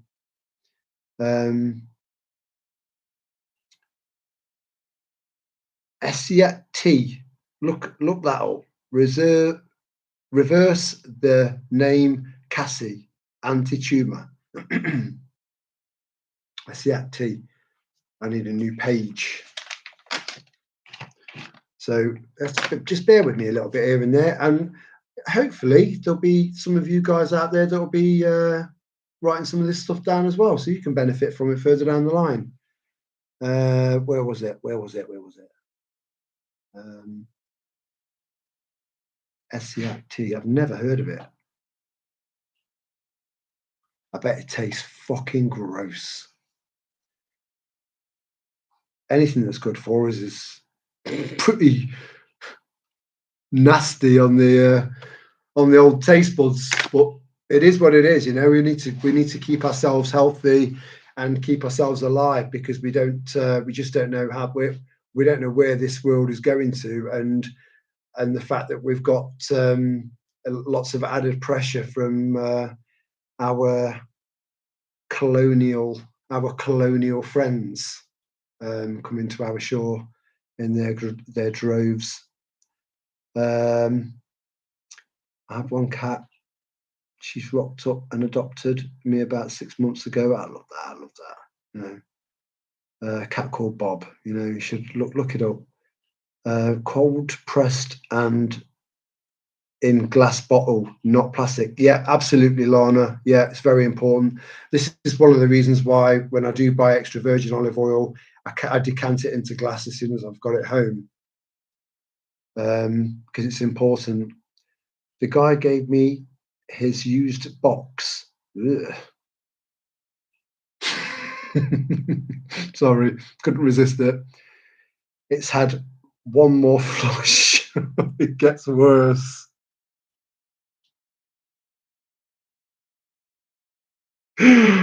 Oh, right. Right, come on. I have put some coffee granules in there and taped it all up. I will find an appropriate dead tree somewhere. It's like its likes and disperse the box. I think I've got a rough idea of what you're saying there. Good idea. Let's have one more. Oh, the fungus. Right, okay. Cool. You won't believe where my mind was going there. Cats can give off a virus um, that will control their owners. That's an interesting concept. Yeah. That's interesting. Yes, castor oil, good. Needs a lot applied daily. Compress a good way through, a good way to apply and keep topping it up. Yeah, yeah, castor oil. Do you know what? That's one thing that I've been meaning to get in, but haven't, because it's just so, you think, right, milk, bread, eggs, cheese, dog food. Castor oil just doesn't come into my head, and it's getting hold of it. I'm getting it from a trusted, reputable source. I'm going to say good night. Oh, good night, Ruth. Good night. Thank you for joining us, and staying up relatively late with us. You are and you will always be appreciated, lovely lady.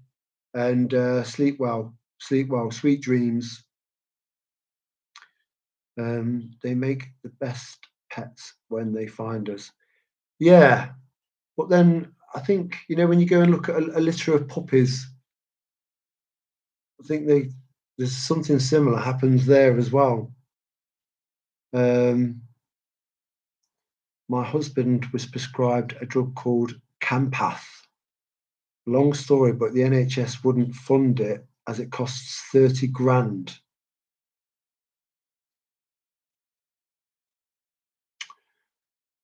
Your MP got your MP. Wow. Wow. I didn't see that coming, because I don't really see a use for MPs anymore, you know? Although I'm sure there are some good ones out there, but they are very, very, very thin on the ground. So yeah, I'm glad that worked out. I'm glad that worked out. Um, oh, everyone's saying good night to Ruth. Love it, love it. Again, I don't know why. I don't know what you're lolling at, Matt. You know, because of the time difference. From Joe, thank you, Rose Hippie. You make me sound much an attractive cat mama. Yeah, yeah. You're a clilf.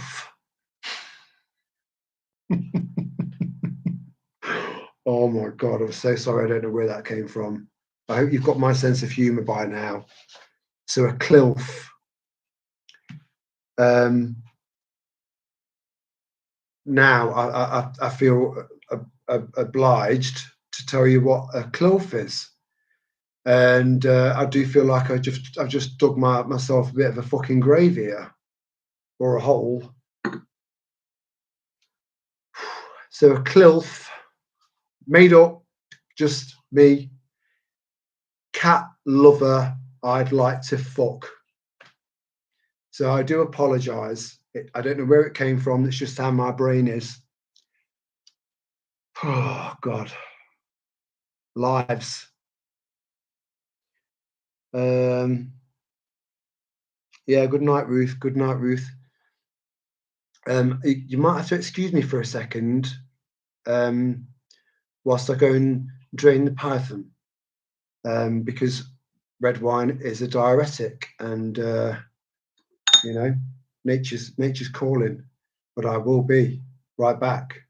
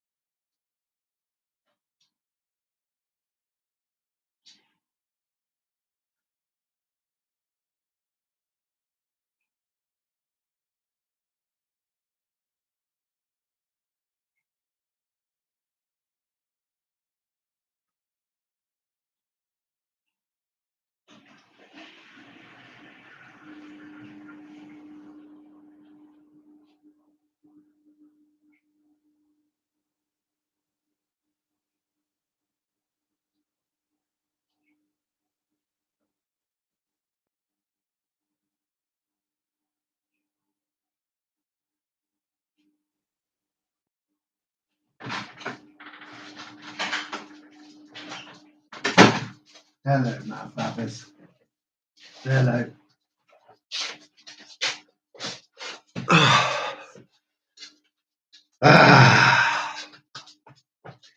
Do you know what? There are certain things in life that are completely free of charge.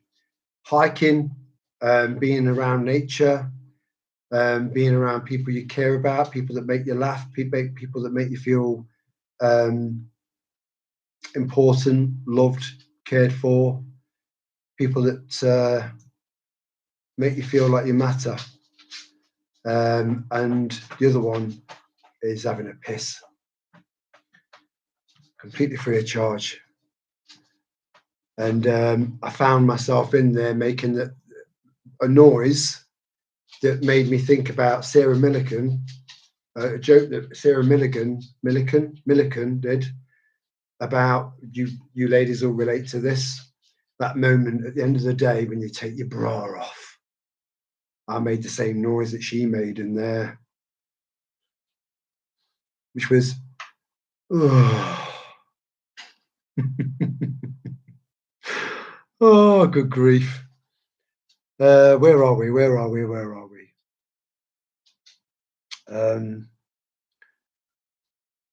So yeah, Joe. Now you know what a clilf is, and it was invented on this channel. So don't forget, you heard it here first. We're doing it live. Can anyone remember that saying that someone came up with about Terry's tribe, and it was something like that. That was lovely. I've just been stroking Zephyr. Most unpleasant. Anyone for a brew? Yeah, I'll have a brew with you. It'll mix lovely with me yellowtail, with my belly.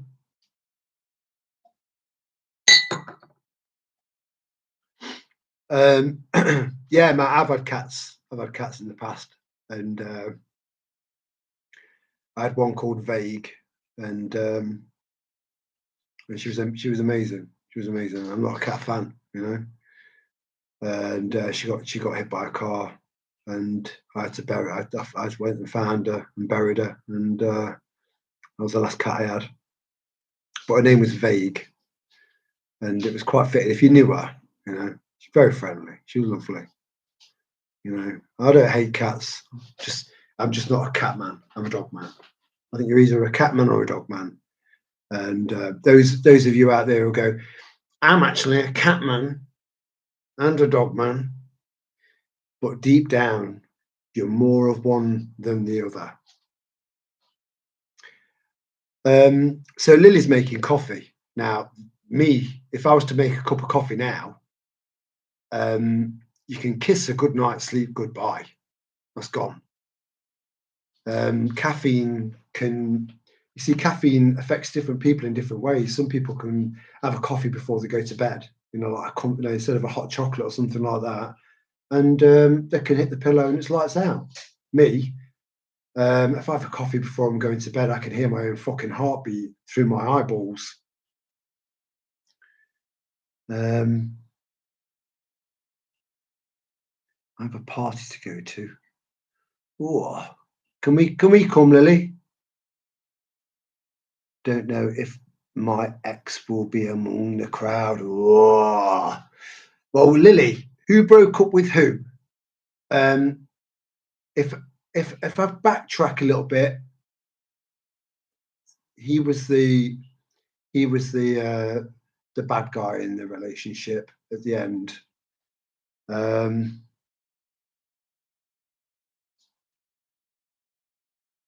So you're planning to drop off. You're planning to drop off your put luck item, be seen, then do an Irish goodbye. Head to the nearby pub. Yeah, I mean, I don't know. You know, because of the kind of guy I am. I'd be inclined to hang around and show absolutely nothing. You know, demonstrate no emotion whatsoever, and just be a social butterfly, going from person to person, just chatting away. But we all deal with things in different ways, and it was his loss.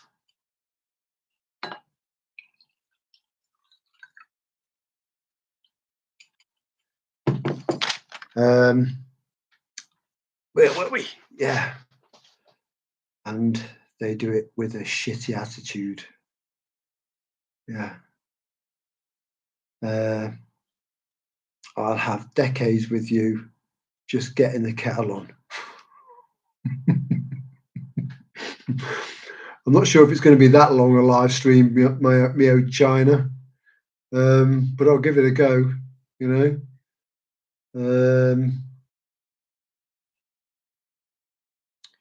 Yes, yeah.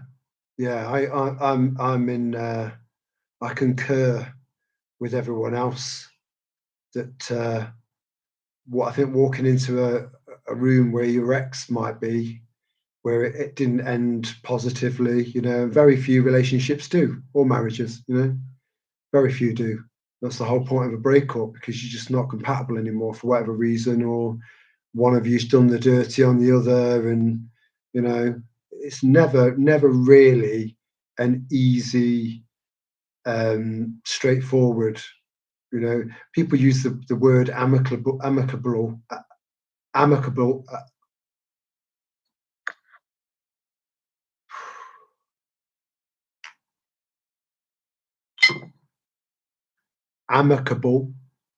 A lot of people use that term so loosely, you know, until you start scratching away at the surface and you start thinking, that doesn't sound very amicable to me. So yeah, most breakups are messy and showing no weakness and kind of going head on is that's just my way. But yeah, kind of just turning up out of just being, you know, because you've been invited, you know, just saying that you don't feel like you've been rude and you've kind of turned down their offer of an invite, and then going to a pub afterwards. Nothing wrong with that either. So you do what you've got to do, Lily. Where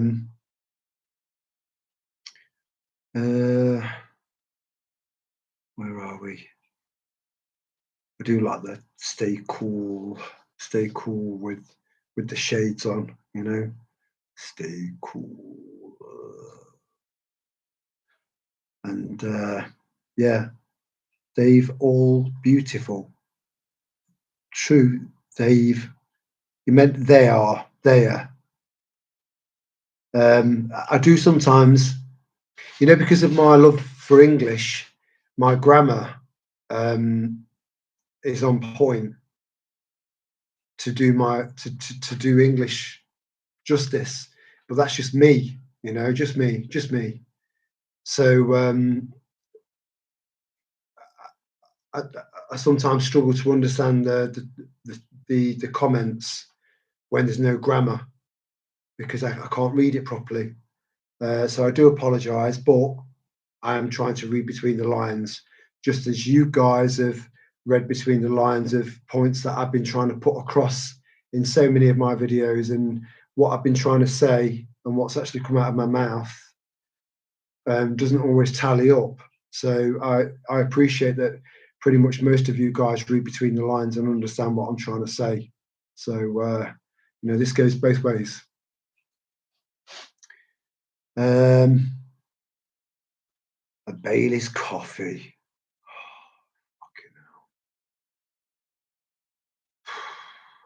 I've got no Baileys in.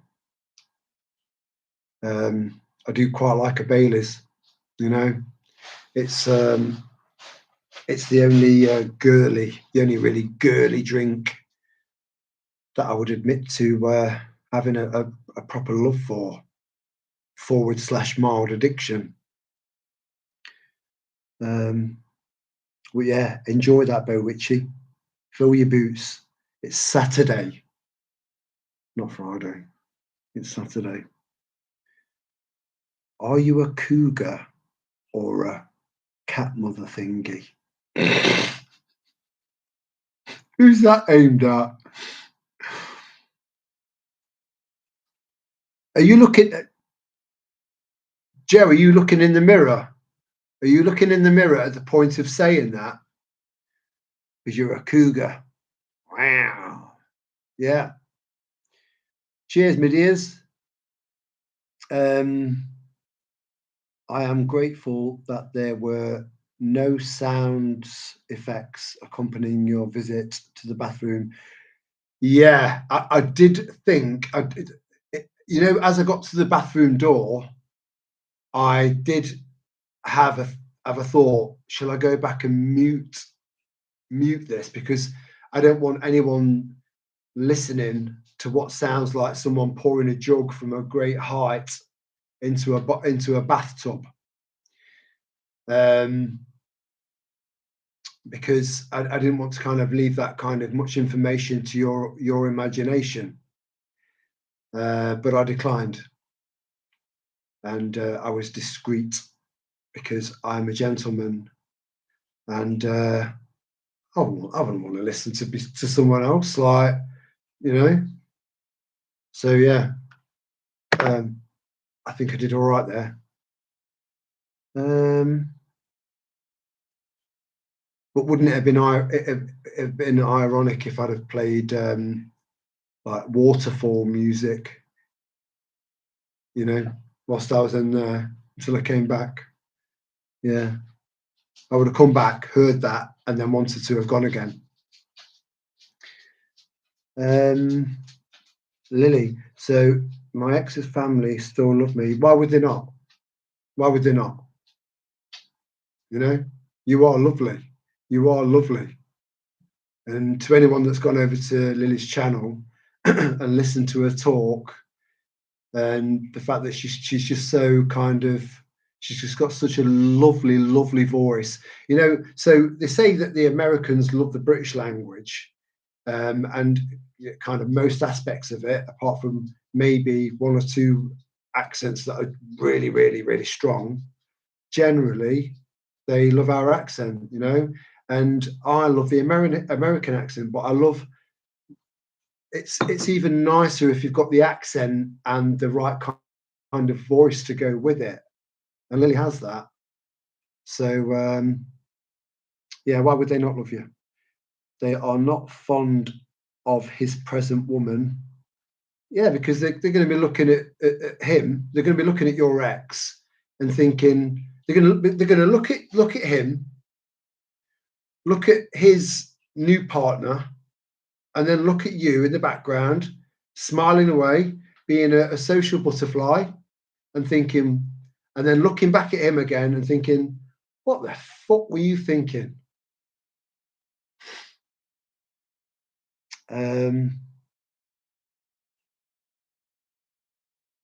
Yeah, yeah. In England, we have a very, very polite, very kind of well,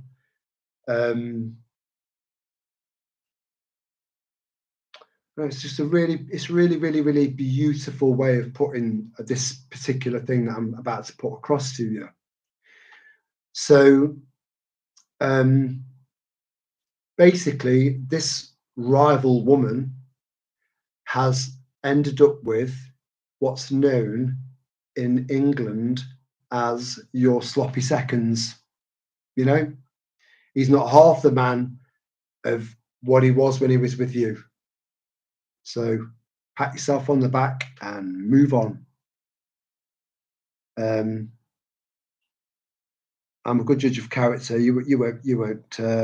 You'll stay, Lily. You'll stay single as long as you allow yourself to be single for, because based on your channel, based on your you know your you know conversation in the chat, and yeah, you're a catch. You're a catch. Don't forget that. And just, you know, not all men are like that. You know, not all men are kind of constantly looking for an opportunity to get with a younger woman, and you know, not all men are like that. Not all men are like that. And if you end up with a man like that, then you've just ended up with a bad one. You've just been unlucky. You've been unlucky. You know, and relationships they take work. You've got to, and it's a two-way thing as well. It just, you know, one side might need a little bit more work than the other, and between you, you'll know which side that is. It's again, you know, we are. I've just got to top their water up. Hang in there, and I've retained that memory.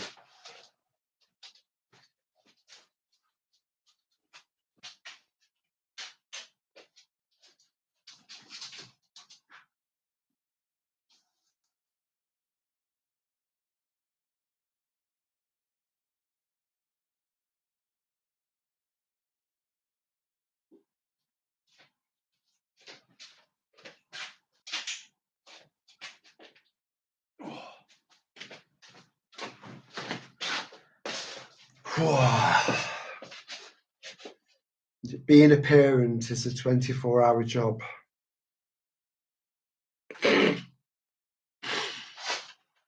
So we are part of, allegedly part of the primate family, right? Now, if you look at any other primate, there's just one male with loads of females, and he has to fight. He's got to fight to get these females, and to keep these females. He's got to keep fighting. Got to keep fighting, and those females subconsciously and genetically will only mate with the winning male because they want the best genetics, you know. And the same applies to the human man. You know, we're not actually. I don't think we're actually designed to be monogamous. But I think that I also think that we can also be like an albatross. You know, you pick one mate for life. One mate for life. I think I might have got a bit stuck behind there. So it's about strength of character and being able to fight urges and knowing which side your bread's buttered. You know, love's love. And if you've got a really, really, really good woman, or you've got a really, really good man, do everything you can to hold on to them and work at it more now than ever. Where are we?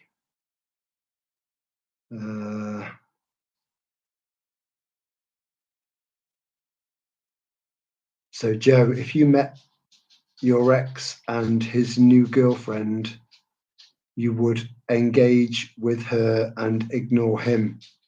What a pisser, hey? Oh, do you know what? Hell hath no fury. And I think one of the most dangerous beings on this planet is a woman. You know, not all of them, but yeah, there is a certain level of fuck about and find out with women, and some of the lengths that they can go to psychologically is just boundless. I sound like Jasper Carrot.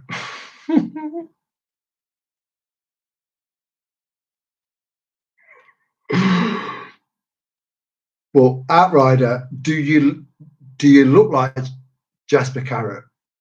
That's the big question. That's what we're all asking. We're all thinking, does he look like him though? And I quite like Jasper Carrot, and his daughter was quite a likable actress as well. She was in The Office, the British version. She was the girl at the reception. I've had 2 bottles of Baileys and 1 Irish cream virtually to myself. What, tonight? That's bad, I know. It's Saturday night and it's Christmas, so you know, don't beat yourself up. Felt a bit icky, especially with chocolates I've consumed. Had a mini detox the last few days, but a few. Yeah, you've had a few tonight, not row night. So I know you've had some tonight because you've said row night instead of tonight. But you corrected your mistake. So you are still clearly aware and what's the word? You're with it enough. You're with it enough to know what you're saying and what you're writing. So you're all right, our kid. Bailey seems to have an allure to it that keeps drawing me back. It's like it doesn't count when it's in coffee. I can, yeah. I like that take on it because it's kind of true. You know, it's a coffee. I'm just having a coffee. You know, it's a flavored coffee. Get off my back. I know I might come across as absolutely fucking hammered because I've had 9 coffees with Baileys in it. So what? It's still coffee. Um,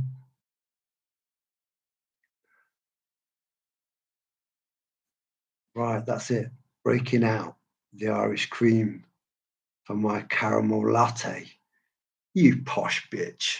You don't belong here, Lana. Unsubscribe now. Unsubscribe. Press that button.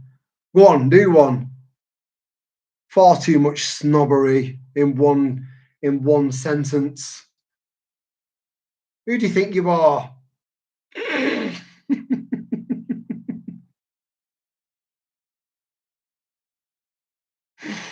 Oh, yeah. I can imagine that sounds quite that. Although I'm not a fan of caramel because I think it's too a little bit too sickly for me, you know. But yeah, that sounds quite lovely. And go for it, Lana. Go for it. Half and half. Ching ching. Cheers and enjoy. Coffee, anyone? Yeah, only if it's got Baileys in it. Look at everyone's at it. You know, we've got a live stream full of pissheads. I love having a secret bottle of Baileys hidden away. It depends on where it's hidden. If it means coughing hard to remove it, then find a better place. Snobbery in an Aldi latte sachet.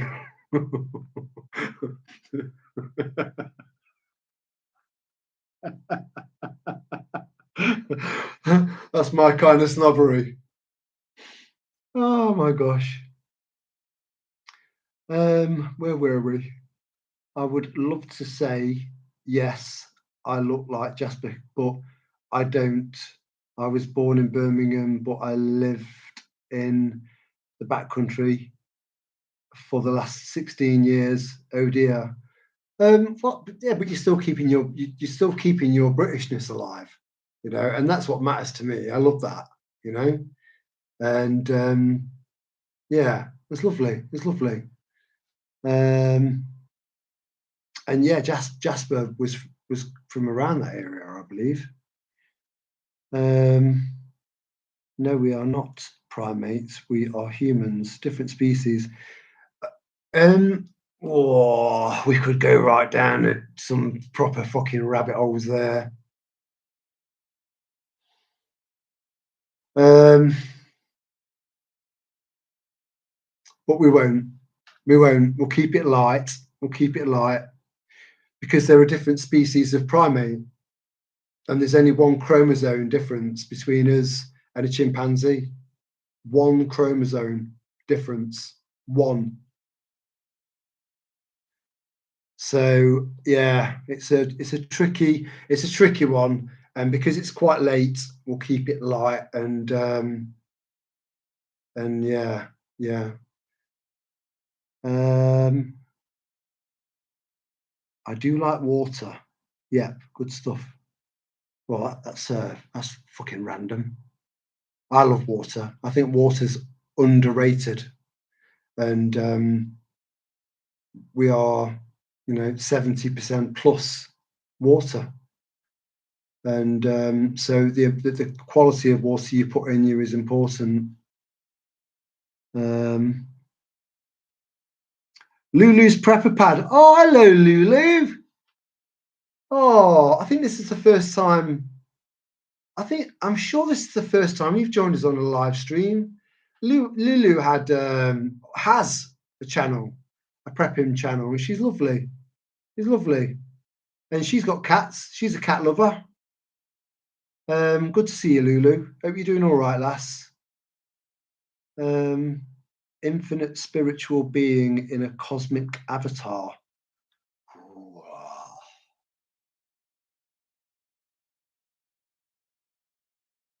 that's fucking deep. But I like deep, as you know. And I'm copying that. Consider that stolen. Yeah. Infinite spiritual being in a cosmic avatar. You know, how beautiful is that?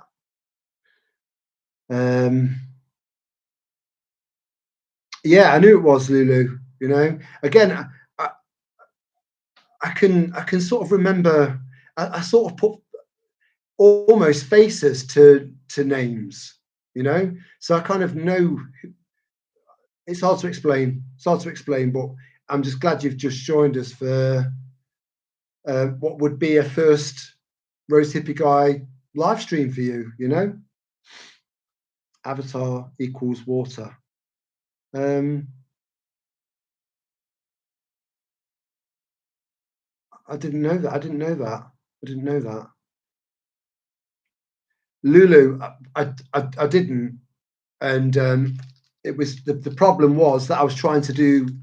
I'd attempted so many lives over the years with my phone because my phone was my only real tool for doing live streams, and it just wouldn't let me do it. No matter what I did, no matter what settings I did, no matter what software I tried to use, it nothing was happening.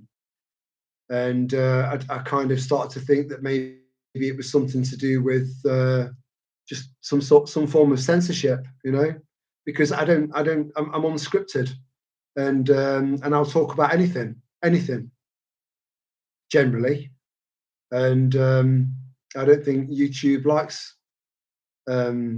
people like that because they just, especially in live streams, because they're live. And I think they deal with live streams that have been recorded and then therefore past tense, and then they'll decide on whether or not to just delete them and give you another strike based on that, you know. But even then, I'm very pro free speech, and I won't hold back. If you want to talk about something, we'll fucking talk about it, you know. We cannot be do not allow yourself ever to be curtailed or restricted in any way, ever. So yeah, I ended up setting up, trying to set up a live stream via a laptop, so using the desktop version. This is to you, Lulu, and it's worked. It's been a game changer. So we've done a few now. But I think the last one we did was five hours long, and I crashed out. I went to bed as the sun was coming up, and it fucked the following day up completely. I spent the whole day in bed.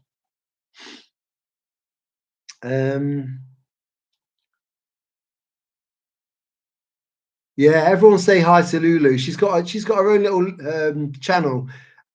She did take it down. But then she put it back up again, and it's just a lovely channel. It's just she's lovely. She's just lovely. She's got a lovely soul, a lovely soul. You can just tell, and you can just tell. You can just tell. Say spiritual being in a meat suit. Yours sounds better.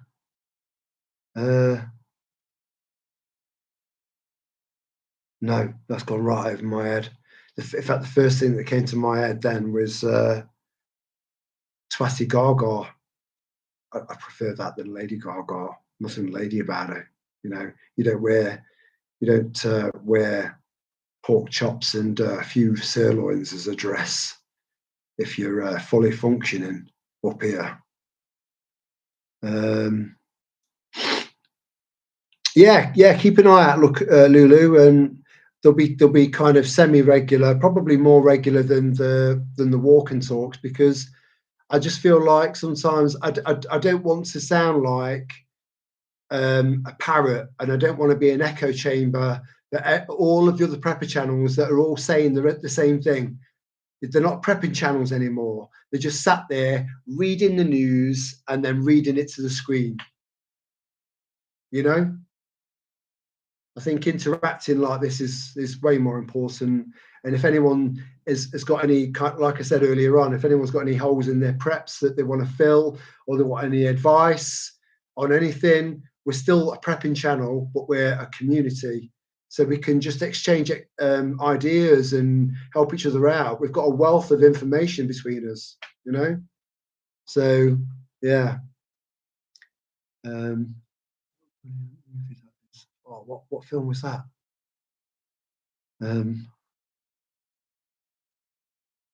Out. When you say out, Lulu, you mean that was it? You're gone? Like you're in, now you're out? I think I've misinterpreted that. Let me just go up a little bit and I'll come back. Yeah. Yeah, I don't know. Bear with me, guys. Bear with me. You know, I'm not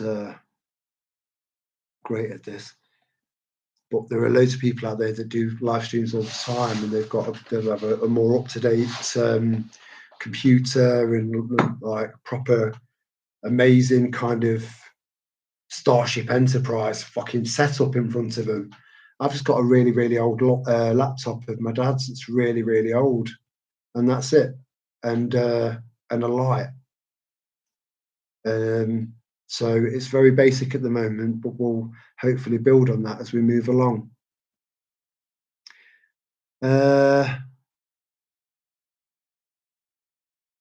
So before I get back to you, Lulu, I'll just read Matt's. So just a few whiskies tonight, Bailey's and Irish cream, previous a fair few nights. Funny, your last comment,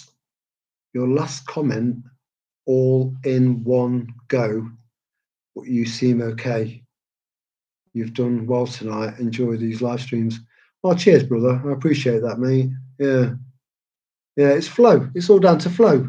And I think doing live streams, I think the flow comes from interactions. So how well this goes is you know, a lot of it is down to you guys. You know, this is I'm not doing this on my own.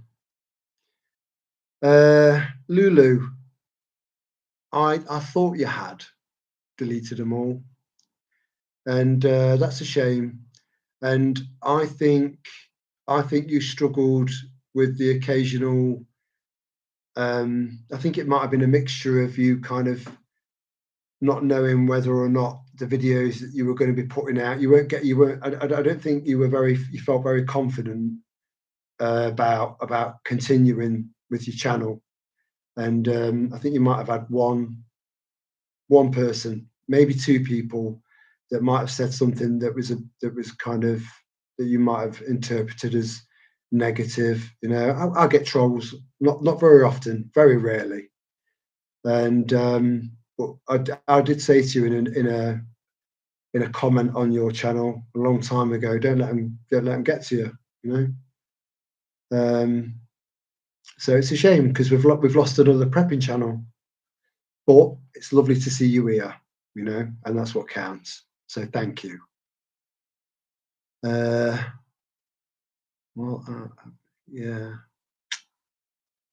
I know you deleted them all. It's a shame, sweetheart, because you brought something a little bit different to the table.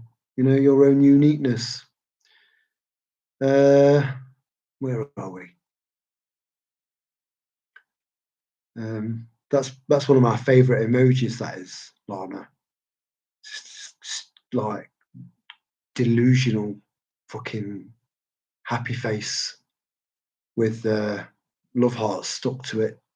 I love it. It's lovely. It's lovely. Joe, the conversation would go along the lines of, he has told you about the night he was arrested for assaulting me. Yes.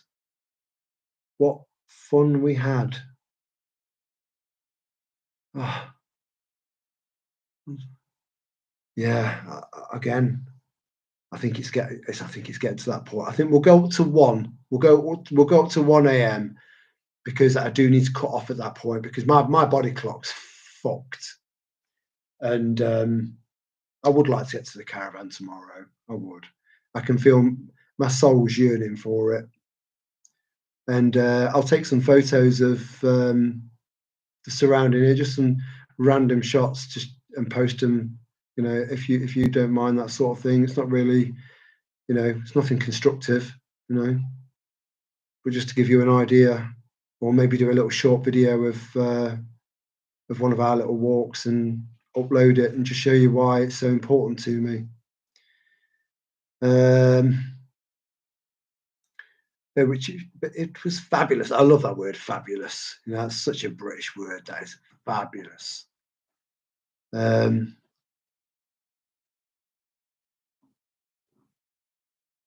Absolutely bonkers.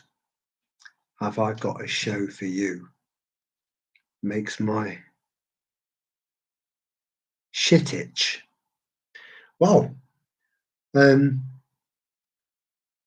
that's an interesting comment that I like very much, because I do like I like to get surprised. So let me read it one more time. Yeah, one in particular. I'm assuming that this is a comment that you had on your channel that pissed you off. And you would have built up a tolerance for it, Lulu. You would have. You would have. Try and make them into a friend first, and if that doesn't work, fuck them off, because the vast majority of your audience loved you. So yeah, the one in particular comes to mind. Absolutely bonkers. So that was what the comment was. I have got a show for you. Makes my shit itch, and I've got no comprehension of what itchy shit feels like, you know. So that's yeah. I'm on my phone. I was saying I'll keep a lookout. Press the button too soon. I do that all the time. Don't worry about it. Yeah. Um, a bit fiddly sometimes. Yeah, it can be on your phone because everything's downsized. Everything's kind of minimalized. You know, so it does make things more complicated. I was. Where do you all store your preps, like food, etc.? Now that's a question. Excuse me. Are you an infiltrator, oh Witchy? Hey, you're trying to find out where all our shit's stashed, so you can come over and fuck us over, like the opposite of Santa Claus.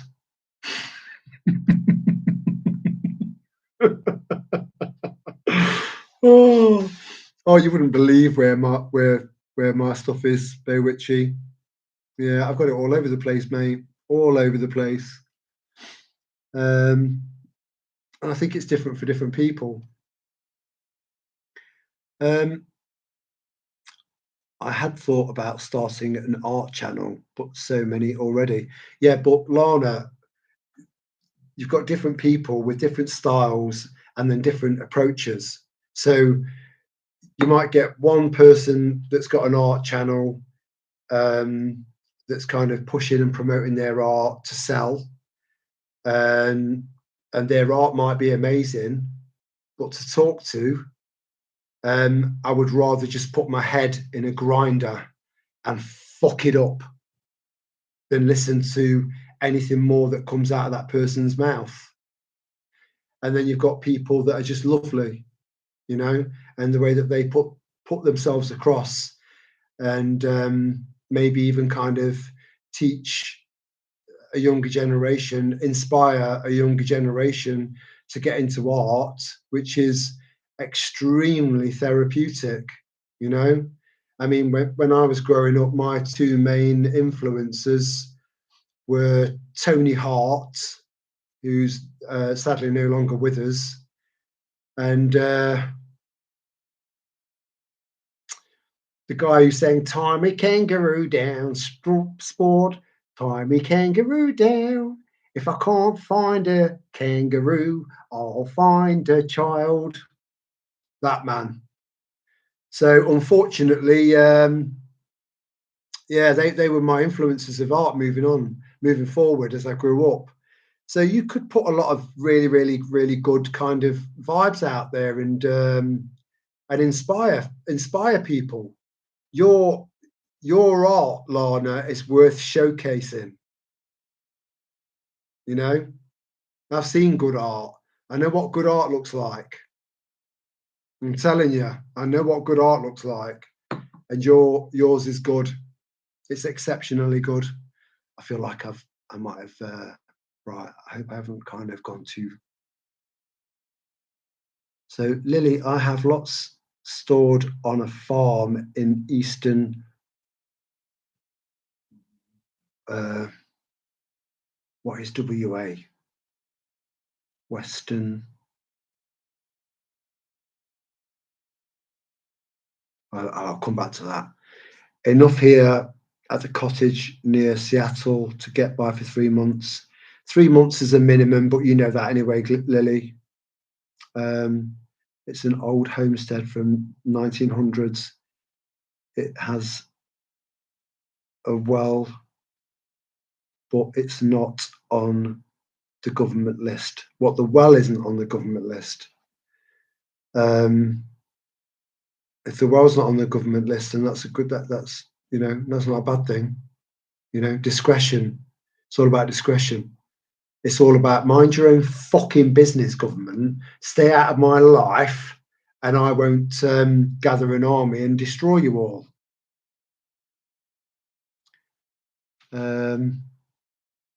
Witchy, back at you. Almost a heartbeat going on between now. Boom, boom. Oh. I'm talking about a particular channel, not yours. Oh, I thought sorry, Lulu. I was, yeah. I thought that you meant a bad experience that you'd had on your channel. I now just realised that you've said good night, so I do apologise. I missed that. I'm behind on the comments. I hope it wasn't too late to say good night and sweet dreams, and I hope you can join us on the next one. I didn't think you meant mine. I didn't think you meant mine. I think there might have been a misunderstanding, a misinterpretation there. And I hope that's not the reason why you've got to go. That's the downside to text. 90% of communication is non-verbal. Text, it can be misinterpreted very easily. But yeah, Lily, that sounds like a cracking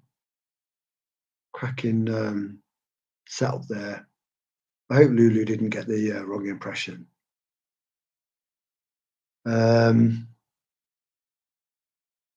Joanna Morgan, tell more.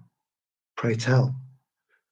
That's another thing that I've heard recently, when someone's like, blah, blah, blah, blah, and then they've gone, riddle me this. Fucking bizarre. You can make your art channel your own. Yeah, you can. You can. Yeah, I'd watch it. I'd subscribe in a heartbeat. Because you are so talented. You see, that's one of the things, Lana, is that a lot of people think, oh, well, and I had the same dilemma with considering starting a prepping channel. I was thinking there are shitloads of prepping channels out there. What can I present to anybody that they can't find somewhere else? And I think I've managed to maintain a very unique channel, very unique. And so it's not necessarily about the subject, not necessarily. It's about the person, and how relatable people find you. That's it. And if they don't find you relatable, they'll move on. If they find you relatable, they'll stay with you. and they'll look at your art, and you can pass out and give little kind of tips and tricks on, how to draw a hand, which is one of the most intricate things to pull off in art, full stop, art, and to give life to eyes. So you can do that. You've got those skills. So yeah, I agree with Lily on that. Don't underestimate yourself. Where are we? Because I can learn a lot from books. For example, I watch Urban Camper Van Man years. I like him. I have to look that up. Yeah. I found a significantly higher than normal level of tongue twisting bastard comments tonight. So thank you for keeping me on my toes. Much appreciated. I love it. What are you barking at? Absolutely nothing. Completely irrational behaviour from two females. Just like, ah! What was that all about? I don't know, but I feel better for it.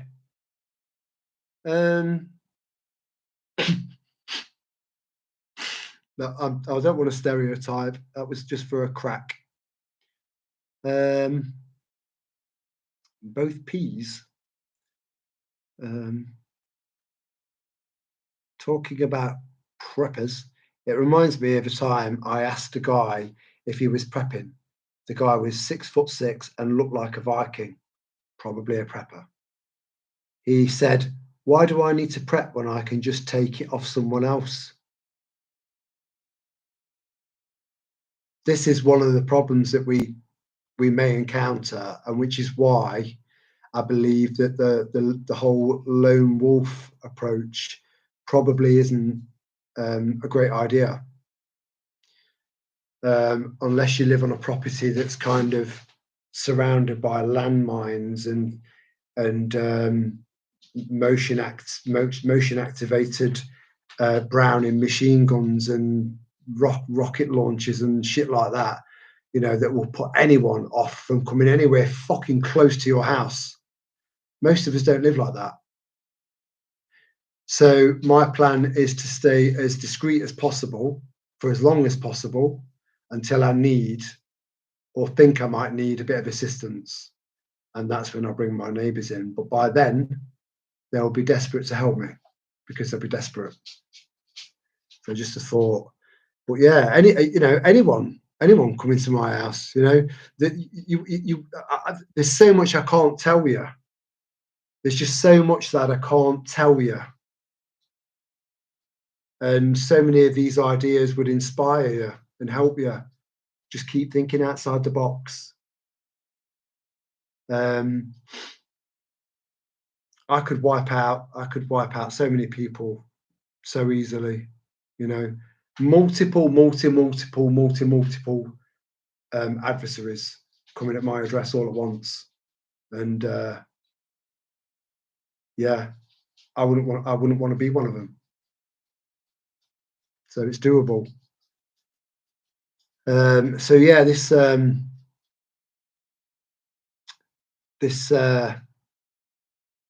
guy, he's a taker. I'll take and take and take and take and take. So not someone you want to be around. Because we have to maintain our humanity. He has no humanity, no humility. If you're thinking, I'm not going to prepare, because when the time comes, if the time comes, I'll just fucking take it. I'll just take it from someone else. I'll smash in their back door.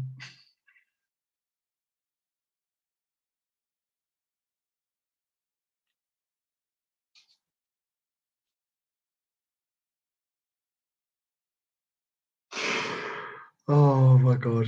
But it's getting late, so it's getting to get a little bit well. I'll just take it. You know, whatever they've kind of, all of the effort that they've put in and the time and the thought that they've put in to prepping, I'll just fucking take it off them. And people like that, you know, woe beside them. Woe beside them if anyone like that comes to my address. You know, all I can say is that absolute best of luck to you. So yeah, Sam Stripey, that's something to take into account. Avoid being around people like that, and avoid telling anyone like that that you're a prepper. Tony Hart and Murph, yeah, you know, good memories, Ruth. You know, really happy. I was always happy in my little world of drawing and stuff. You know, in between my twatty mum. Thanks, and to Lily too. I definitely need to give it some thought. Yeah, don't rush into it. Lana. Give it some thought, and kind of, you know, I know you will. I'm not going to tell you how to suck eggs because I've got a rough idea of how your mind works. Take some time out and construct it in your head of what it is that you want and what you're wanting to achieve further down the line, because that's what I did right from the off, and bizarrely that's exactly what we've ended up with, you know. But you've got to keep at it. Enjoyed the chat and interaction, all good. Hope everyone feels comfortable here. I mean, or feel no harm, and respect everyone. Well done all. Respect, a respect, love to all. Enjoyed. Have you gone to bed, Matt? If that's your final message, mate, much love, brother, and sweet dreams. And I'll catch you on the next one. We all will. You're a good lad. Liked.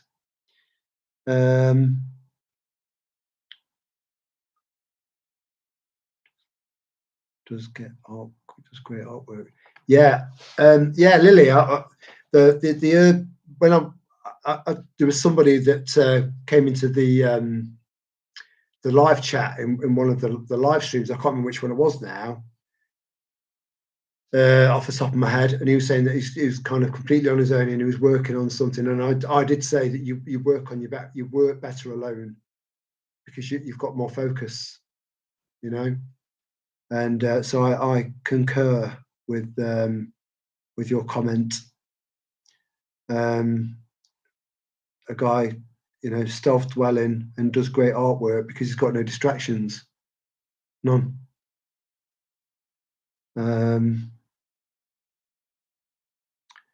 there you go, Lily. You've inspired someone, you know, which is beautiful. Viking won't get past the dogs and thundersticks, American style. Lily, I don't know what a thunderstick is, but it's got me. Actually, I do. Yes, I do. You've just got a different name for them than what we call them over here.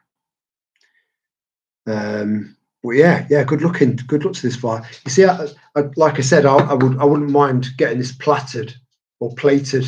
It's spelt plated, but it's platted. I wouldn't mind getting this platted, like a Viking, you know. But I think it needs to get a bit longer.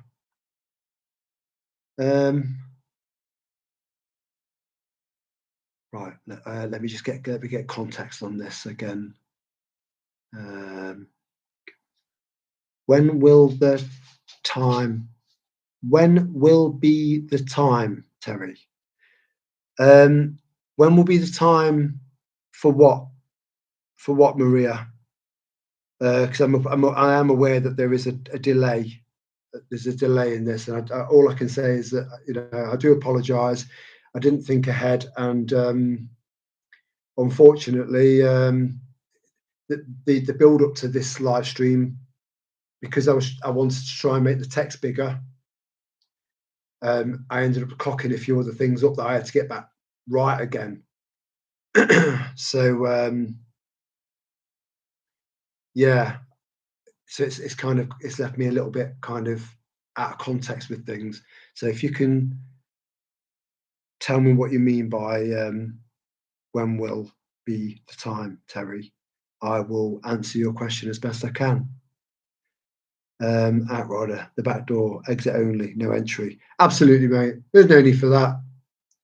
You know, and anyone else that's into that sort of thing, Sodom.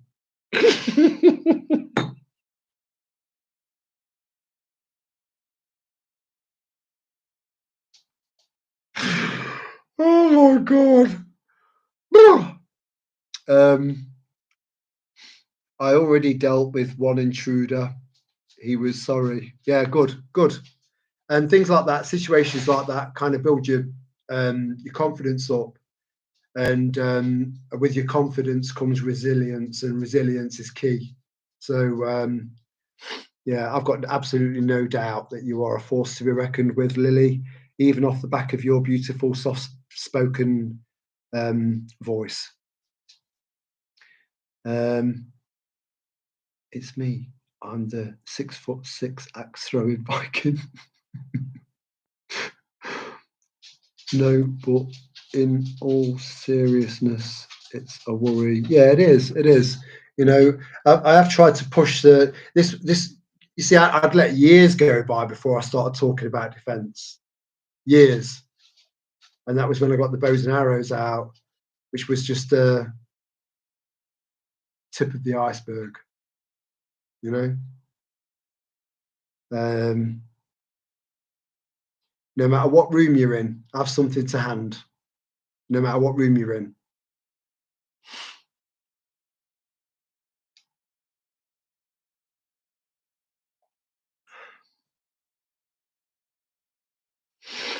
One for the road, yeah.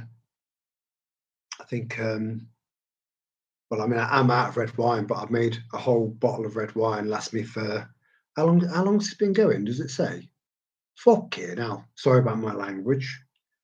5 hours, another 5 hours and 17 minutes, you know? That's chemistry. It's chemistry. And because I've just realised what time it is, I'm going to shut this off at 1 o'clock, because I think that's a fair time for us all to say our good nights and get a few bits and bobs off our chest, and then go and chill out, you know, because I would like to be able to function tomorrow. That last 5 hour live stream, just a trash the following day, completely trashed it. So you see, there are people laughing now, but I don't know what they're laughing at, because I don't know if it's something I said, something that someone else has said.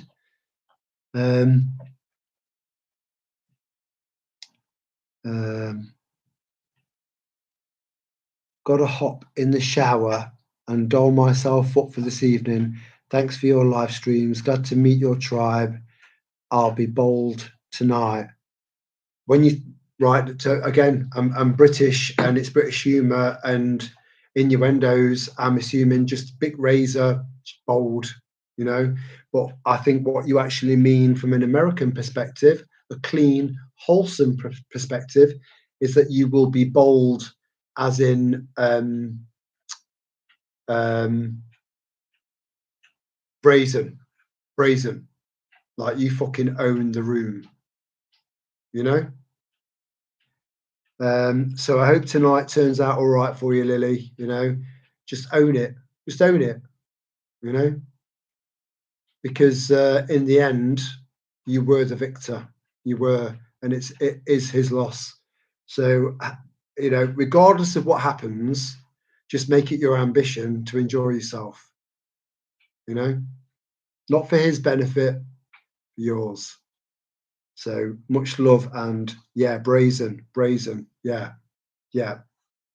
It's a good fucking word.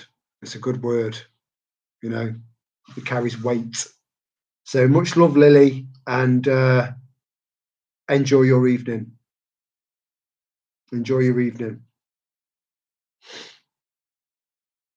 So should we tie it all up here in a knot, guys and gals? Because you know, I'm not feeling that tired, but I know that I will, you know, and I've got to wind down and just kind of settle back into my bed and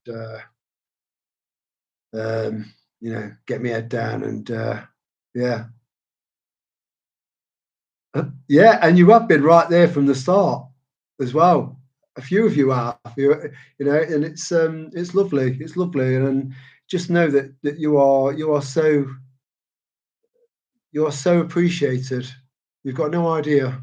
You've got no idea. If you could get into my head, you'd have a rough idea. Um,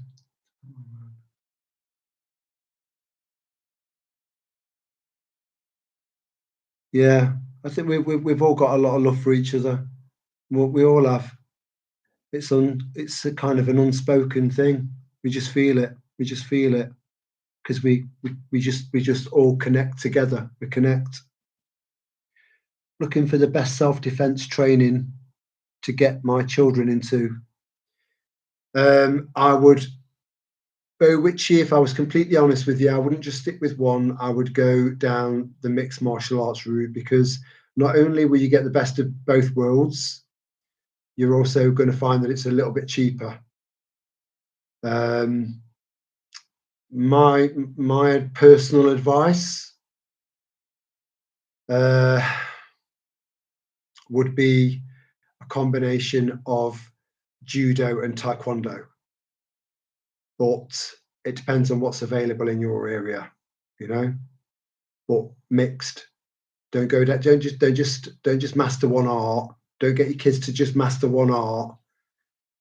Get them go down the route of mixed martial arts. They'll benefit from it better, much more. Makes them more rounded. But keep telling them never to be a bully. Just because they've learned some skills, they shouldn't be going around school fucking kids up, you know. So yeah, judo and taekwondo are a marriage made in heaven. They complement each other.